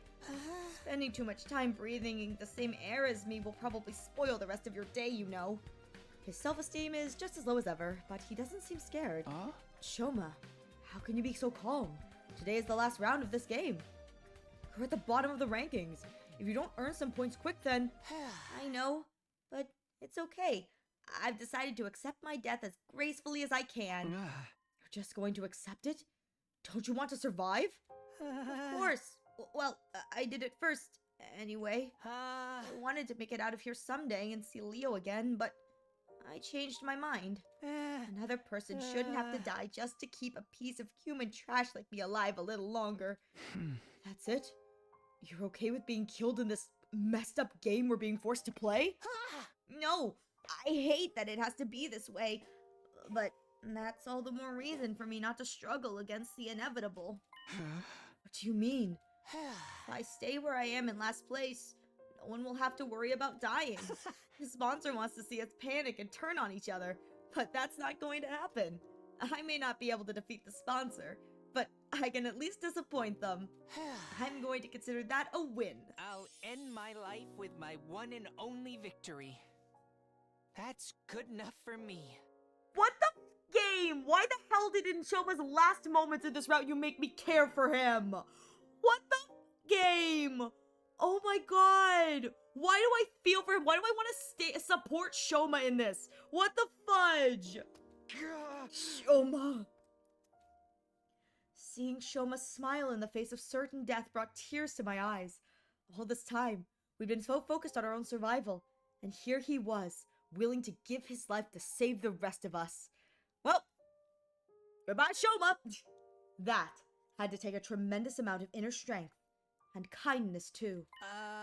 Actually, since you're here, do you think I could ask you for one last favor? A favor? Can you take over looking after Eva for me? She needs someone to bring her food and clean her cage and talk to her so she won't get lonely. The fact that I'll be leaving her alone here is the one thing that still bothers me. I just want her to be happy. I don't think she wants to see us, but sure? Ever since I refused to give Eva her mask back, we hadn't exactly been on great terms. But if this was Shoma's last request, I owed it to him to try. I nodded firmly. Sure, you can leave Eva to me. I'll do whatever I can to protect her from harm and misfortune. I promise. Thank you. That's such a relief. Now I really do have no regrets. I spent the whole of that day with Shoma. He told me about Eva's favorite foods and regaled me with stories about him and Leo back in the residential complex. We passed the time chatting aimlessly, even after the sun went down. But then, on the stroke of midnight...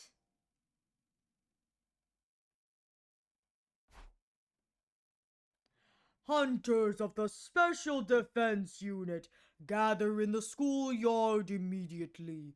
The closing ceremony for the first round is upon us. We were called to the schoolyard by the announcement. There, we were all forced to watch Shoma's execution. Shoma Ginzaki. Alas, his refusal to compete seriously made the end of this first round quite anticlimactic. The final struggle to stay out of last place is usually one of the most exciting parts of this game. R.I.P. Simpma, rest in peace. I hope we have no cowards in the next round.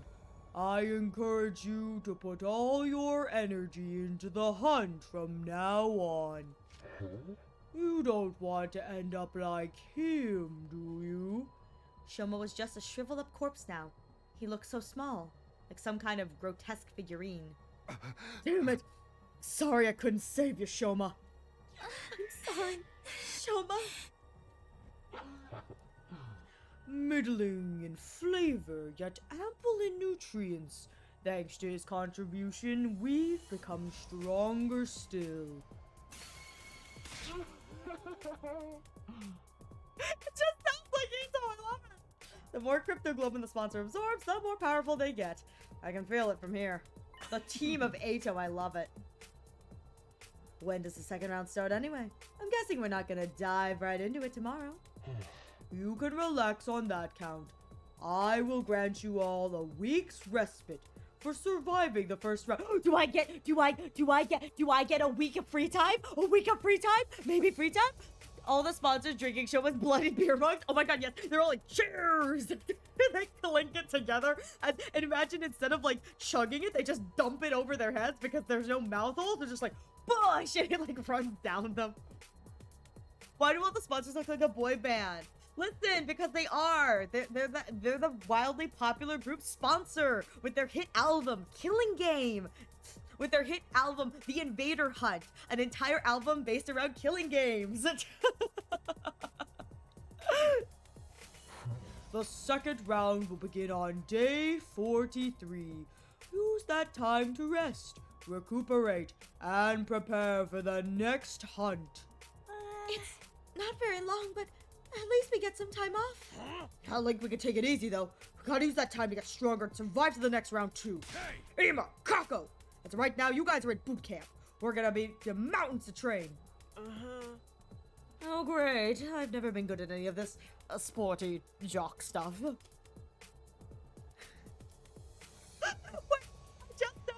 I just noticed. This is what's really funny. The Beatfuckers' new album, Killing Game, Be the Beat. I would say this looks like a boy band, but I'd like to say there are 5 characters, 5 of the guys. It's like the left, the like middle left, the center, and then the far right, and then the one right off of the like middle guy who look like they could be in an album cover together, like all of them like standing like yeah. And then there's just one tiny little guy in the back.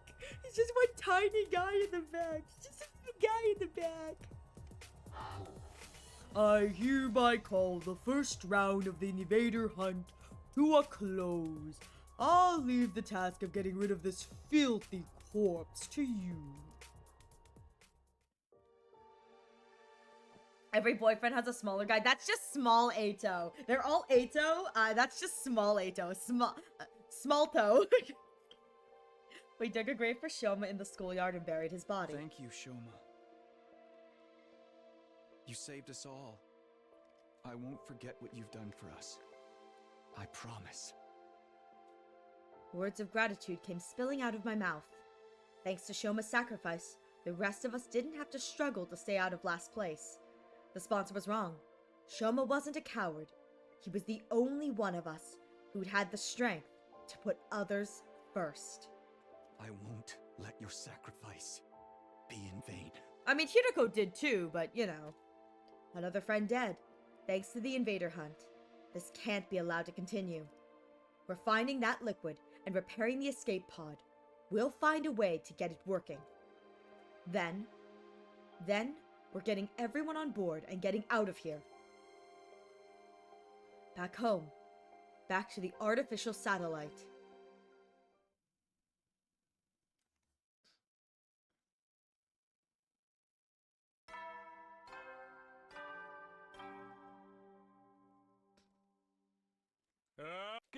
Be ready to. Alright. Day 36. This is the start of our week's break from the invader hunt. Of course, that doesn't mean we're going to be sitting around doing nothing. The Anti-Sponsor Alliance is going to be giving their all searching for the QB liquid we need to repair the escape pod. Oh, and there's something else. Eva. I did promise Shoma I'd take care of her. It's been awkward between us ever since I made her cry that one time. But this is what Shoma wanted. I have to honor his last request. I made my way to the courtyard, determined to patch things up with our prisoner.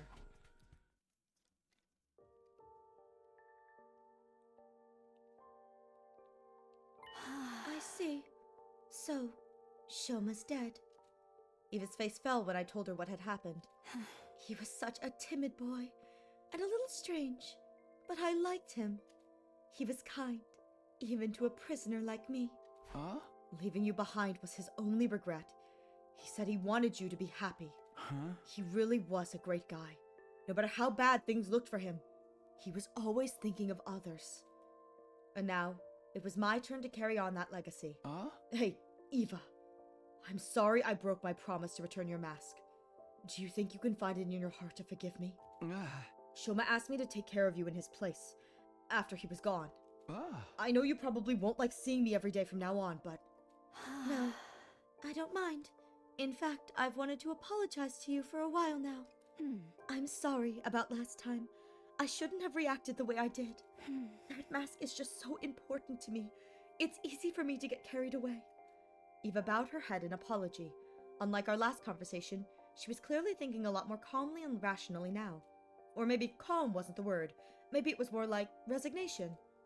Her face was eerily still, almost devoid of emotion. I didn't have it in me to act like the situation was any better than it was either. The mood began to stagnate. If you're that concerned about having your face exposed, I can get you a hat or something.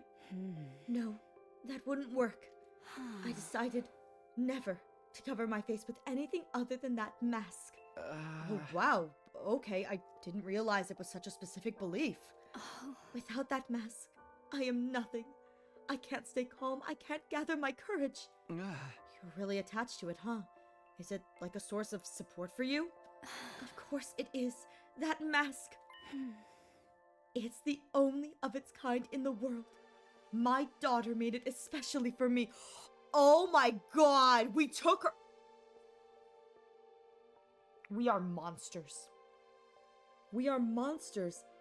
Her daughter made that mask for her. We are monsters. Oh my god. You know what would make this even worse? Is regardless, Takumi sucks. He really does. Regardless of, again, he super sucks because she's a prisoner, but we don't get points for killing her on school grounds. It's only invaders outside of school grounds. So, no one would kill her anyway. But that sucks so much because, good lord, let me tell you, I'm not a mother. But I have a mother. I am not a mother, but I do have a mother. And let me tell you, my mother, when we moved, in the past few years, when we moved houses, we had to downsize, and so we got rid of a lot of stuff we did not need. But some of the stuff that my mother deemed like important, that she had to take with her, despite the fact that we were downsizing, arts and crafts that myself and my siblings made when we were much younger and gifted to her, random things that we did not even know that she collected from our childhoods. The amount of sentimentality that a gift from a child to a mother carries. my mother has a bunch of stuff that I go, oh, you can throw that away, Mom. She goes, no, not at all. No, it's mine. I'm keeping it. I'm like, okay, Mom, like that's on you, Mom. That's okay. That's you. My mom is a bit of a hoarder, but my mom still, the amount of stuff that she owns that is stuff from my childhood, my siblings' childhood, things that we have made and gifted her. That is what this gives off to me truly, is that this mask is not important because of, you know, it being the commander mask, it's her religion. This is something that ties her child to her. And there is something to be said that it's like, when your child, I think as a mother, gives you a gift, that is something you will cherish eternally. Like, truly, especially if, and I bet you, especially if these two have a good relationship, you know, if these two had a good relationship, you know, it's like, and even if they did not have a good relationship, she and her daughter, I bet you Ava would still hold on to it, because even if they had a strained relationship, there is something to be said for the fact that there is a part of you that just, it can look at that and wish for what it could have had. I was going to say, what would make this even more heartbreaking, I really hope if we get like an Ava route or a route that goes more into Ava, or somewhere along one of the routes we learn more about her. I am praying that learning this, for me, her daughter is not dead. I swear to God, if the next sentence is that her daughter is dead, I'm gonna cry. Because, good Lord, a mask that is made by her child, a symbol of love from probably the person she loves most in the world. Because I'm gonna be real here. I don't know about all mothers. It's like, yes, there are some horrible mothers in the world, but for most mothers, I think it's ingrained in them. It's like children before anything else. It's like, yeah, there are bad mothers out there in the world, but I think as a kind of stereotype for mothers, they will quite literally give everything for their children, you know? And it's like, if I learn that this mask is like the last remaining piece of perhaps a child who has passed, it's like, please don't do that to me. Oh, please don't do that to me. My mom is the same way. She's got old art projects pictures as I was growing up. She refused to ever declutter. Exactly. The amount of, we were decluttering, and it's like a lot of my, like, you know, high school stuff I was getting rid of, middle school, high school, but my mother refused to get rid of. When I was like, you can throw that out, Mom, like, I don't have any sentimentality. It's like, you could totally throw that out if we need to make space. She refused adamantly to get rid of that stuff. And even some of my high school and project, like, kind of age stuff that I was like, oh, that's fine, Mom, you don't have to keep that. She adamantly refused to get rid of. I was like, okay, Mom, whatever makes you happy, Mom, like, you know what? But I think that there is something to that. It's like, if her daughter made this mask, nothing is going to separate her from the object that probably reminds her of the person she loves most in this world. It's like, we you know, it's like, there's that joke about, like, you know, motherhood changing you kind of thing, but I think it's very true that it's like, for most mothers, the stereotype being most mothers, is that once they have a child, it's like that child is their world. They may have a partner, they may have, you know, like, things they do, they love, they whatever, but I think at the end of the day, for most mothers, once they have a child or several children, those children become their world. You know, it's like, they will do anything and everything for, you know, their kids. And I think what sucks is that in modern media, we only hear the stories of bad mothers because the drama sells, but I think most mothers are in that good mother category where it's like, they would give everything and, like, you know, everything in their left arm to help and love and support their children, which is just, oh, Eva, my baby, I can't. Never stand between a mother, her child, and the things that connect them. Exactly. I mean, you hear the stories of, like, mothers who like, it's like, they talk about, like, the strength of a mother. It's like mothers who, it's like, their kids are trapped under cars or in burning buildings, and that mother, when the adrenaline kicks in, nothing is stopping her from her baby. Like, if there is any sort of superpower that exists in this earth, on this earth, it is a mother and her desire to save her child. Genuinely, my mother is my mother is old. She's kind of, like, frail. She's older, so she's like, you know, she's getting to that age where it's like, yeah, it's like your body's kind of falling apart. But I swear to God, she's old, she's kind of falling apart. But if I were trapped under, like, a collapsed piece of rubble and I was crying and I couldn't get out, I swear to God, my mother would immediately, the strength of a 25-year-old man, instantly, Like, there is no doubt in my mind that in that moment of me being in danger, my mother would not find the strength of a 25-year-old strapping man in her, like, old age, and she would be right there, like, right there, you know, picking me up. And I just, that's one of those things where it's like, you don't get between a mom and her baby. You know, her sweet baby. It just, and Takumi not promising to return it. Yeah, Takumi's really dropping the ball here. Like, I don't care that Takumi didn't know that it was important to her. She said it was important. You're being a jerk, Takumi. What the hell? My mom wanted to keep everything me and my siblings made during school. We kept some of the arts and crafts stuff, but we really had to convince her to get rid of the notebooks and stuff. We didn't have any use for them and they're taking up too much space in the house. Exactly, Jade. I think when we did our downsized move, there was like a ton of stuff that my mom was like begrudgingly having to let go of. I was like, Mom, it's okay. She's like, no. And again, my mom's a little bit of a hoarder, so like she does like to hoard a little bit. She's like, this is all my stuff, but my mom was the exact same way where I was like, Mom, it's okay. Like, you don't have to keep all this. She's like, but what if you want it in the future? I'm like, I'm not gonna want it in the future. It's fine, Mom. It's like, it's not me wanting it in the future, Mom. It's like, I know. It's sentimentality for you. It's important to you. I'm like, if it's important to you, Mom, you know what? We'll find space for it. We will find space for it if it is truly that important to you.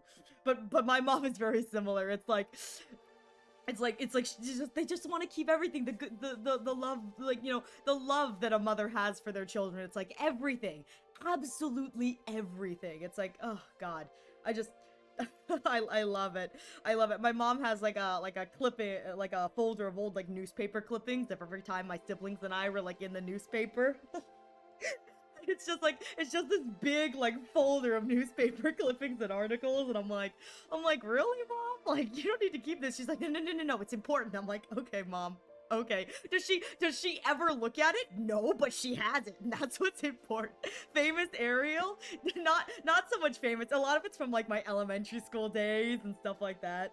I think my claim to fame was I was in the local newspaper, and it was because there was one of the my school has like a local like art show where it's like every kid like puts a piece of art into the art show, and then like you can come around and look at all the kids' art.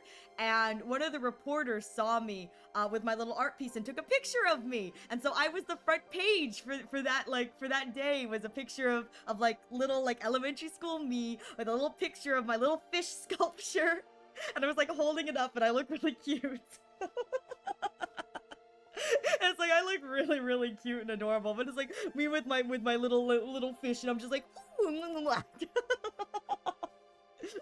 The title for the headline was "Kiss Me, You Fish," because my little fish had like kissy lips, and let me tell you, it was really cute. That's one of my mom's like favorite things from like the newspaper file.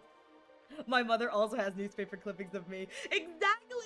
Exactly. Nah, man, it's mostly from when I was in plays. No, it's like your mother, it's like she saves, like, I assume for your mother, every single playbill. Doesn't matter what the play was, if you were in it, save the playbill. Actually, it's really funny because I did not do stage theater when I was in high school. I was in the orchestra for theater. And so my name wouldn't usually appear in the program. But she would still try and find like a little something for whenever I would perform in theater in the pit. But post high school, Ariel, in college, I actually got to work sound engineering and tech crew for a graduate thesis production, which was a really cool experience for me. I came out with a playbill, and my mom said she wasn't able to attend it, but she wanted me to pick up a playbill for her records just because my name was in it. I was like, Mom, I'm not like an actor or whatever. I'm just doing the sound engineering. And mind you, what I did for this is I actually created the Foley for a lot of it. But my mother's like, I need the playbill. So when I saw her next, I was able to hand her the playbill. And I'm sure the playbill is floating around here somewhere. It's like, it was a small graduate thesis kind of thing, so she wasn't able to attend. It wasn't, too far away from her. But she was like, she wanted the playbill, so I snagged an extra playbill for her. And that was really fun.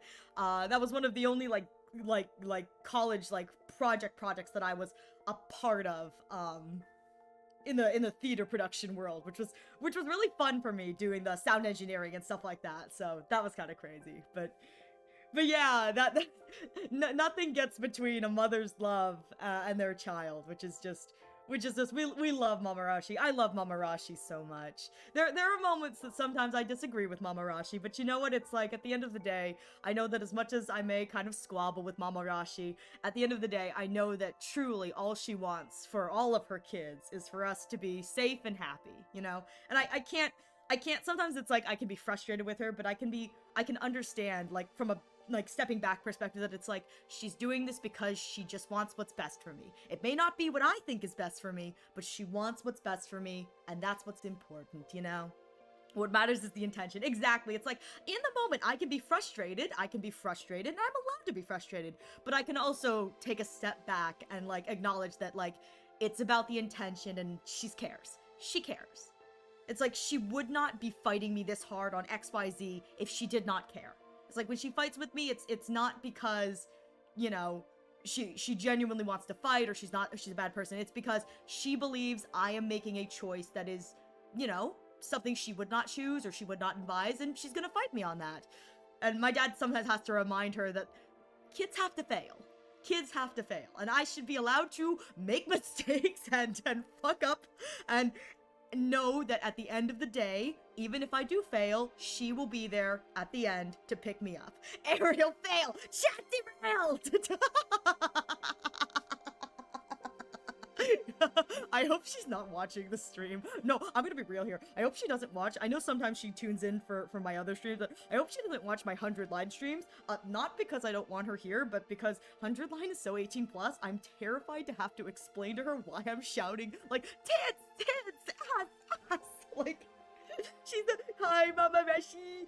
See, Mama Rashi is like, she's a proper lady. I don't want to have to explain to her why I'm talking about why a fictional character should get double teamed.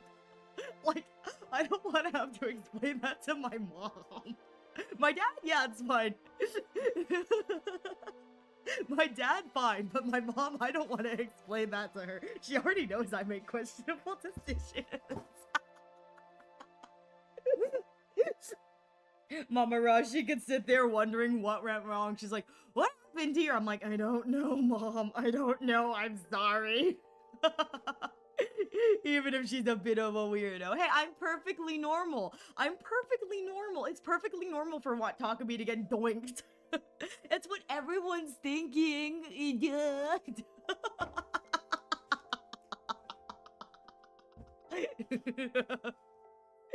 It's natural. I'm perfectly normal. I'm perfectly normal, and I also think that Takumi should get pegged by Ava. That's what I'd like for a future route, please. He should be pegged by everybody. And that's why my mother should not be watching this stream. Hi, Mom, if you're watching. I don't think she is. I think she was finishing something else downstairs, and so I think she was gonna sit down and watch her baking show, which is like, good for her. Good for her. Sit on the couch, enjoy a baking show, you know? Anyways, I'm gonna take a quick BRB. I ramble a little bit. I am gonna take a quick BRB. I'm gonna pee real fast. I'll be right back. Thank you all so much for your patience. Hang on.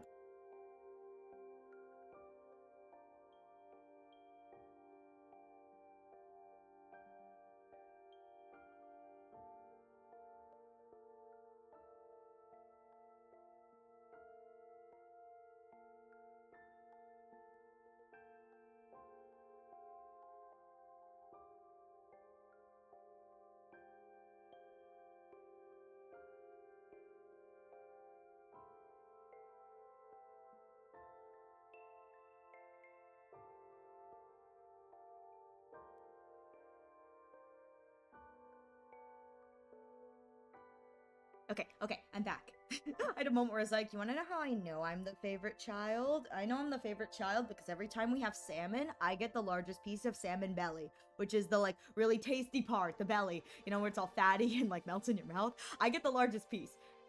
Maybe it's because my siblings don't like salmon, so there is that, but I do know I'm the favorite because when they cut the salmon, they usually cut so that I get the biggest piece of the belly. We're having salmon tonight? Heck yeah! Sagai! Oh my god, I love salmon so much. That's how I know. That's how I know I'm the favorite child, is that I don't need to be asked if I'm the favorite. I know I'm the favorite because I get the biggest piece of salmon belly. Again, no, discounting the fact that my siblings don't really like salmon that much. They'll just eat it and they like it because it's like slathered in teriyaki. So really, they don't care. They don't care. As long as it's slathered in teriyaki sauce, they don't care what piece they get. But I know I'm the special child because I get the biggest piece of salmon belly. And the fish is usually picked and cut based off of how much belly there is. Because I really like salmon. And both my parents will let me have the belly slice because they know I really like salmon. I know I'm the favorite because I get the biggest piece of belly. Salmon is so good. I know. I love salmon. I love salmon so freaking much. It's just, oh, the way that my mom makes salmon for me, she makes it a little different for some of my siblings because they don't like salmon as much. So for some of my siblings, teriyaki glaze like all over it, because then it just kind of tastes like a sweet fish. You know what I mean? It's like you're just tasting the glaze. The glaze is a place that like helps you get it into your mouth. But the way that my mom makes it, she puts this like, it's called Chicago seasoning from Penzeys. She puts that all over the top and then you bake it, and it's oh, well, you don't really bake it, so not bake in the traditional sense of like a baked salmon, but like you put it in the oven, you let it cook, and oh my god, it's so delicious. It's like my mom and dad have like perfected the art of like just enough time so that when it comes out of the oven, it's like when you put your fork through it, it just melts. It just melts. Oh, it's so good. Oh my god, it's so delicious. I used to work in a place that produced smoked salmon. Let me tell you, oh, I freaking love smoked salmon. Oh my god. Smoked salmon is so good. Oh my god. If they're truly, I have like gone on record with my family, be like, I could probably go without meat. Like I could probably, if my doctor told me like, hey, you know, you can't have meat products anymore, no more meat for you, I could probably make do. I'd be sad, I would be sad, but I could do it. But if my doctor told me no more fish, I would be like, nah, I can't do that. I'm just gonna die early. I don't care. I am not giving up fish. I could never give up salmon in particular. Like salmon is the first thing that comes to my mind when I think of fish, but like I could not give up fish. Like not happening. Good flounder, some nice tuna. It's just, ugh. So, I could never, sometimes you can get like a really good bass and it's like, oh, so delicious. Yellowtail, like, I could never give up fish. It's like, I could probably give up meat. I'd be sad. I would be upsetty spaghetti, but like, I could deal with it. I could never give up fish. Exactly. I'm here for a good time, not a long time. Just like Shoma. Just like Shoma, I'm here for a good time, not a long time. And if the doctor tells me that eating salmon is going to shorten my lifespan, then bring on the shortened lifespan. I lived a good life full of salmon. Actually, I get groceries at the Costco. So my parents and we all go shopping at the Costco. So we'll do like a grocery haul at the Costco, and then we'll bring it all back. So I have been informed. My father has told me, I freaking love fish so much, I'm only allowed one thing of spicy tuna every month we go there. Now, we go more than once a month. Sometimes we just go there to walk around because it's air conditioned. But I have been informed I am only allowed one thing of spicy tuna, like one thing of poke spicy tuna a month, because if I have two, it's too much mercury. I'm like, but Dad, it's so good. He goes, I know it's good, but we can only have one a month. So I'm so upsetty spaghetti about that. So the first of every month, so I'm really excited for the coming week because it's the first of the month, which means I get another thing of the tuna. I'm like, ooh, spicy tuna. I'm so excited about that. I'm so hyped for the spicy tunes. I'm like, yes. Can I come over for dinner? Please. I'm gonna be real here. My mom may grumble and whatever about cooking for people, but at the end of the day, she likes cooking for people. She likes hosting. She grumbles about, the prep and the whatever and the blah blah blah, but she's really happy when people come over and enjoy her cooking. And that's what I think is so fun about her. She'll whine and she'll complain. She'll be like, oh, I have to work and whatever. And yet she's so happy. She's so excited at the end of the day. And she's so pleased with herself. I'm like, we know, Mom. We know you may grumble about this, but you like this. You enjoy this. You just don't want to say it out loud.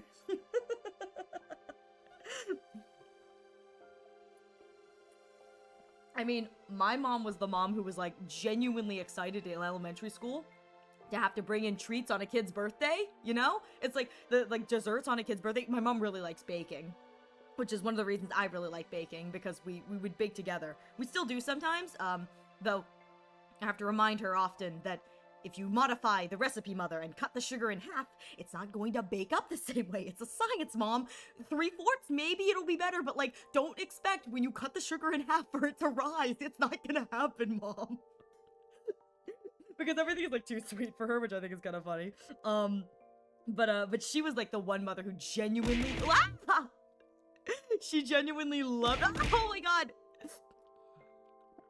Are we done? Am I safe? Am I safe? Please don't hit me again. So rude the bear is. But my mother was like the one parent who like probably genuinely did enjoy like birthday treat for the whole class. She'd like make a whole thing of cupcakes or like, I know, I can't escape the bear. He continues to come, you know? but yeah, my mom enjoys that kind of thing. So it's like, yeah, exactly, Yuzu. It's the pain in the ass of like having to work it, but having people enjoy what you've cooked is such a treat. It truly is. And we were talking about how it's like my mom needs to and this is kind of funny. Whenever she gets in a mood, she usually bakes, and my mom is kind of upset because where we've moved to, the desires of the people, a lot of the compatriots, like my dad's coworkers, is very simple. And she's like, I don't want to do a simple chocolate chip cookie. Like, I want a little more than a chocolate chip cookie. But at the same time, she also knows that there's a good chance that if she makes something that is not a chocolate chip cookie or something that's like plain sugar cookie, there's a chance that people won't eat it. And she's like, and I don't want it to go to waste. That's even worse. So my poor mother is like currently straddling the line of like, I want my, like my dad's coworkers to like eat it, but at the same time being like, I don't want to just make nothing but chocolate chip cookies. I will say, my mom has an amazing chocolate chip cookie recipe. Does your mom need a taste tester? I'm free. Listen, she would happily take a taste tester. It means that she's less likely to eat the whole batch. My mom and I are the same. Like, when we bake, we have to have, like, somebody in mind to give stuff to. Otherwise, we will eat the entire thing. Like, 12 cupcakes, 24 cupcakes, they're gone in 2 days. We're gonna eat them all. My mother and I are horrible like that. We're like, ooh, yummy. But my mom has a great chocolate chip cookie recipe, let me tell you. It is like it's brown butter chocolate chip cookie with like the chocolate kind of chunks that they melt slightly. So it's like you still have that good bit of chocolate crunch, but they melt just slightly that it makes it kind of ooey gooey. It's got that kind of like the crispy outer shell with like when you break it in half, that soft gooey inside. And it's sea salt on top. So you get that nice salt and sweet. It's I don't do chocolate myself personally. Chocolate tends to make me a little wheezy, a little sick, but I will happily eat those cookies purely because they are so freaking delicious. Oh my god. And my mom is sweet. Usually she'll make me 1 or 2 that don't have any chocolate in them, so they don't taste as good because the chocolate with that kind of pull and the richness of the chocolate really incorporates with the browned butter and the sea salt. But I'm not complaining, because it's the one cookie I can have chocolate chip wise that doesn't make me sick, and so I'm like, I'm eating good either way. It still tastes delicious. I love it. I do have the recipe, which is like really nice, and it's great because it's like a printed recipe from the internet with like her frantic scribbling all over it, and so none of the the ingredients are the same as like the recipe she got online to start base with, but like all of the ratios are different. I'm like, huh, yeah, this is no longer this chocolate chip cookie. This is just a whole nother recipe. I just think it's so funny. It's like a lot of the like recipes I have from her. I absolutely love this. It is a picture of like a page that she printed from the internet with her handwriting like scrawled all over it with all of these like modifications and changes. I'm like, you're not really making this easy for yourself, Mom. I love it. You're making chats of cookies for your birthday stream, right? You know what? Maybe I will. Maybe I will. I was considering either that or a cheesecake, but I could make some cookies. I could make some cookies. My mom has a really good cupcake recipe too that I really enjoy because she's got this I don't know what they're called specifically, but it's a raspberry chocolate cupcake that she taught me how to make, and it's so crazy because the cupcake itself is not a cupcake recipe, it's a cake. It's like a dark chocolate cake recipe. You put that into the cupcake and then you are able to pipe the jam in, and it's really delicious. It's really good, and then like a really and then a buttercream frosting, which is like so good, so good. So it's like you get that nice like dark chocolate, the bright raspberry, and a little bit of buttercream frosting. It's like the only downside to that is that because the cupcakes are filled, you can't make a sandwich. Otherwise, the entirety of your butt's just kind of like dripping jam, which kind of sucks for me. But like that's a minor problem, you know. That's just a me problem. I mean, that's not my fault. Anyways, okay. I should probably get back to learning if Eva's daughter's dead or not. I learned that the hard way, where my little dumb bun brain was like, oh god, I can finally have these cupcakes. Tore off the bottom completely knowing. I knew that they were filled. I filled them. I filled the cupcakes because it was her recipe, and she was like, this is what you use. She's like, use it. This is a cool little trick. If you want to fill your cupcakes, you want to do filled cupcakes, use a piping tip. So if you're gonna be piping on icing anyway, use the other end of the piping tip. So the part that goes into the bag, instead of the part it comes out of, use the top of the piping tip, and you can make a little circle, a little divot, and then pull it out, and then you've got your little opening that you can put your filling in. Anyways, I did the filling myself. I knew they were all filled with jam, and my dumb still continued and went, oh yeah, ripped off the bottom, put it on the top, and watched as all the jam went onto my kitchen floor. I went, yeah, I forgot you can't do that with these. Or if you do, you have to turn them upside down. My bad. The intrusive thoughts. They really did. They really did. When I was just kind of looking at the red jam on the floor, I'm like, yeah, that wasn't supposed to happen. Whoops! It was like a pure moment where I was like, oh, right. Yeah.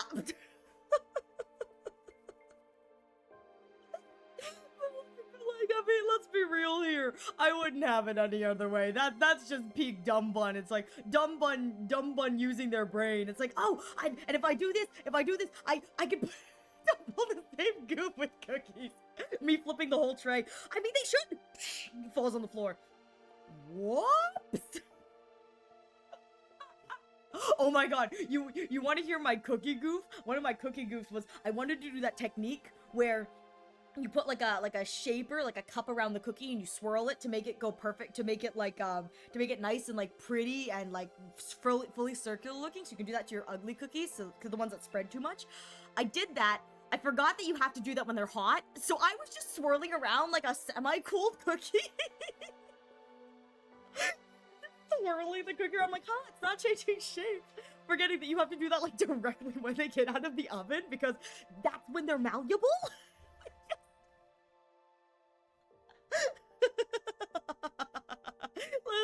Listen. So sometimes the dumb is a little dumb, but you I can't say anything to you people. You people just are mean to me. We've all done it. Yeah, that was a moment for me where I genuinely was like, I can't. They're not forming. What I will say I have made is I have made cookies using applesauce as a binding substitute. That was pretty fun. I was talking to my mom, I was like, I want to make cookies, and we were talking about cooking mixer. It wasn't cookie box mix, it was like I was making cookies by hand. And then I was like, shoot, I don't have any eggs. And I don't really want to go to the grocery store. It's like 11 p.m. and I don't have a car, so I have to like walk to the grocery store. Because I was like, living in college, I was like, there's no need for me to have a car. I can, campus is right there. So I was like, what do I do? What do I do? My mom's like, I was like, well, we gotta find a binding agent. I'm like, yeah, obviously I need a binding agent. We found I had 2 packets of applesauce. you had 2 packets of applesauce in the back of my fridge that I stole from one of my siblings. So my sibling likes the applesauce packets. They're not young. It's applesauce packets are convenient. And so I was like, can I use applesauce as a binder? And so we learned that, yes, you can use applesauce as a binder in place of eggs. So I kind of made like a weird vegan cookie that wasn't actually vegan because there were chocolate chips in it.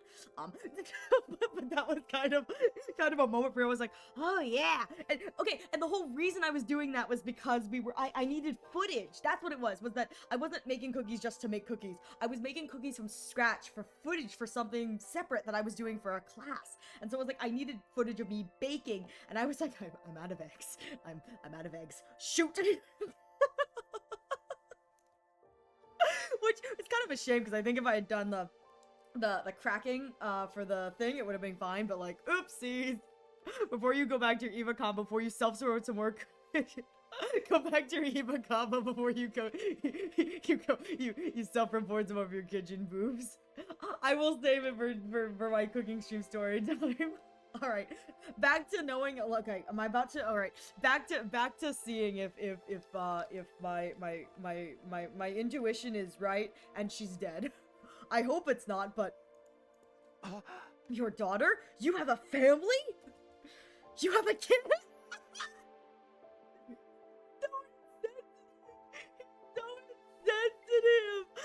He's so insensitive. All right, I'll see you around, you two. Enjoy your concert. Oh my god, he's so insensitive.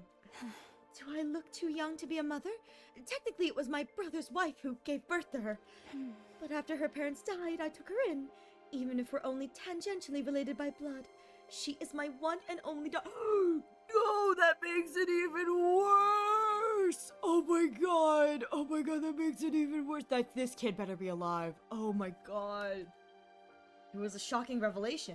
Eva, a mother? But there was more to it than that. Something here that didn't add up. Invaders were creatures created by the Earth itself to help bring about world death. That's what we'd been told. And it's not true. The Earth must have given birth to them to further advance world death and the eradication of all life on the planet. It's been a while since I've seen Kurara. She's been dead for a while. You've seen the way they fight. It's not such a stretch, is it? It would explain why they're so fixated on destroying the school. Had we been wrong this whole time? Did the invaders actually have their own lives outside of world death? It would be easy enough to get to the truth. All I had to do was ask Eva, what are you? I forced myself to hold the question back. Yeah, good. Oh god. You make questionable choices to talk to me, but good. What mattered right now was finding the QB liquid and fixing the escape pod. If we let the true nature of the invaders distract us, we'd never get any of that done. Oh, Commune. I miss you so much. Commune? Have I heard that name? Huh.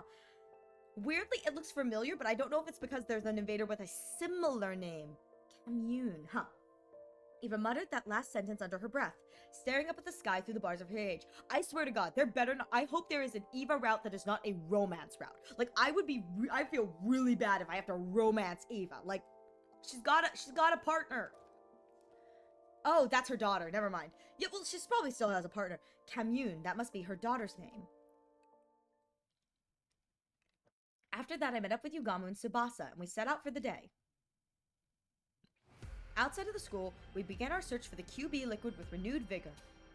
We'd pinned down a potential location on a map we found in the library beforehand, and soon found ourselves sifting through rubble in an old pharmaceutical factory. We had nothing to show for our hard work that day. The only thing we found in the ruins was regular junk. Finding what we needed wouldn't be easy. There were bound to be days where we walked away disappointed, just like this one.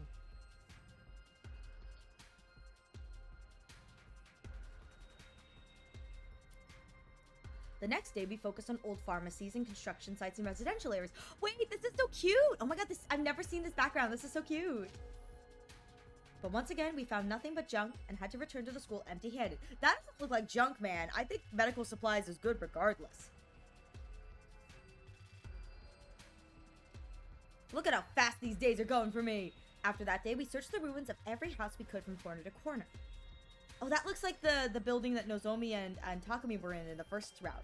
We failed to find what we were looking for, and before we knew it, the sun was going down. Oh my god, this is the drama? The drama? On day 39, we made our way to the ruins of an old dockyard. Oh wow, there's an ocean near us? Yo. We searched all day, but we didn't find anything that looked like it could be QB liquid.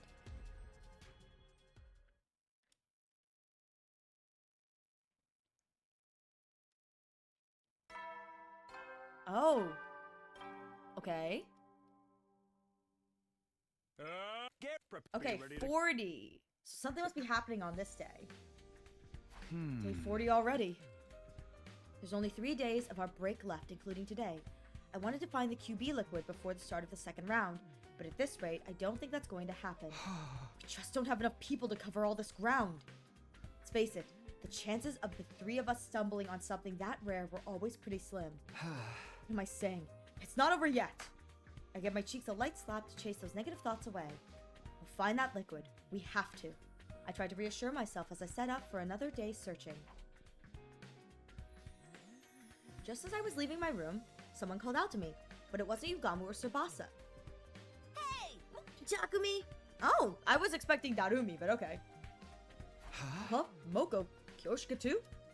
What are these two doing right outside my room? Aha! We were thinking of starting a new segment. Mojiro Knows Best Morning Edition. What? What exactly does that mean? Basically, we all want to have breakfast with you. Hey! You haven't been to the cafeteria in a while, so it might be nice for us to eat together. Maybe catch up on some stuff, you know? Something was weird. Despite Moko's cheerful demeanor, Kyoshika was still as silent and sullen as ever. When you say catch up on stuff, what kind of stuff are you talking about? Oh, you know, just anything that pops into our heads. I'm sure we can think of something. Like the state of pro wrestling and the TRC, our favorites for the next championship, the latest backstage gossip, or hey, maybe even the physical condition of other members of the Special Defense Unit. Okay, this is more than a little weird now. Why would I talk about how the others are doing with these two? We're not even on the same team right now. This was a bad idea, Lady Moko. We shouldn't involve Sir Takumi in this. He's the Grim Reaper after all. Asking him for help will only make things worse. Nozomi rejection symptoms. If this is about day 40, Nozomi rejection symptoms. And if anything bad were to befall Lady Nozomi, there it is. Nozomi? Wait, what does this have to do with her? Is she okay? Did something happen to her? Rejection symptoms. Why would you think that? Gosh, Takumi, that's some imagination you've got. But Kyoshika literally just said, ow! Well, sorry, Takumi. Looks like our time's up. We gotta get out of here and head to the next segment. Bye, Ona. Moko hoisted Kyoshika up like a sack of potatoes and hurried away. Nozomi. We go after them and ask them what's wrong with her. The way they are now, I don't think they tell me anything. Rejection symptoms. Oh, well, we won't have to worry then. We're good. No Bayonara. I've had enough of that. Bayona? Yugamu, Tsubasa, and I set out for another day of searching for QB liquid. But my heart wasn't in it. I was too distracted by the idea that Nozomi might need my help. Needless to say, we didn't find what we were looking for that day either.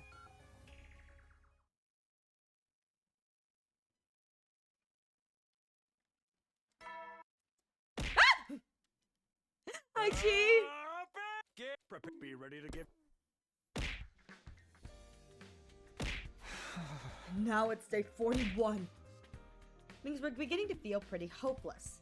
I only had today and tomorrow left until the next round of the invader hunt began. If it comes down to it, we can keep looking for the QB liquid while also earning enough points to stay in the game.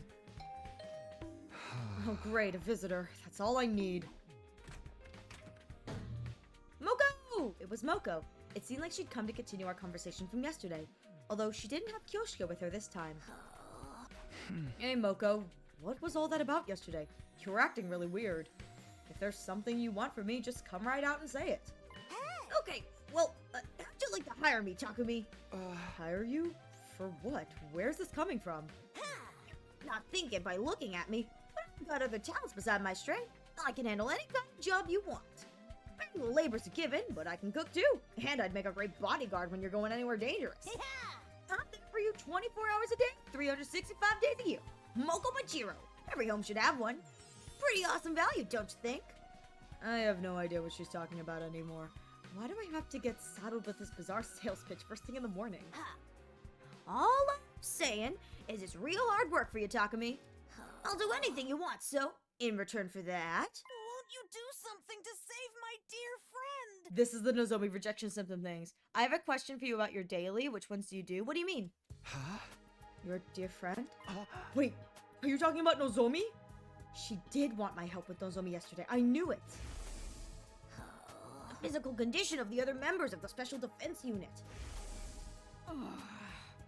HSR? What do you mean? Which ones do you do? And if anything bad were to befall Lady Nozomi... What happened to Nozomi, Moko? That's the thing. I don't really know what's wrong with her. She just suddenly collapsed 3 days ago and she's been getting worse and worse ever since. This morning, it was hurting for her just to breathe. At this rate, I'm worried she may die. Nozomi can't use the Revive-O-Matic. If she dies, she's gone forever. I don't know what caused this, so I have no idea what to do about it. It doesn't seem like a regular old cold, so I gotta wonder if it's some kind of disease she already had in her. I really need any help I can to get here. That's why I came to you. You're from the future, so I figured you might know something about Nozomi that I don't. Now it makes sense. You were trying to ask me yesterday. Yeah, please, Takumi.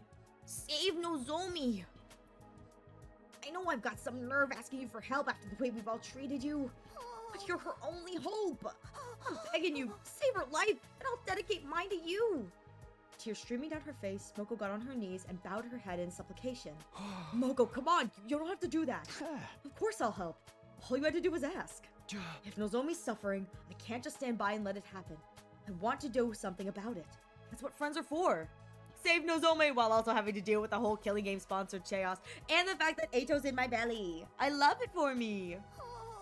Thank you, Takumi. Thank you so much. I gave Moko a tissue to dry her eyes, not to mention her nose. When she calmed down a little, I got her to tell me more about Nozomi's condition. Based on what you've told me, I might know what the problem is. It sounded a lot like what could happen to Nozomi in my first timeline. Unhealthy pallor, fever, labored breathing. I'd seen her suffer like that before. It could only mean one thing. Rejection symptoms. If I'm honest, it's just as you said. My condition is due to rejection symptoms.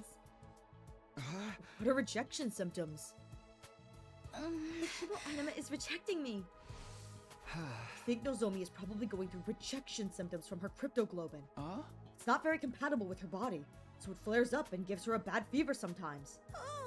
So her body's turning against her? Kind of like with steroid abuse? Does that mean this could happen to the rest of us too? No, this is a Nozomi only thing. It's because she's not an official member of the Special Defense Unit. Official? What do you mean by that? Well, Nozomi's different from us. I told Moko the truth about how Nozomi got here, how she snuck in and joined the war of her own free will. Basically, the whole story that I'd heard from Nozomi herself last time. Her mother was a researcher working at Kamakura General Hospital, where she was involved in a project to save humanity. Specifically, that project involved transfusing cryptoglobin into human hosts. Nozomi had offered herself as a research subject to make that project a success. Something went wrong, and the cryptoglobin didn't bond with her the way they'd expected. Nevertheless, they continued with their research. Nozomi! The project was eventually shut down by the higher-ups, and Nozomi's mother was so heartbroken that she took her own life. After that, Nozomi snuck into Kamakura again and again, trying to figure out the truth behind the project, why the project had ended. Eventually, she found it. The people in charge were building a special squad of youths with the power of cryptoglobin. In other words, the Special Defense Unit. Her investigations led her deeper into the heart of the hospital. And in a room packed with strange capsule-like machines, she found us. Realizing that we were the Special Defense Unit she'd heard about, she got inside a pod herself. When we were sent here to the planet's surface, she came as well, ending up at Second to Last Defense Academy. To put it simply, Nozomi was never meant to be here. Her mom's experiments on her were deemed failures. In spite of that, she's been fighting so hard all this time. I guess it's only natural that it would take her toll on her body sooner or later. Nozomi, I can't believe she never told me any of this. Does she really think I care if she's not an official member of the team? She's my friend. I'd love her no matter what. Yeah, I knew none of that would matter to you. That was why I felt comfortable sharing this information. If anyone could be trusted with Nozomi's secret, it was Moko. So, Takumi, how do we stop these symptom thingies? If there's some kind of medical herb that'll help, I'll run out and get some right now. No, there's only one thing that will help Nozomi now, and that's cryptoglobin. It's got cannibalistic qualities. In the experiments, we were looking for a way to reduce rejection symptoms, so we tried getting the blood to consume itself. My mom transfused additional cryptoglobin, and then the rejection symptoms stopped. So by absorbing cryptoglobin, we can mitigate the rejection? A lot of this is going over my head, but that's basically what we need to save her, right? Cryptoglobin. Well, the best way to get more is by defeating a commander. Settles it. Commander and lay a beat down on him. I'll bring him back alive so Nozomi can... Wait, Moko! We already have some cryptoglobin right here. Huh? Wait, we do? Yeah, I got some at the end of the battle on day 33, remember? I handed Moko the prize the sponsor had given me for being in the top 3 of the rankings. Yes! Inject this into Nozomi. Their symptoms will settle down. I'm sure of it. The cryptoglobin in the vial looked the very same as it did the night I got it. It still had its power. Are you sure you're okay with just giving away your prize? It's a small price to pay to save Nozomi's life. Come on, take it. Thank you, Takumi. I don't know how I could ever make things up to you. Don't sweat it. I'm just doing what anyone else would. Takumi, you really are a great guy. Okay, I'll take it. Thanks again. Go to Nozomi's room and give it to her right now. Moko bowed her head one last time and rushed off to deliver the life-saving vial. Better soon, Nozomi. I can't just sit around and worry all day. I still have things I need to do. If we don't find that QB liquid soon. I met up with Yugamu and Tsubasa as we began our search for the day. Dude, WTF. Why are we giving away our power to Nozomi? Because she's #girlfriend. She's the game's special girl, you know? We searched and we searched. But just like before, we failed to find any QB liquid. Our respite from the killing game was almost over, and we had nothing to show for it.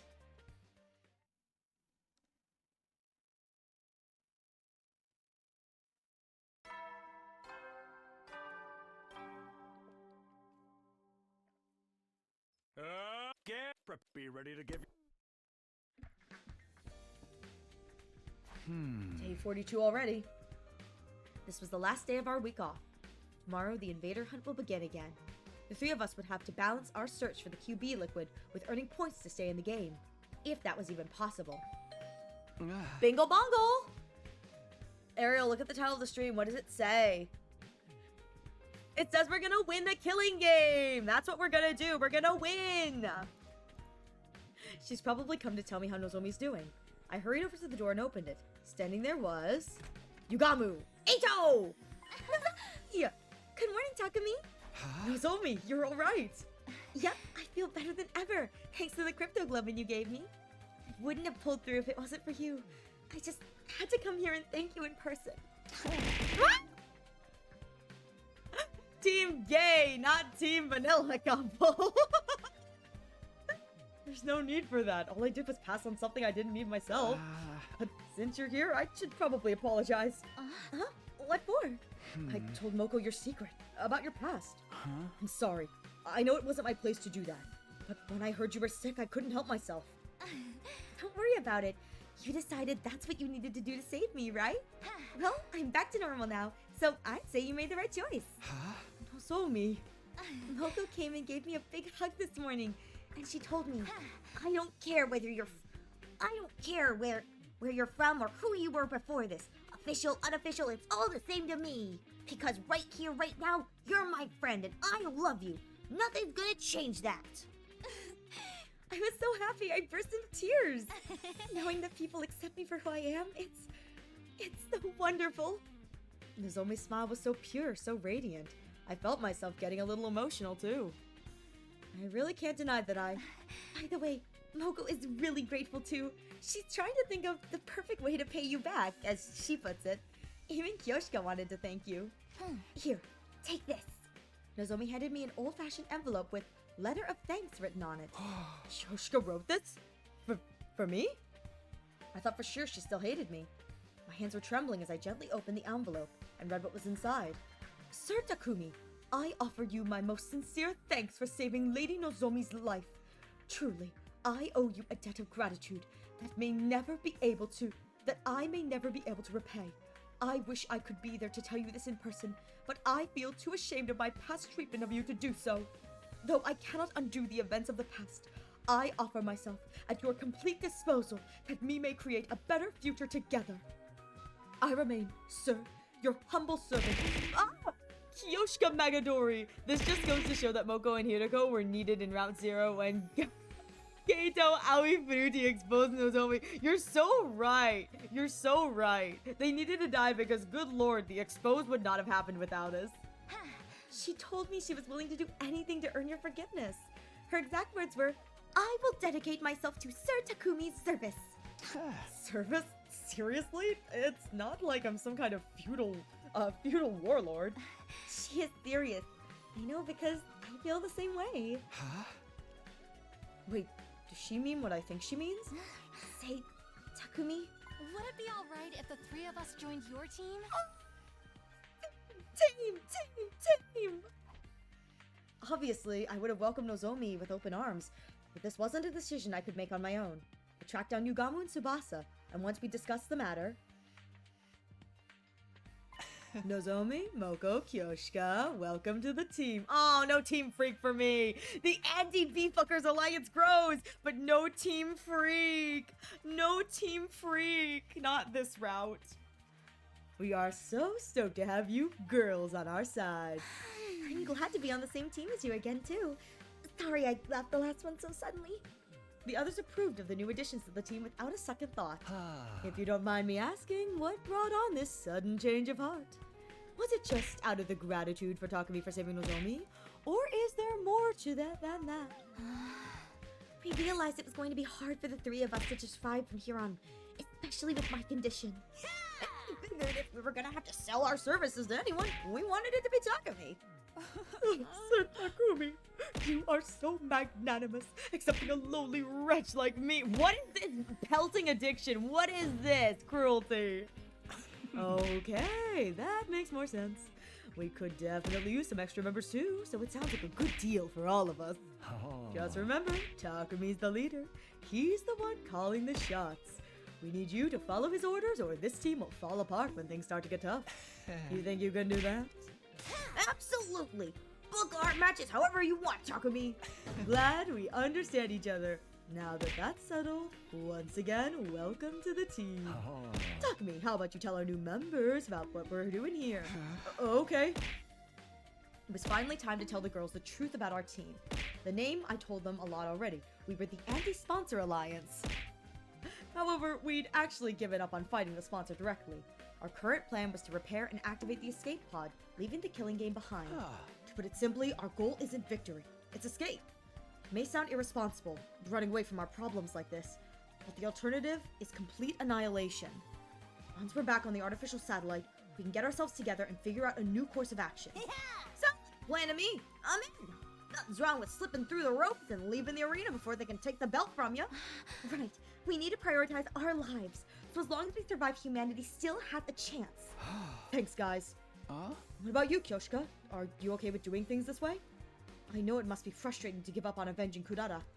Nay, if this is what you've decided, I have no objections. You're my lord and master now, Sir Takumi. I will follow you even to hell and back. Master? I have made my choice to devote my life to you. Come with me. I am your servant, your faithful hound. Oh, I get a dog too. Your word is law. A true samurai follows their lord's orders without question. If you order me to die, I'll gladly plunge a knife into my heart. You really don't have to go that far. If you order me to strip, I'll gladly bear all here and now. Please keep your clothes on. Do not be so shy, Sir Takumi. I must atone for the past somehow. Kyoshka barking when? Exactly. The things I said, the way I treated you, they were an insult to your honor. I need to take responsibility, and I'm prepared to suffer any humiliation to do it. I think she's she'll get off on the humiliation too. I'm telling you, that's all in the past now. We're friends again, so let's just forget about it, okay? Oh, Are you sure? This is a rare chance for you to see a noble young lady's body. No strings attached. what's the matter? Don't you want to see me naked? Huh? Huh? But, I mean... Why are you so forceful about this? And well, it's not like I wouldn't like that.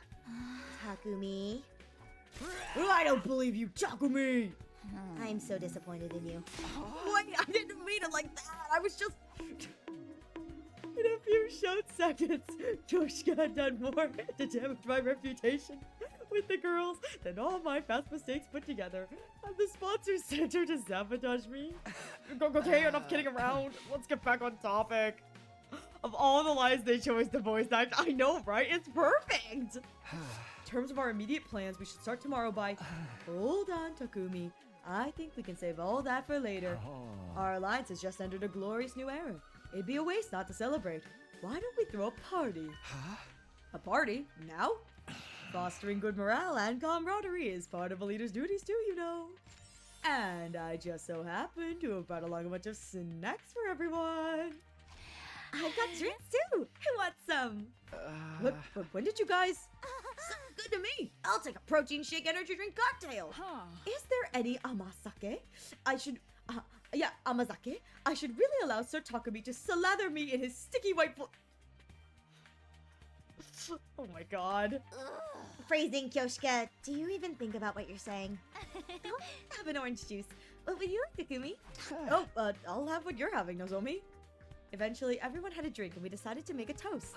Well then, I now call on our team leader for a profound yet tasteful and totally original speech to get things started. Great, no pressure, huh? Suddenly, everyone's eyes were on me. What was I supposed to say? We are gathered here today to bear witness to the union... Oh god, it's voiced! To bear witness to the union of a new team. Oh, this is so cursed! Don't be so stiff. You sound like you're officiating at a wedding. Awesome, Takumi. Speak with the heart. Smile like a president at a press conference and do a double peace sign. With everyone encouraging me, I felt the tension in my shoulders start to ease up a little. I've never been so good at stuff like this, but here goes. Everyone, thank you for joining the team and agreeing to follow our plan.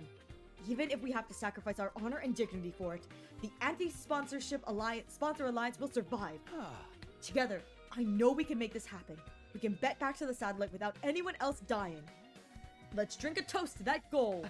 Here's to our survival. To our survival! And so, for the first time in a long time, we went loose and enjoyed hanging out for a while. Things started off fairly quietly, like we were all getting to know each other again. But it didn't take long to descend into chaos. So basically, they lured away a lot of big stars Wait, this with CG is fat so paychecks and creative cute! freedom clauses built into their contracts. This is adorable! My heart! But that meant they weren't fostering new talent, and when they actually got bought out by their composition... Hey, you listening, Takumi? Moko? That's not The Takumi. wall! It's the wall. Stop it, holy Jumanji sword. You can't go flashing your blade like that. Oh my in god, this front is of so cursed. everyone. Meanwhile, Takemoto being forced to listen to Ima talk about Kago. Oh my god, you're so right! Don't R.I.P. look at me Takemoto. like that. I've pledged myself to Sir Takumi. I must remain faithful to him. This is so cursed in the best way. Poor Nozomi in the middle of the two drunkos going, what am I supposed to do now? No! Don't stop! Oh my! Why are you acting like a bunch of drunks? None of these drinks even have alcohol in them. Kyoshka carbonation. You can thank me for that. Oh my god, Yugamu actually spiked them! I added a little of this powder to our refreshments to make Yugamu! everyone extra happy. This goes way beyond happy. The party was a spur-of-the-moment thing, and it got pretty crazy towards the end, but it was still a lot of fun. all I'd ever wanted was for everyone to be comfortable around each other, to be happy. I was going to burn this scene into my memory, to remind myself of what I was fighting for, what I was fighting to protect. I wouldn't let anything tear us apart again. Hey, this is perfect. This is a perfect stopping place. The game gave me a perfect stopping place. Heck yeah! All right, when we come back, when we play this again, we will be going on to the killing game itself. With that said, thank you all so much for being here today and continuing my silly playthrough of 100 Line Last Defense Academy as I risk my own thing. Thank you all so much for being here. Here are the raid messages we are going to raid out. The first one is for everybody. The second one is for subs who want to remind everyone that I am Doom. Let me see if I can find someone to raid. Let me see. Who's playing Hundo? Who's playing Hundo? Who's playing Hundo?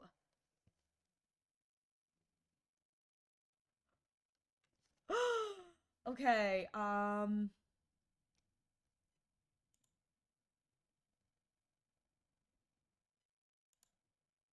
okay. I think we're gonna raid into this person. They are definitely way further on than I am, but I feel like this could be kind of fun. Anyways, other than that, thank you all so much for being here. I really appreciate it. I'm wishing you all a wonderful rest of your days and nights. The next time you can catch me playing 100 Line will actually be tomorrow, Monday, at 6 p.m. Eastern Standard. We are playing Hundo every Sunday and Monday, so that's super fun. So you could still catch me there.